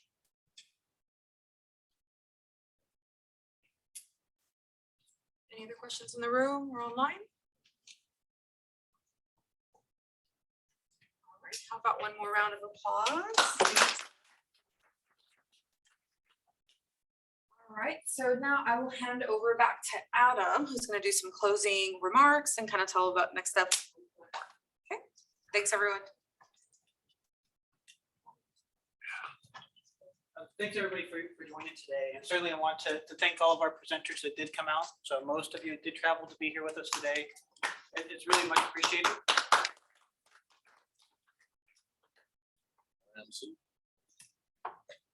And I think most important for this event is starting to get the right groups of people together to have the conversation. I think we saw today quite a variety of different groups in terms of technology providers, vendors of technology, consulting services, consumers of that technology, providers of energy, right? All those different things that come into play that are really important to bring this forward.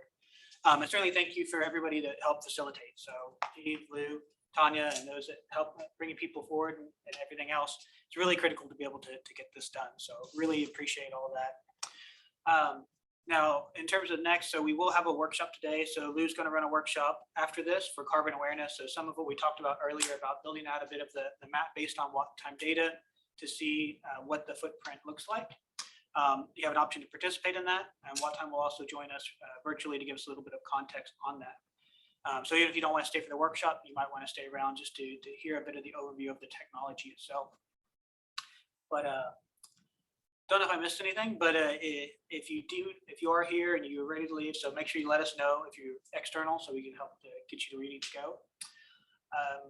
Otherwise, thanks everybody for coming, and also do connect with me too, right? So I certainly appreciate everybody's time here. So I think you bring up my information. I'm sure I'll get it after.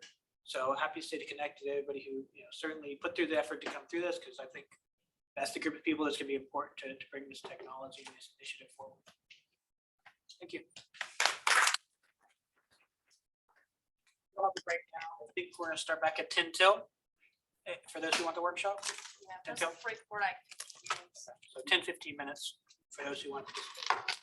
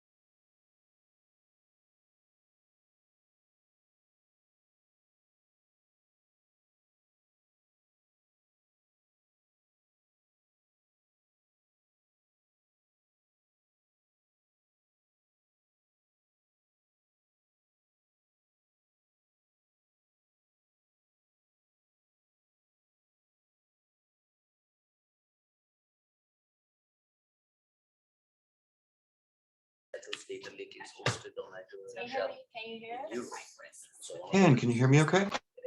Yes, thank you for joining. We'll probably get started in a minute. Yeah, so I can see you too. Great. All right. So it integrates with Summary. Want to get started? Okay. They unmute and everything goes through. Probably.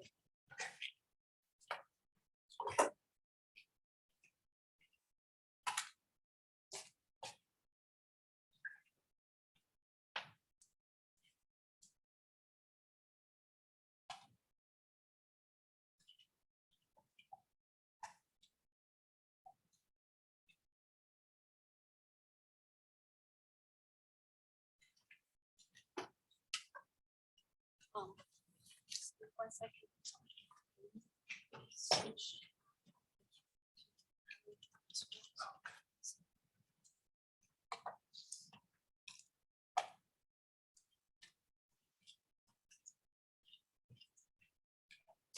Hi, thank you everyone, and thank you for hanging out for the last session. It's our optional workshop session. I hope it's fun for you guys. Really quickly for a recap of our presentation for our speakers today, we know that one key element for our green software is to consume green energy source. Then the question will be, as an engineer, how do I know what kind of measurement I can do, what kind of data available, and what kind of tool that I can use to facilitate my decision-making process. Right. So today, in the next hour, I will work with you guys to do some exploration of carbon footprint data, leveraging What-Time API and their data. And also I have Henry Richardson with us to introduce himself and talk about What-Time. Hey, Henry, can you hear us? I can. Can you see me okay? Yes. Excellent. Do you mind to kind of give us like quick 5 or 10 minutes introduction about yourself and What-Time, What-Time do? Absolutely, I can do that, and then I can do a little quick overview of like how the electric grid works and some dynamics there. Would that be helpful? Definitely. Go ahead. Excellent. So I'm Henry Richardson. I'm with What-Time. We're I guess you could call us a tech nonprofit, really focused on giving people energy choice. And by energy choice, we mean identifying opportunity for people to actually help reduce emissions directly. And we do that really through thinking about grid emissions and how emissions vary over time and location. And you can start to think about how there are some opportunities to take advantage of that from a software standpoint. I think you may have probably discussed this at great length. But if that's okay, let me see if I can share my screen here quickly. And I can, please feel free to interrupt, grab questions, whatever you feel like. I can't share my screen. Would it be possible to hand that off to me? Give us 1 second. Yes. Any questions? I assume you've been digging into like Green Software Foundation, thinking about strategies, that type of stuff. So I'm going to do a very deep dive on the electric grid. Let's see. Okay. See if it'll share now for you. I was looking for privileges, but I'm not a Zoom expert. So it's on the security. If you click security, yeah, enable. Enable. Does that have an enable? Share screen. Yes, yes. Okay, they should be allowed to share. Let me turn it back on. So Henry, can you try to go ahead and share your screen?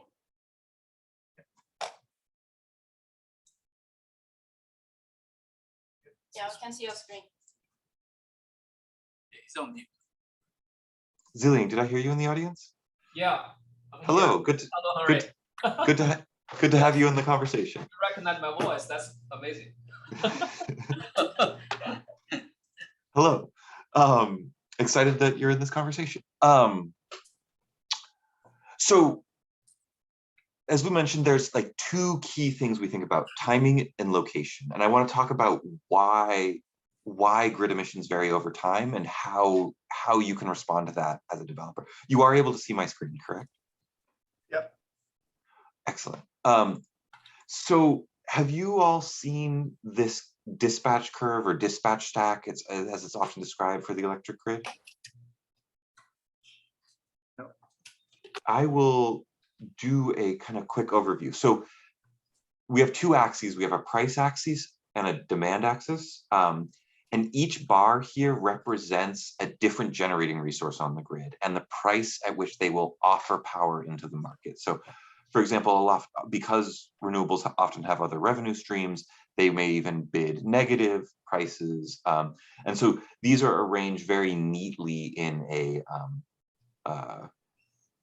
by fuel type and order. So for example, you have a large resource bidding a negative price, and we get into nuclear, hydro, coal, natural gas. And you can see for a given demand level, let's say demand level is here, all of the resources to the left of that need to be running.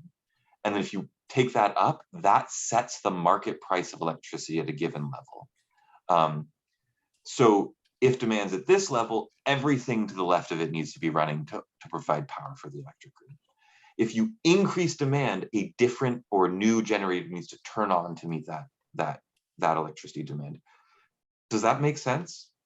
Yeah. And so what we're talking about when we talk about the emissions intensity of the grid is if I increase my electricity demand, how do emissions on the electric grid change? What is that additional resource that needs to either turn on or turn off to meet that demand? I have a renewables example here. So if you insert new renewables into the grid, certain other generators no longer need to run. So you could also think this in the other way around. If you increase demand by building a data center, by running a job in a data center like a machine learning job or some other thing that you have running, you will need to turn on certain resources, and that's the marginal emissions rate. So that is the kind of data that you will be playing with here, is like, what information do I have about the electric grid and can I act on that? We talk quite a bit about where you site assets. So if you build a new data center in California, less emissions will be caused because we'll be relying on solar energy that would have been thrown away or natural gas. Whereas if you build that same data center, let's say in the Great Plains or Midwest, if you build that data center, it'll cause coal to generate more because that's the resource that is responding to changes in load. As you can see, those emissions factors vary significantly by region, but they also vary by time. Let me see if I can pull something up that shows that better.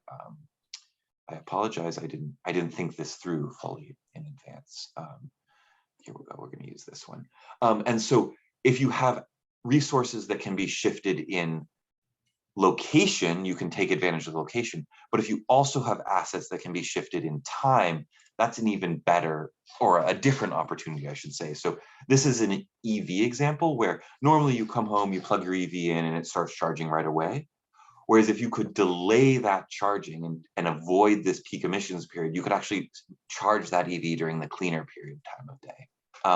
And so if you have a computational load, can you shift that computational load in time, move it from Illinois to California? Let's say you have contracts with multiple data centers, or if let's say you have a load in California and it must be run in California, can you delay, let's say you want it to run, you would have run it in the evening before you leave work, but it's okay if it actually runs in the middle of the day when there's excess solar.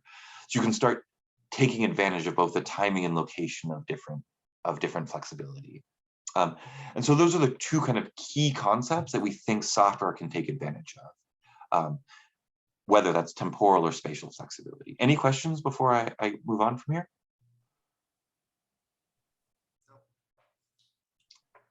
Has this group been discussing a lot of opportunities for flexibility in that sense? Like, have you put thought into different types of software flexibility?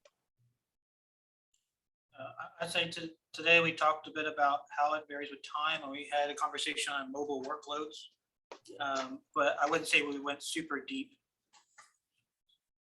Well, in that case, I think I would pass it back to Lou to start that conversation. Unless there are other, I think that's really the focus of this workshop, is what strategies can actually take advantage of this flexibility. how can this data be used to inform decisions like that? Would there be anything else useful for me to speak to? Harry, if you maybe you can expand more about MUR, if you don't mind, give the guys here a little bit concept and understanding what MUR for and what's how that data can help us to make that decision making.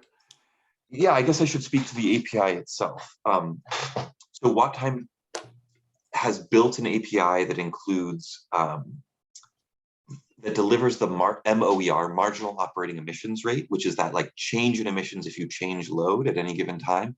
And the units of that are pounds of CO2 or any units of CO2 per megawatt hour.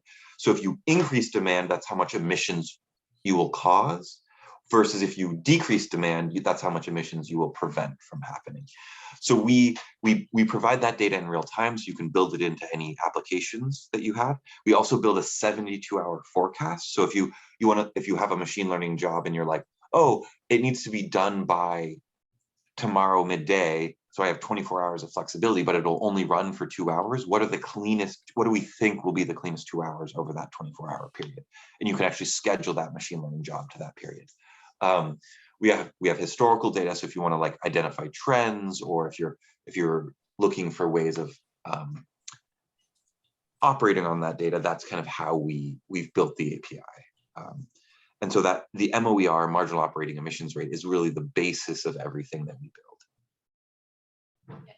Thank you, Harry. Yeah, so today we're going to kind of quickly explore the API definition about the 3 types of the MEUR data, like historical data back to like 2 years, or current, like every 5 minutes, or the forecasting like next 72 hours or 3 days on the data resolution of 5 minutes on a sample region. So everyone should be able to register, visit the account, and start to download the data, explore, and play with the data and see what kind of model you may come up with.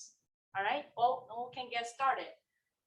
So first thing first, if you guys have it's more hands-on, so recommend you need to connect to your Wi-Fi. Either if you're a Shell employee, probably already connected to Mobile Connect, or you need to connect to Office Guest. If you are a visitor, go ahead and connect with Office Guest, and it will pump up to let you to type in your name and email, simple registration, then you should be able to connect to the internet. So that's one thing. Another quick thing is to, because all our GSF repository are published on GitHub. So I recommend, second.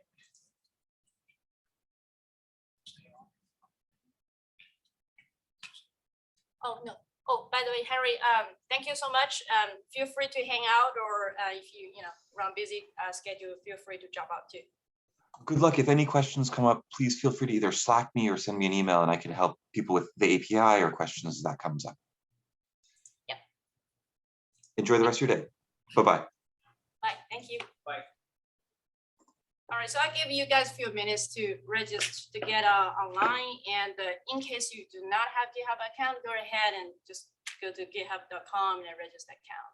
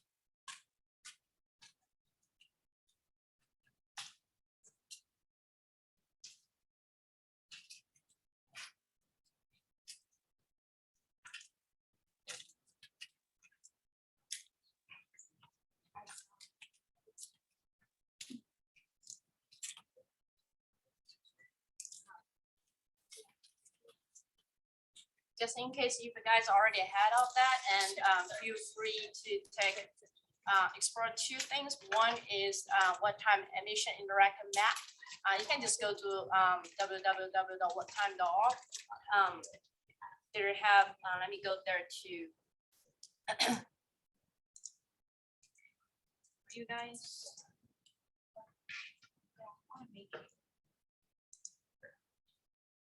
And just explore their website, their kind of expand what they do. And especially in today's workshop, we're using their API. Feel free to kind of browse through available, especially like how you can register new user. We'll do that step by step, so don't worry if you kind of get lost. But just take probably 5 minutes, kind of browse through their website, and also published a coverage map, similar as Henry demoed earlier. Like you can jump into each region on the grid and kind of move through like the grid emission and with your data in the past and in the future.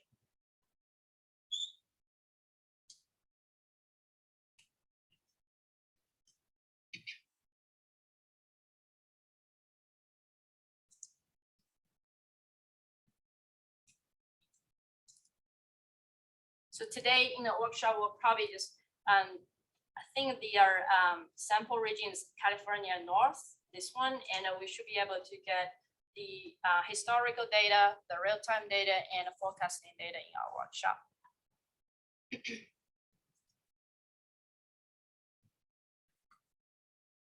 Another thing, if you want to, once you have your GitHub account, feel free to, before I jump into the repository we're going to explore today, just search green-software-foundation. This is where all the GSF repository are. I believe all the repository are public repository, so you should be able to browse through.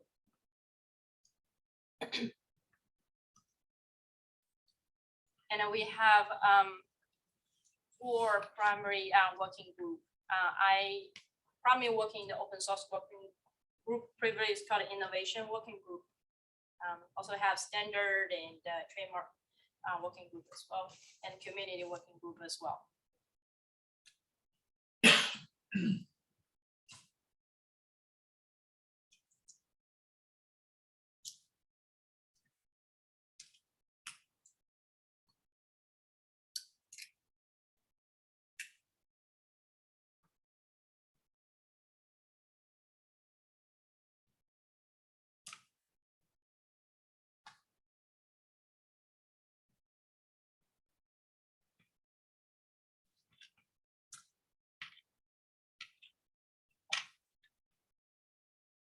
All right, so let's jump into this repository. Data center location carbon tracker is this the repository we're going to use to explore what-time data. But if you are a Python expert, just feel free to just use their, I think their API documentation, they also have the Python example on the side. So feel free to do either whatever the option you prefer to do. On this page in the README file, kind of explain what's the repository for. So the main purpose is how we actually just try to reuse the one map that demoed earlier from Adam's presentation. So for our purpose is try to leverage different data sources to help us make a decision when we, for example, when we have an application ready to deploy, where I should deploy to, right?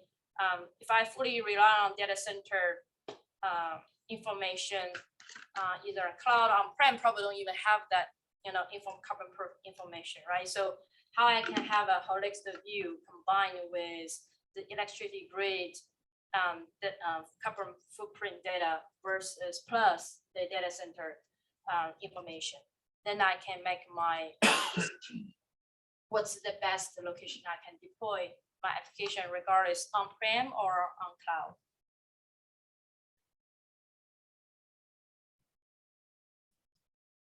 And just take a few minutes, quickly browse through the repository, and I will do step by step how we can, get, for example, let me go up, register account using the API, and how I can start to using my visit account to log in and get the sample data.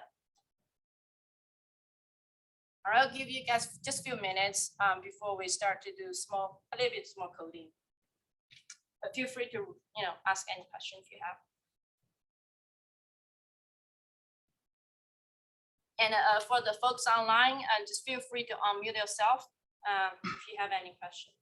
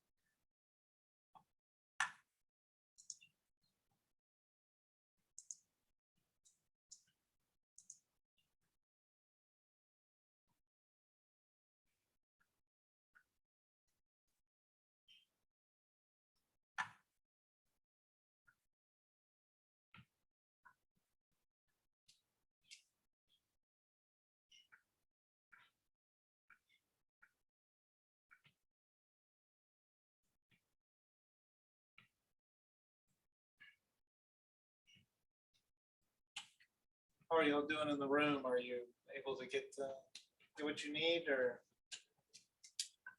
Yep. Step time to go on? Yep. Okay. Anybody online need more time or do we have anybody out there online? Got 8 people. Rick, are you still there? Yes, I'm still here. Anybody else out there with Rick? Mohammed, Manesh, Kashan? Kind of help us as we follow along.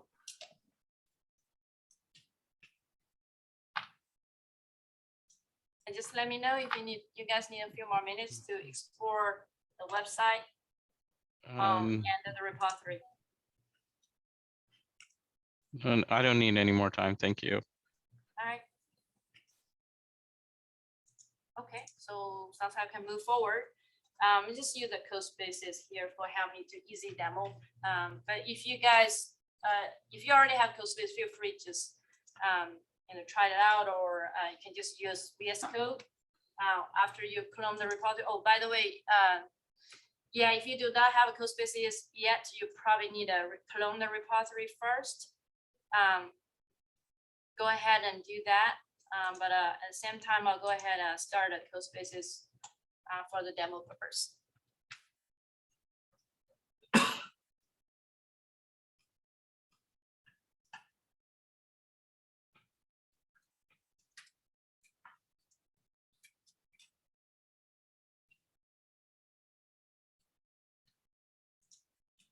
Okay, so really quickly to the README here. The first thing first is we need a register account, right? So what time API do provide a simple way to register account is passing 4 parameters, your username, password, your email, and your organization. If you're using this repository, I have created a simple example for you guys. You can just either, first thing first, sorry for that. It's built on .NET Core 6 or .NET 6, so you can just, once you clone the repository in the terminal, you just say .NET build. It should build the entire solution for you.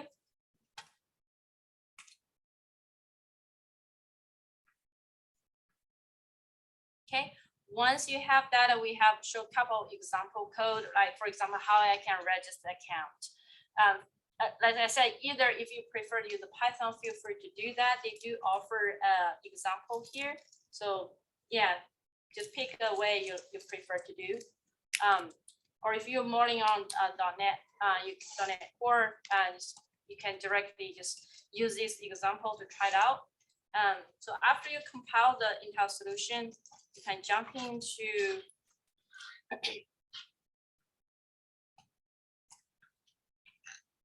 this folder, register example, and to register account, you can just say .NET run -- then after that you provide your arguments, based your parameters. As I said, we will need 4 parameters, your username, I just give a random username here, and your password, your email, it could be just fake email or your own personal email or your organization email.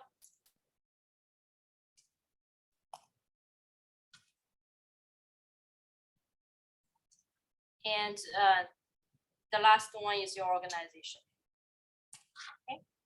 Okay. If you can just follow that and just press enter. Once it's registered, it should give you a message, something like user, whatever your username provide is created.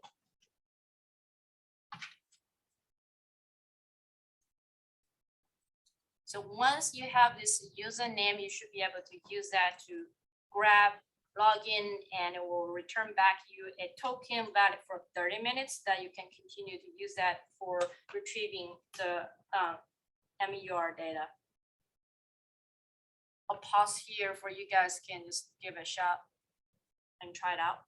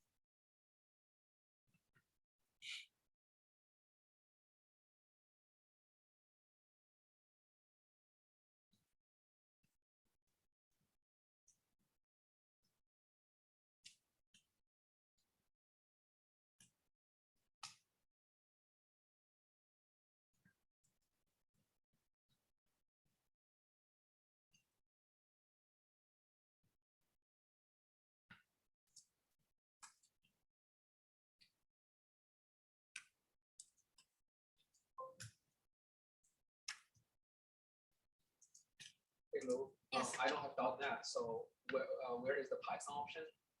Oh, if you I don't have .NET, so I tried. sure. So You go to the what time the all? Oh, it's here. Yeah.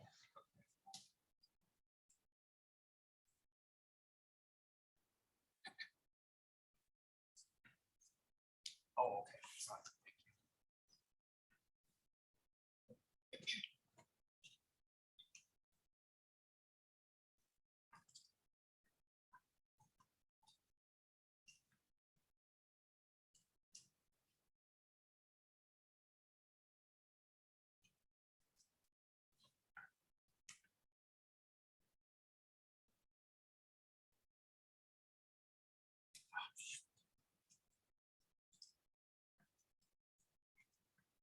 people online, if you guys have any question, feel free just unmute yourself.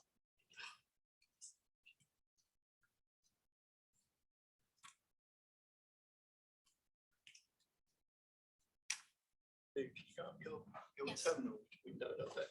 What's the build command to use? What's the build command to use? Build command to use. The build or Build command. oh, .NET build. .NET space. Oh, .NET space build.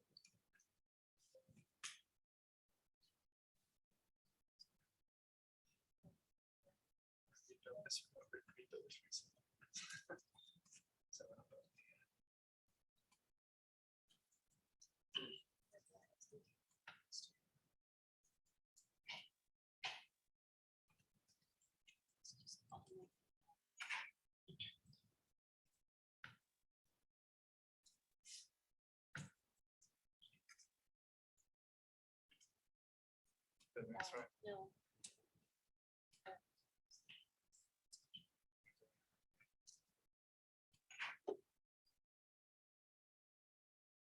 Just get it straight. Straight. Okay, fine.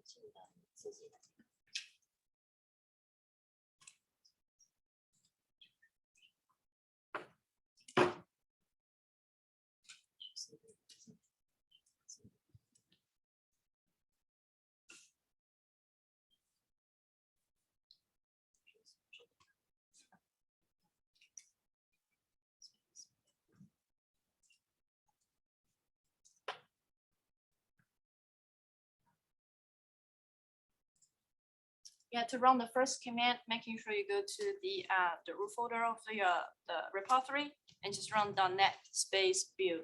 It do require that you have the .NET SDK, .NET 6 SDK, if you run the .NET version.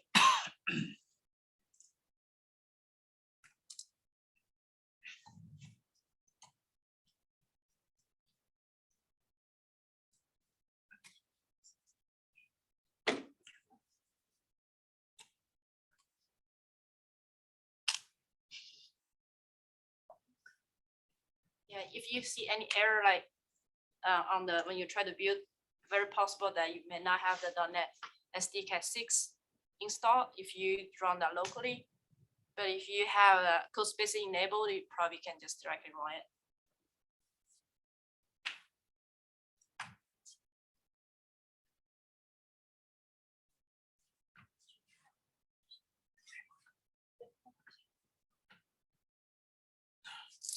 I'm sure that's how search on the SDK 6. They will download and install.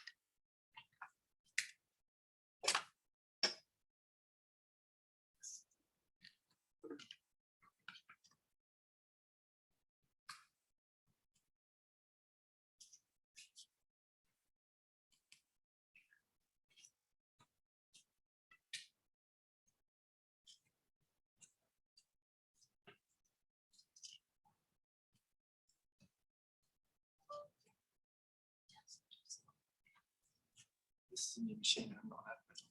So let's do it. So the machine's too old.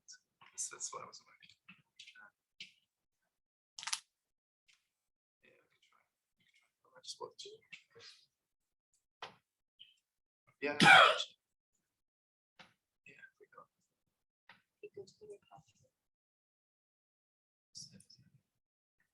Sorry.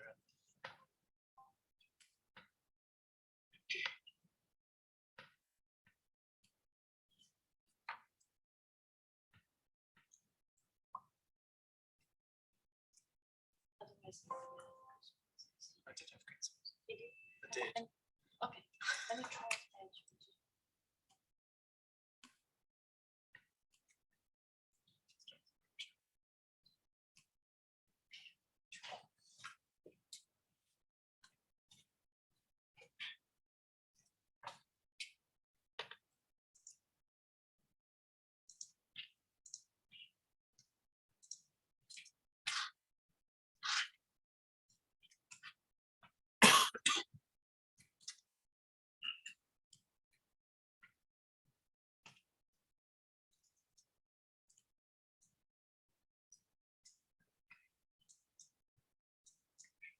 So I'm trying to add you as a contributor and see if you can see.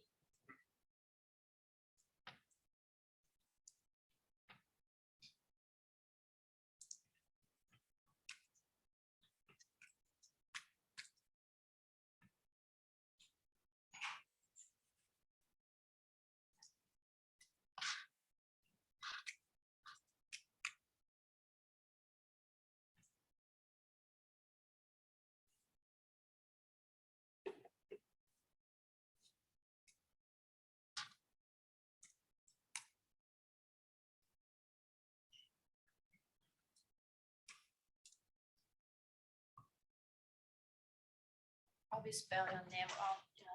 John. Jonathan A-N-A-T-H-A-N B-O-W-K-L. Oh, okay.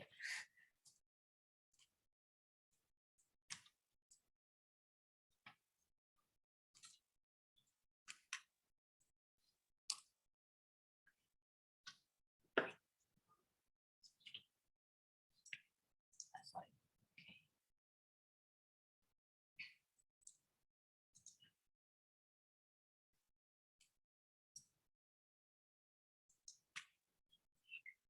I add you to the repository. See if I have to go to the code.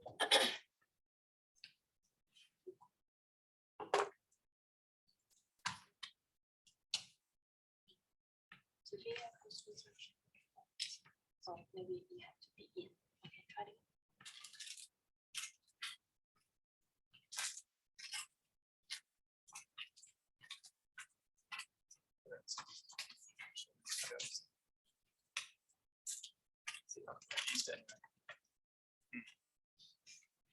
I'll check with my. It's all right, it's all right. Yeah, I. Sorry, I can watch. I can watch.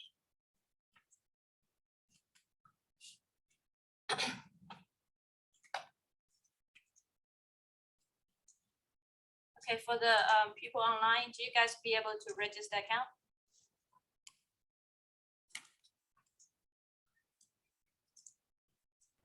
I have my account, yep. Okay, cool. Thanks, Ray.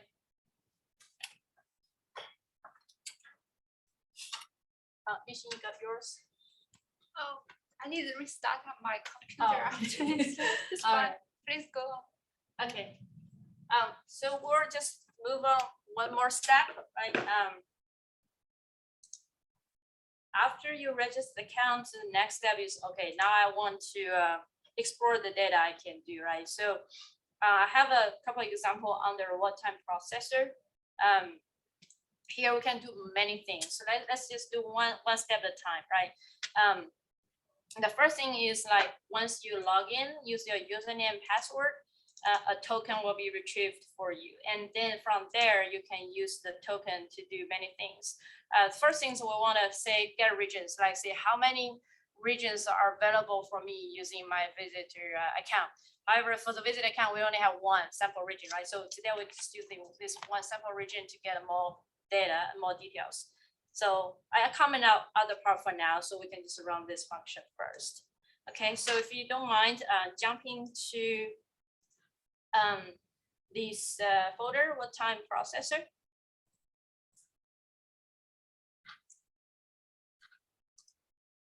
And run the program one more time for me. So .NET run and dash here.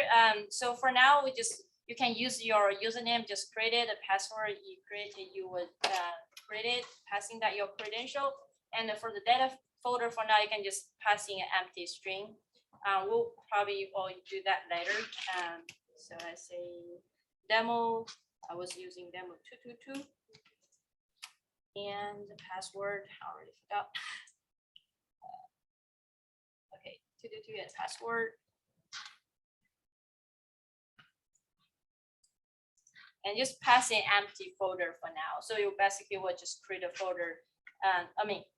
If we want to write any data, we're just putting in the current folder. Okay.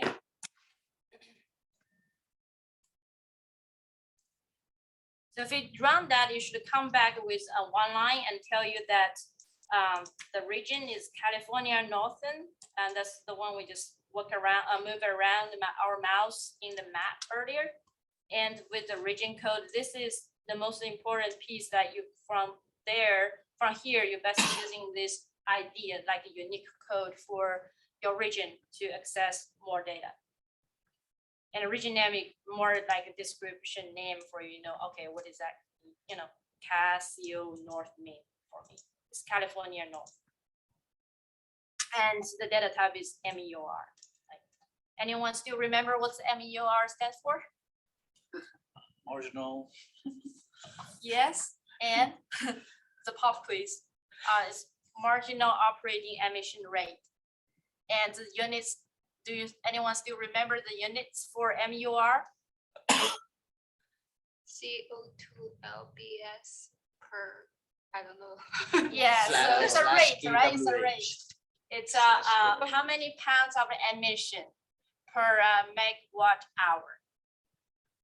So the higher the number is, the dirty, the more emission is, it generate.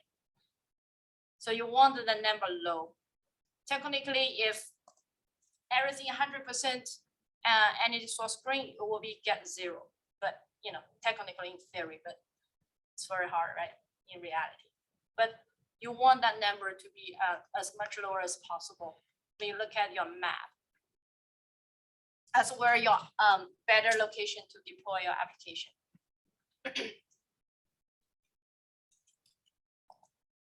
Okay, and also this is a method you can validate your account just created earlier. That'll be able, you can use that account now, get some sample data back. So Lou, I'm seeing you only get this top number back, this top line. I get a whole bunch of data back. What am I doing wrong? You got more than one region? No, I just get the whole list of data under it. Oh, yeah. So because probably I comment out. So if you don't mind, I comment out ahead of time. I probably not commit that yet, temporarily. So if you don't mind, just come out all other pieces. Okay, Just I did only not. try. Yeah, my apologies. Yeah, it's just for the demo purposes, do one at a time. If you can help me to comment out all other part and just leave the get region calls and run again, I compile, run .NET build and run again.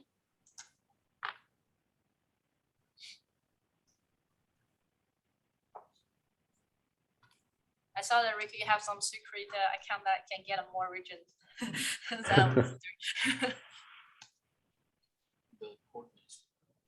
So if you do have a professional license, I think the overall coverage you can get from their map is 151 regions, as I remember.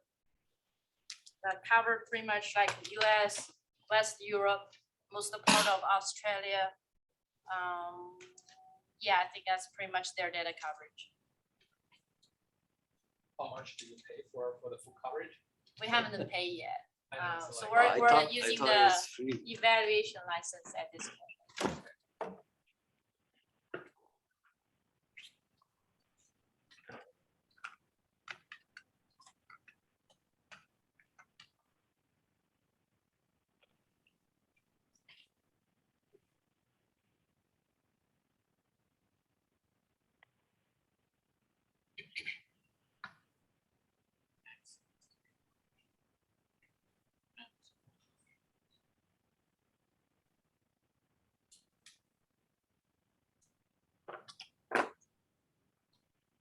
Yeah, if you guys just can execute this part, and apologies if I just do some temporary changes, haven't commit back to the repositories. But the key part is try to run the highlight part and see if now you can get the sample region definition back.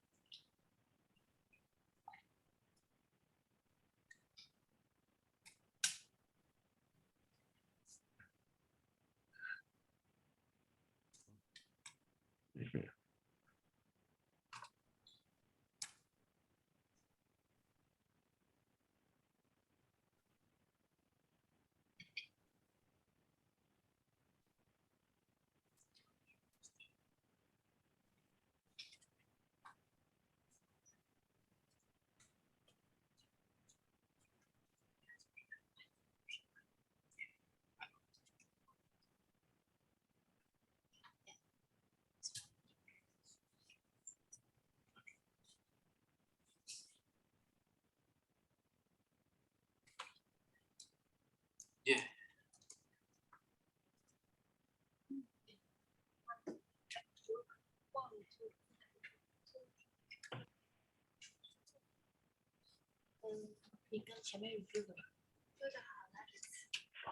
你还没有 register 吧？哦，可能是那个 register。对，你先做一个账号。哦，你还没我上 register 次做的时候给错了，出错了。对，你就去那个啊。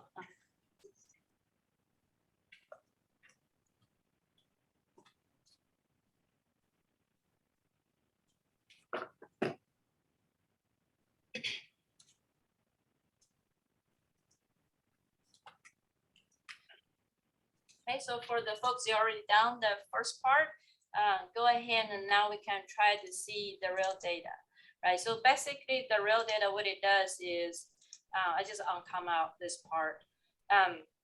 If you see anything different on your version, feel free to make any adjustment you need. So the key part is this line, given the token and the region. So again, right, so you can just inside of a loop before, you can now for each region, now you can pass in that region to get your real-time data, which is in the 5 minutes window. That's current 5 minutes. And you can just, type out this console output this data, or you can just write it to a CSV file. Here, just a simple example to do both, but feel free to do, whatever easier for you to visualize data later on. All right, so I'm gonna run that real quick.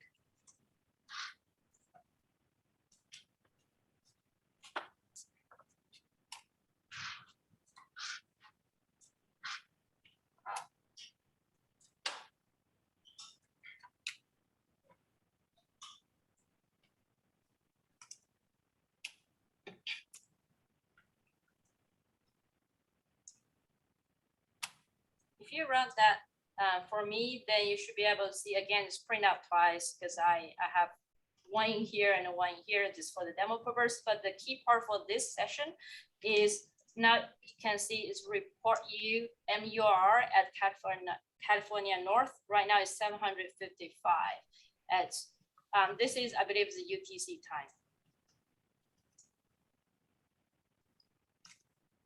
And also in this example, you can see I just write to a simple emission CSV file. If you don't just use the empty folder, you basically current location. You can see it's the same data being written to here.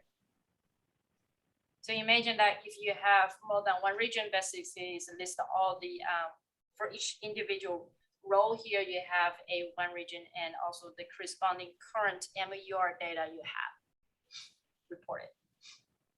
It's just simple 2 columns, the region and the current data.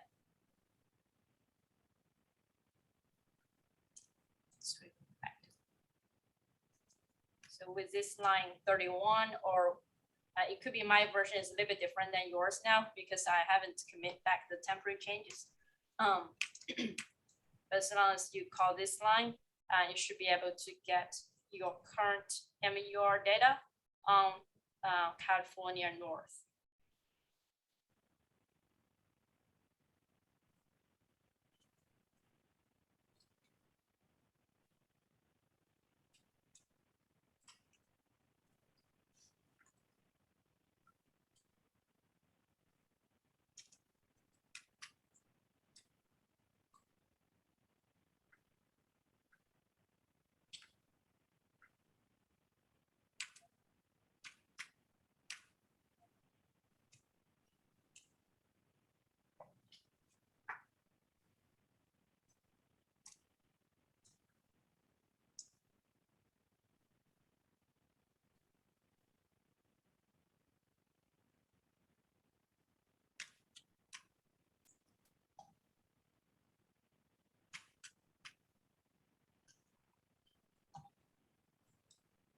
Yeah, thank you, Kashal. So what's a good number and what's a bad number? From the experiment I have Yeah, now, but like is California- 755 yeah, low? it's pretty high. That's pretty high. Yeah. Yeah, usually the low one we see is like below 100, and the high one, like in Australia, is always beyond like 1,000. It's always bad in Australia. It's always cold, yeah.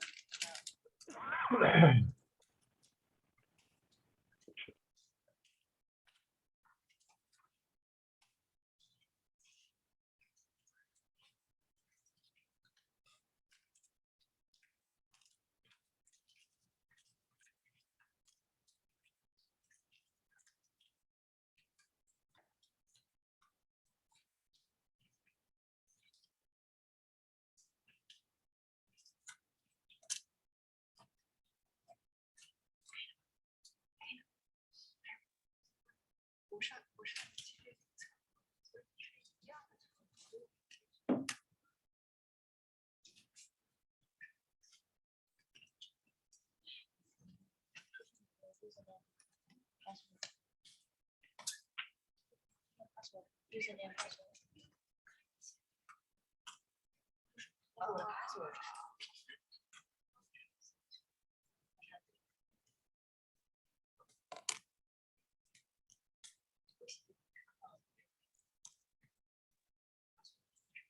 Username, password.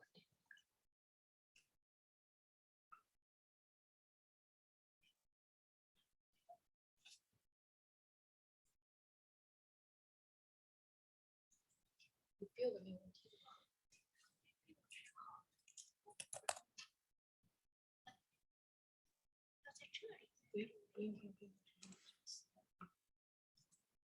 确定这是你的。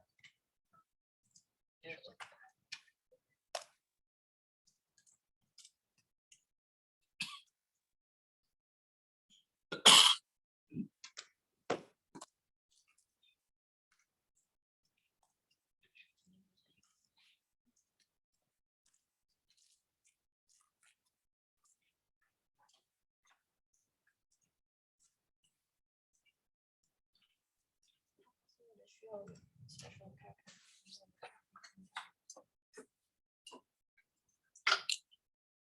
那应该不错，因为我记得是这样的。哦，那就是没成功了，不然他会说 created， 他会说 user created， 没有成功。对。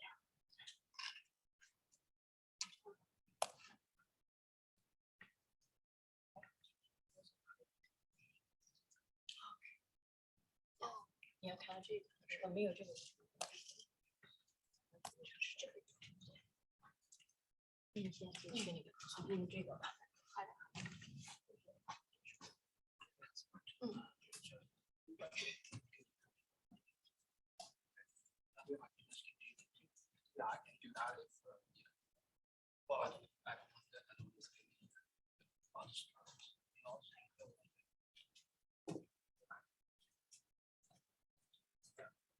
Okay, let's move on to the next.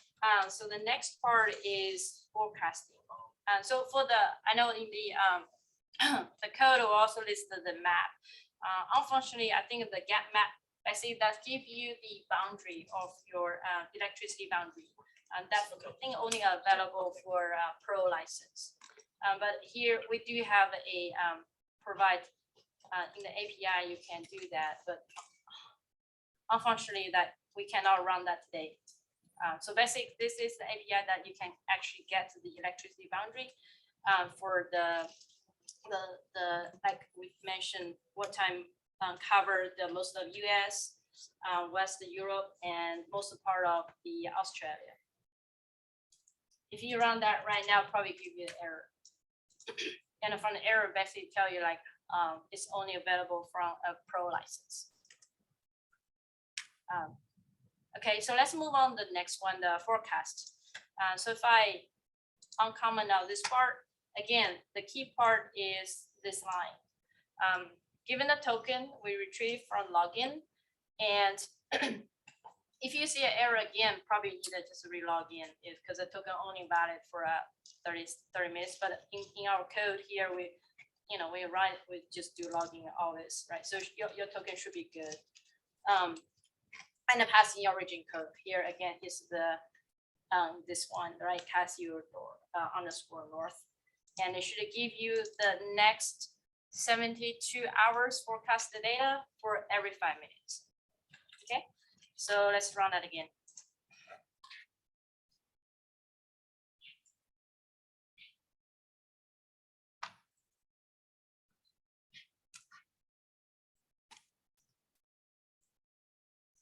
Okay, so I do two things right here. I also print out. Here, I print out the results, and also create a simple CSV file.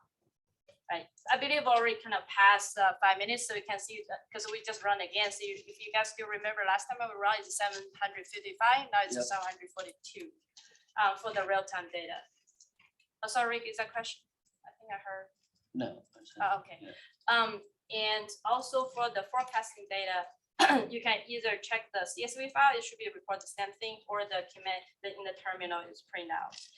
It give you like today, right now, every 5 minutes, you can see every 5 minutes, I give you the MEUR data for the next 3 days. And from the same region. So if you have multiple regions, basically you got all the same data for each region. Okay.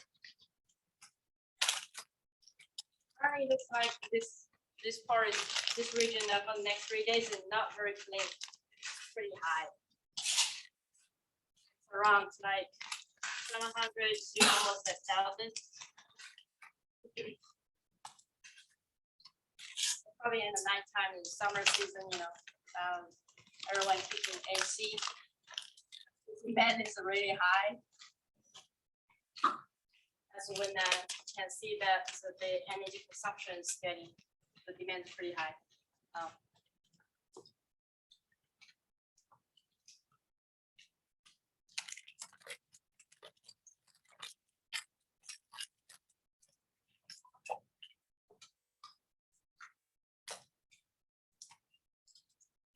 Okay, if once you have that, I have a couple of just a small tip to visualize. You can, of course, it's CSV file, right? So you can download and put it into Excel and see the simple chart. But if you use like a remote IDE or VS Code, if you don't want to get out my code editor, the VS Code do have quite a few nice simple extensions that you can use. A couple of things I've been experimenting so far is pretty easy to use. One called a data preview. It's do pretty good job on the great data, CSV or Excel or the simple configuration file. And if you go to the extensions and search data preview, you should be able to install it. They support both like web extension version, like running in code spaces, or just a VS Code, either way. So you can just go ahead and install the data preview that we can show that you can just, once you install that extension, you can just right click and say preview data. right? It's very similar, like a simple version of Excel. So you can select the data I really care about. So here is I care about the either time or convert the time. I need a double checking what the format I convert. So it's like which time zone I select. But bear with me on that. So it keeps the value. And since we don't have one region, I just unselect the region.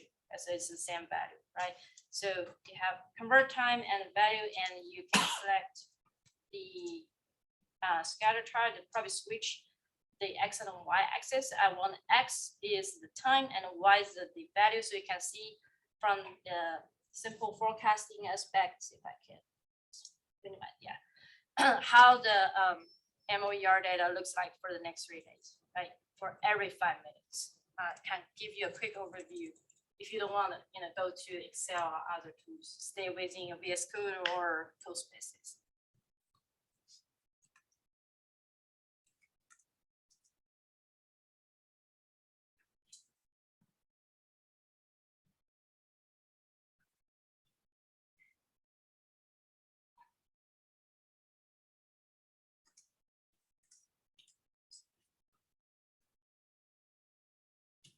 Wonder what's happening here is it dropped quite a lot.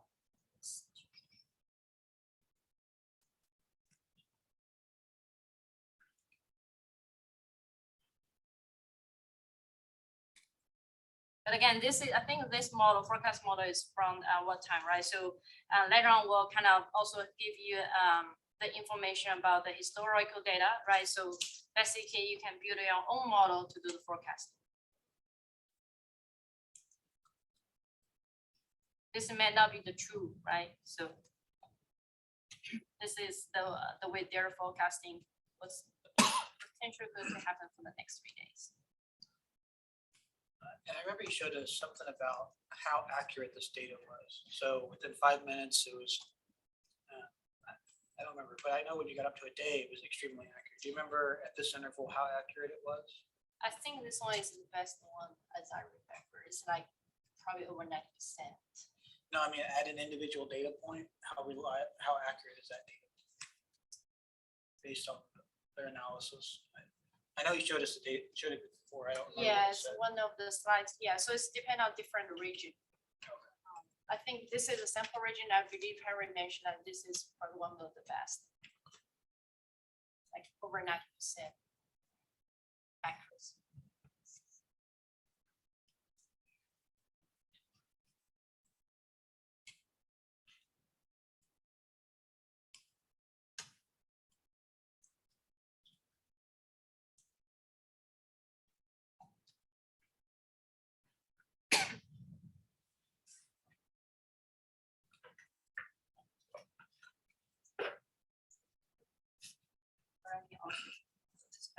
So the setting, simple use. If you more, prefer to use Excel, feel free to do that too.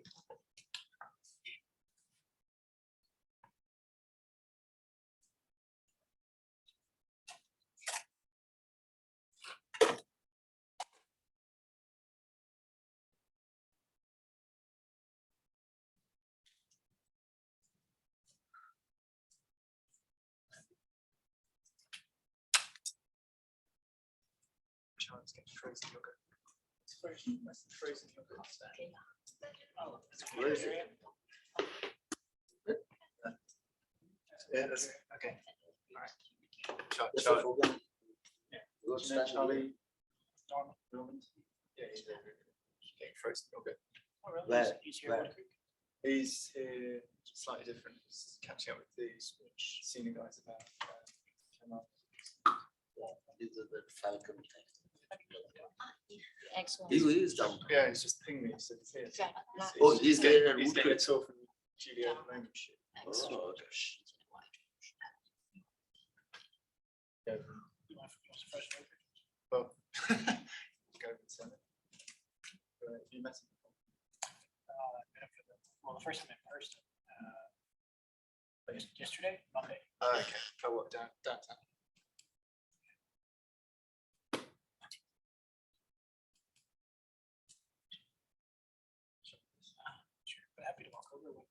So I think we'll run over time, but I want to quickly show you guys one more thing before we jump into the historical data is because right now we only have one region, right? So it's really hard to show on the map, but I do have a couple of examples that we get from the evaluation license. You should be able to see that one example snapshot under the map example folder in the data.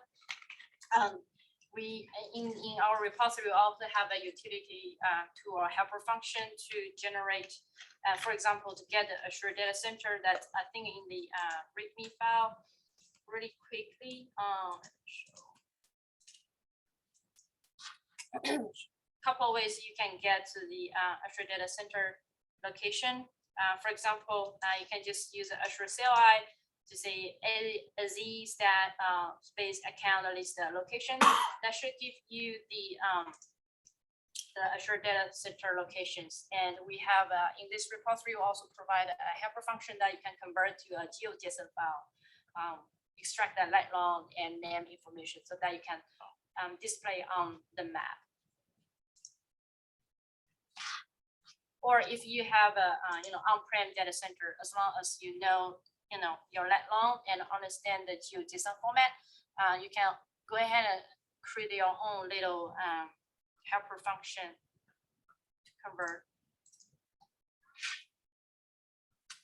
Oh, yeah, I think this is my new machine. Probably this one doesn't have the Azure CLI installed yet, but give it a shot. You should be able to do that. Let me see if I can run that in the code spaces real quick. Just want to do a quick test.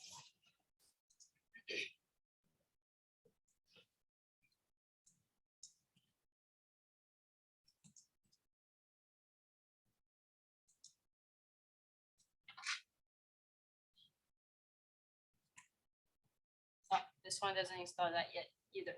Okay.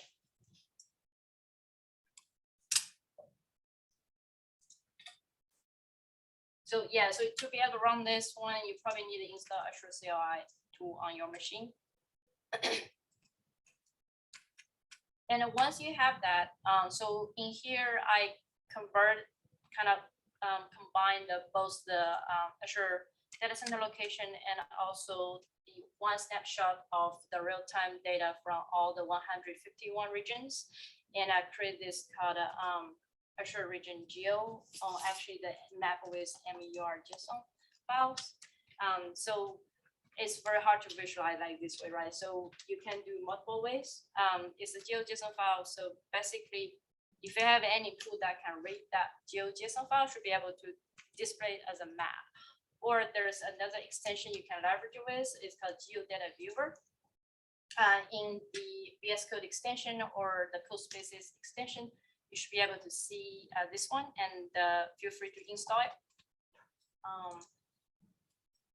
Show.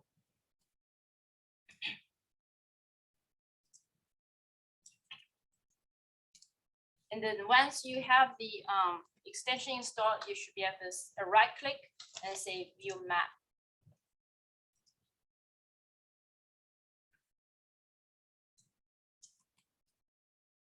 And of course, we need to do a little bit, work to set up the display, right? So we want not hard-coded color on the gray boundary. You want to, for example, fill color. Oh,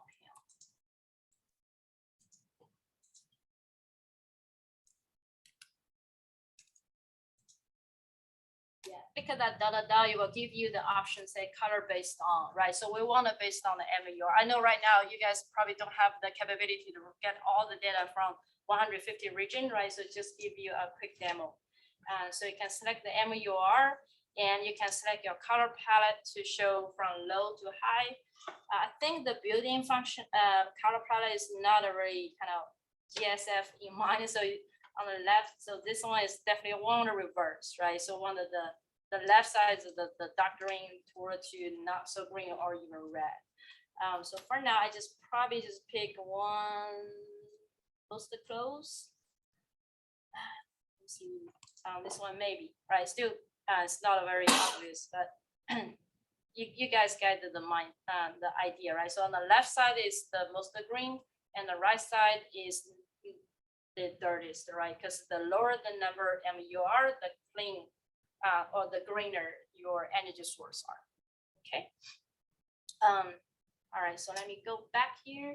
And so that's the color palette for the MUR, and also give it a new name.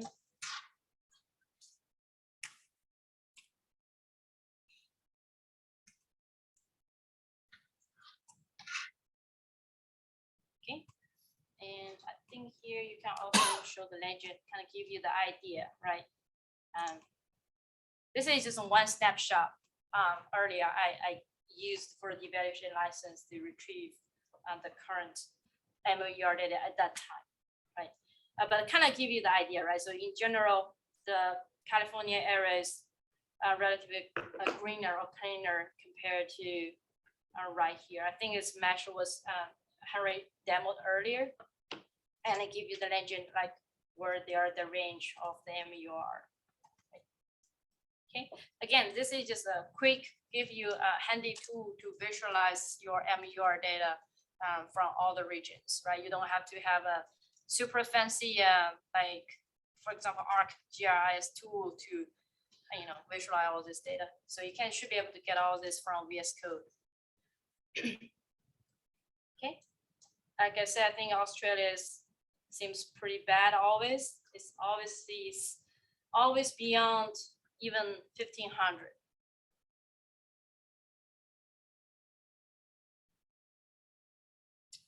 Yeah. And West Europe, Poland and Germany seems are not so good. But France, Spain, not too bad.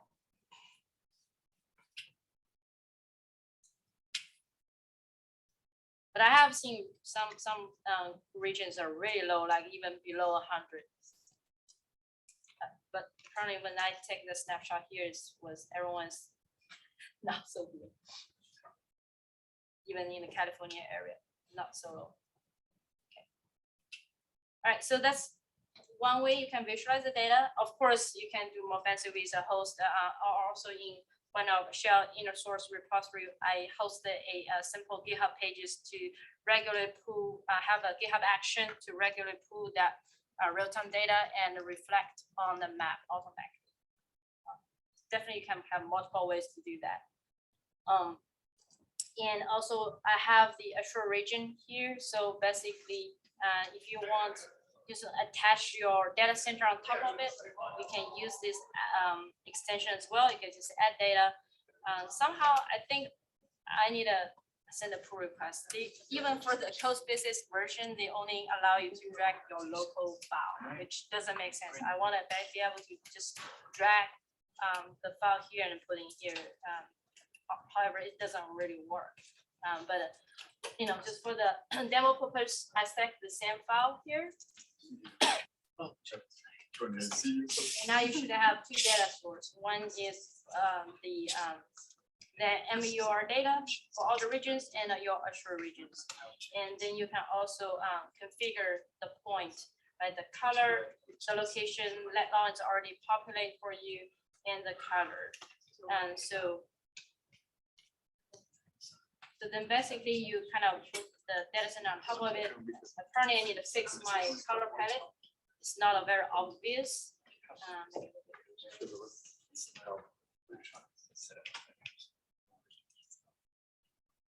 I'm not a good kind of expert on the design, so try to find, I think, the data center.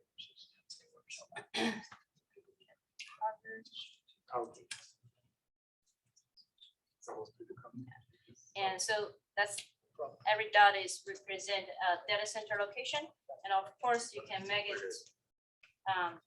put a label there, right? So we have the name for the data center, so you can select. For example, here we have South Central US. course, you can make the font bigger, right? So all this different way to present the data, you can make it pretty and easy to interpret and consume. So the idea here is you can combine multiple data sources and put the different layer on top of it and visualize together. So you can interpret like I have the Azure data center at South Central US, and again, right? So you can have multiple data center, one for Azure or one for couple for on-prem, or you have also one from AWS. You can put everything in one map, so you can make your decision together. I think here you should be able to, let me see. You should be able to put out. Doesn't do that very well. I was hoping that you can put an Azure and the name both. Let's see. Probably need a offset a bit so they can show that together.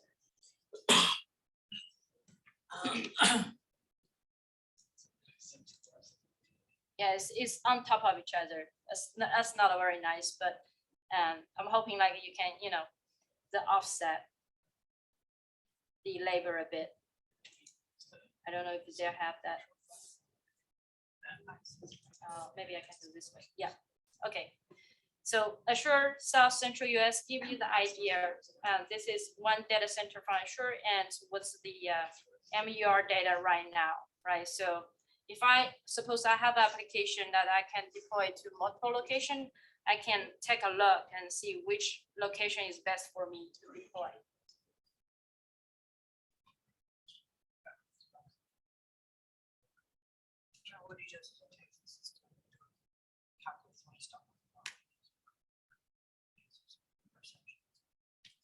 Yeah, I just want to show you guys quickly. We can visualize on the map one way to do that.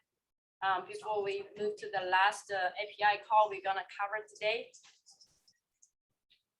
which is the historical data. I may not have that. Let me comment out part and all the previous part. I'll leave it. So for the historical data, the main API is get history data and basically give you in the past 2 years every 5 minutes for this region. And they give you a zip file, so you need to unzip it and you know, visualize after you unzip the files. Let's run that real quick. Yes.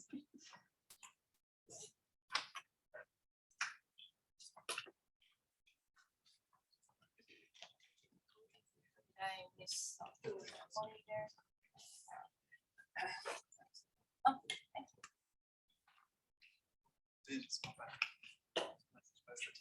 And if I run that one more time,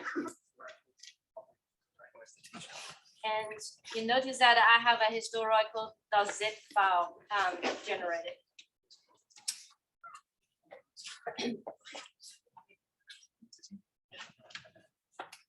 Jumping back to the code one more time. I don't remember if I have this one committed, but if you don't see that, go ahead and try that. It's called get history data with token, and I shortcut it, which is not recommended. It's just basically for each region, you provide the region code, and then you can download after from the API. You should be able to download the zip file. And there's also multiple ways to do that, right? So I like to do everything inside of VS Code. So I'm trying to do as much as possible just from the extension, do that for me, so I don't have to move to another tools or things. So you can do either a zip file explorer, just type zip. There's a lot of things that you can give it a shot, give it a try, or zip preview.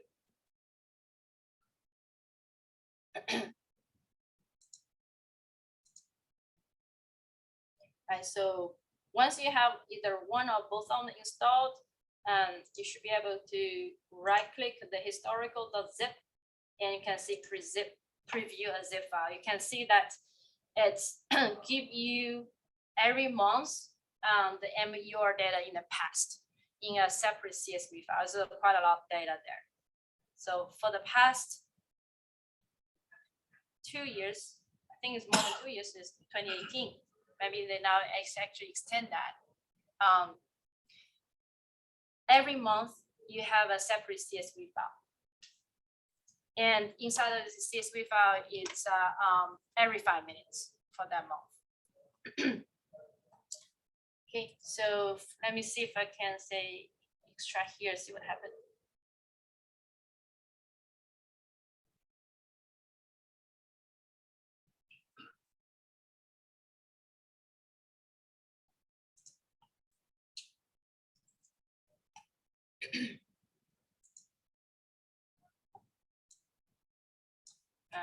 Didn't do anything for me. Let's see. Cleaned up a bit.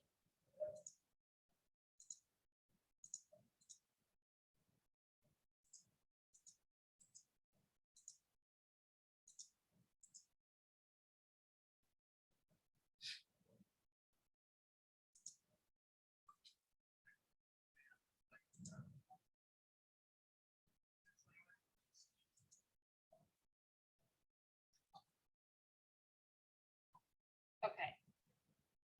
Things that I tried that earlier seems working, but it doesn't like now. So let me see if I can just download it.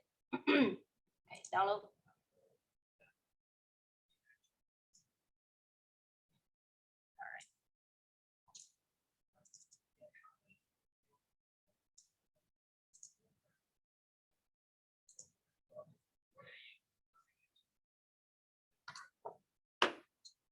Okay, just quickly go through like one month. Let's open the VS Code for me. All right, so you can see like again, so give you the timestamp and the MEUR data. That's the key part, right? So then the time frequency, data resolution, you can see it's every 5 minutes. Give you that. So it's 2018. January 1st, all the way. So it's really big data set. So it's separated by month, I believe, for every 5 minutes. Okay, so that's how you get the historical data for a given a region.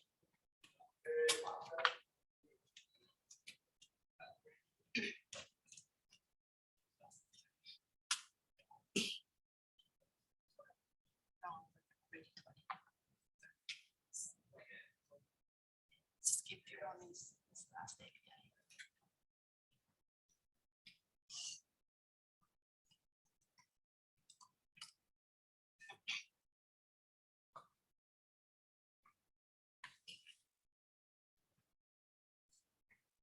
So once you get a historical data, there's a lot of things you can experiment and extend, right? So you may look at the data and see, what kind of model I can think about to do the forecasting, or is there any pattern I can, cross the multiple regions? Is there any patterns for a specific region or across a region, or any other information I want to get to strengthen my model, right? So things we can start to brainstorming and start from there.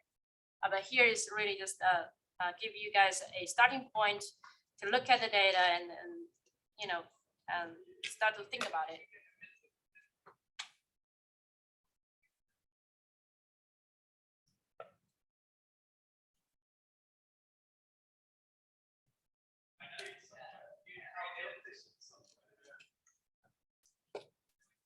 I think we reached the end of it for today. So certainly if anybody has more questions, can always ask Lou or message after. I'm not sure, is there people still online?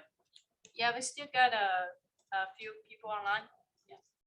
So, but yeah, thanks for joining. So we'll end the Zoom call. I assume everybody will have access to it for recordings and things later, either the whole thing or we'll break it up, figure something out. But yeah, if anybody's left, thanks for joining. Thanks for organizing this. A lot of work. Folks. Thank you. Thank you, people online. We're closing the call, but feel free to reach out, or if you see anything on the repository, feel free to raise an issue or leave a comment.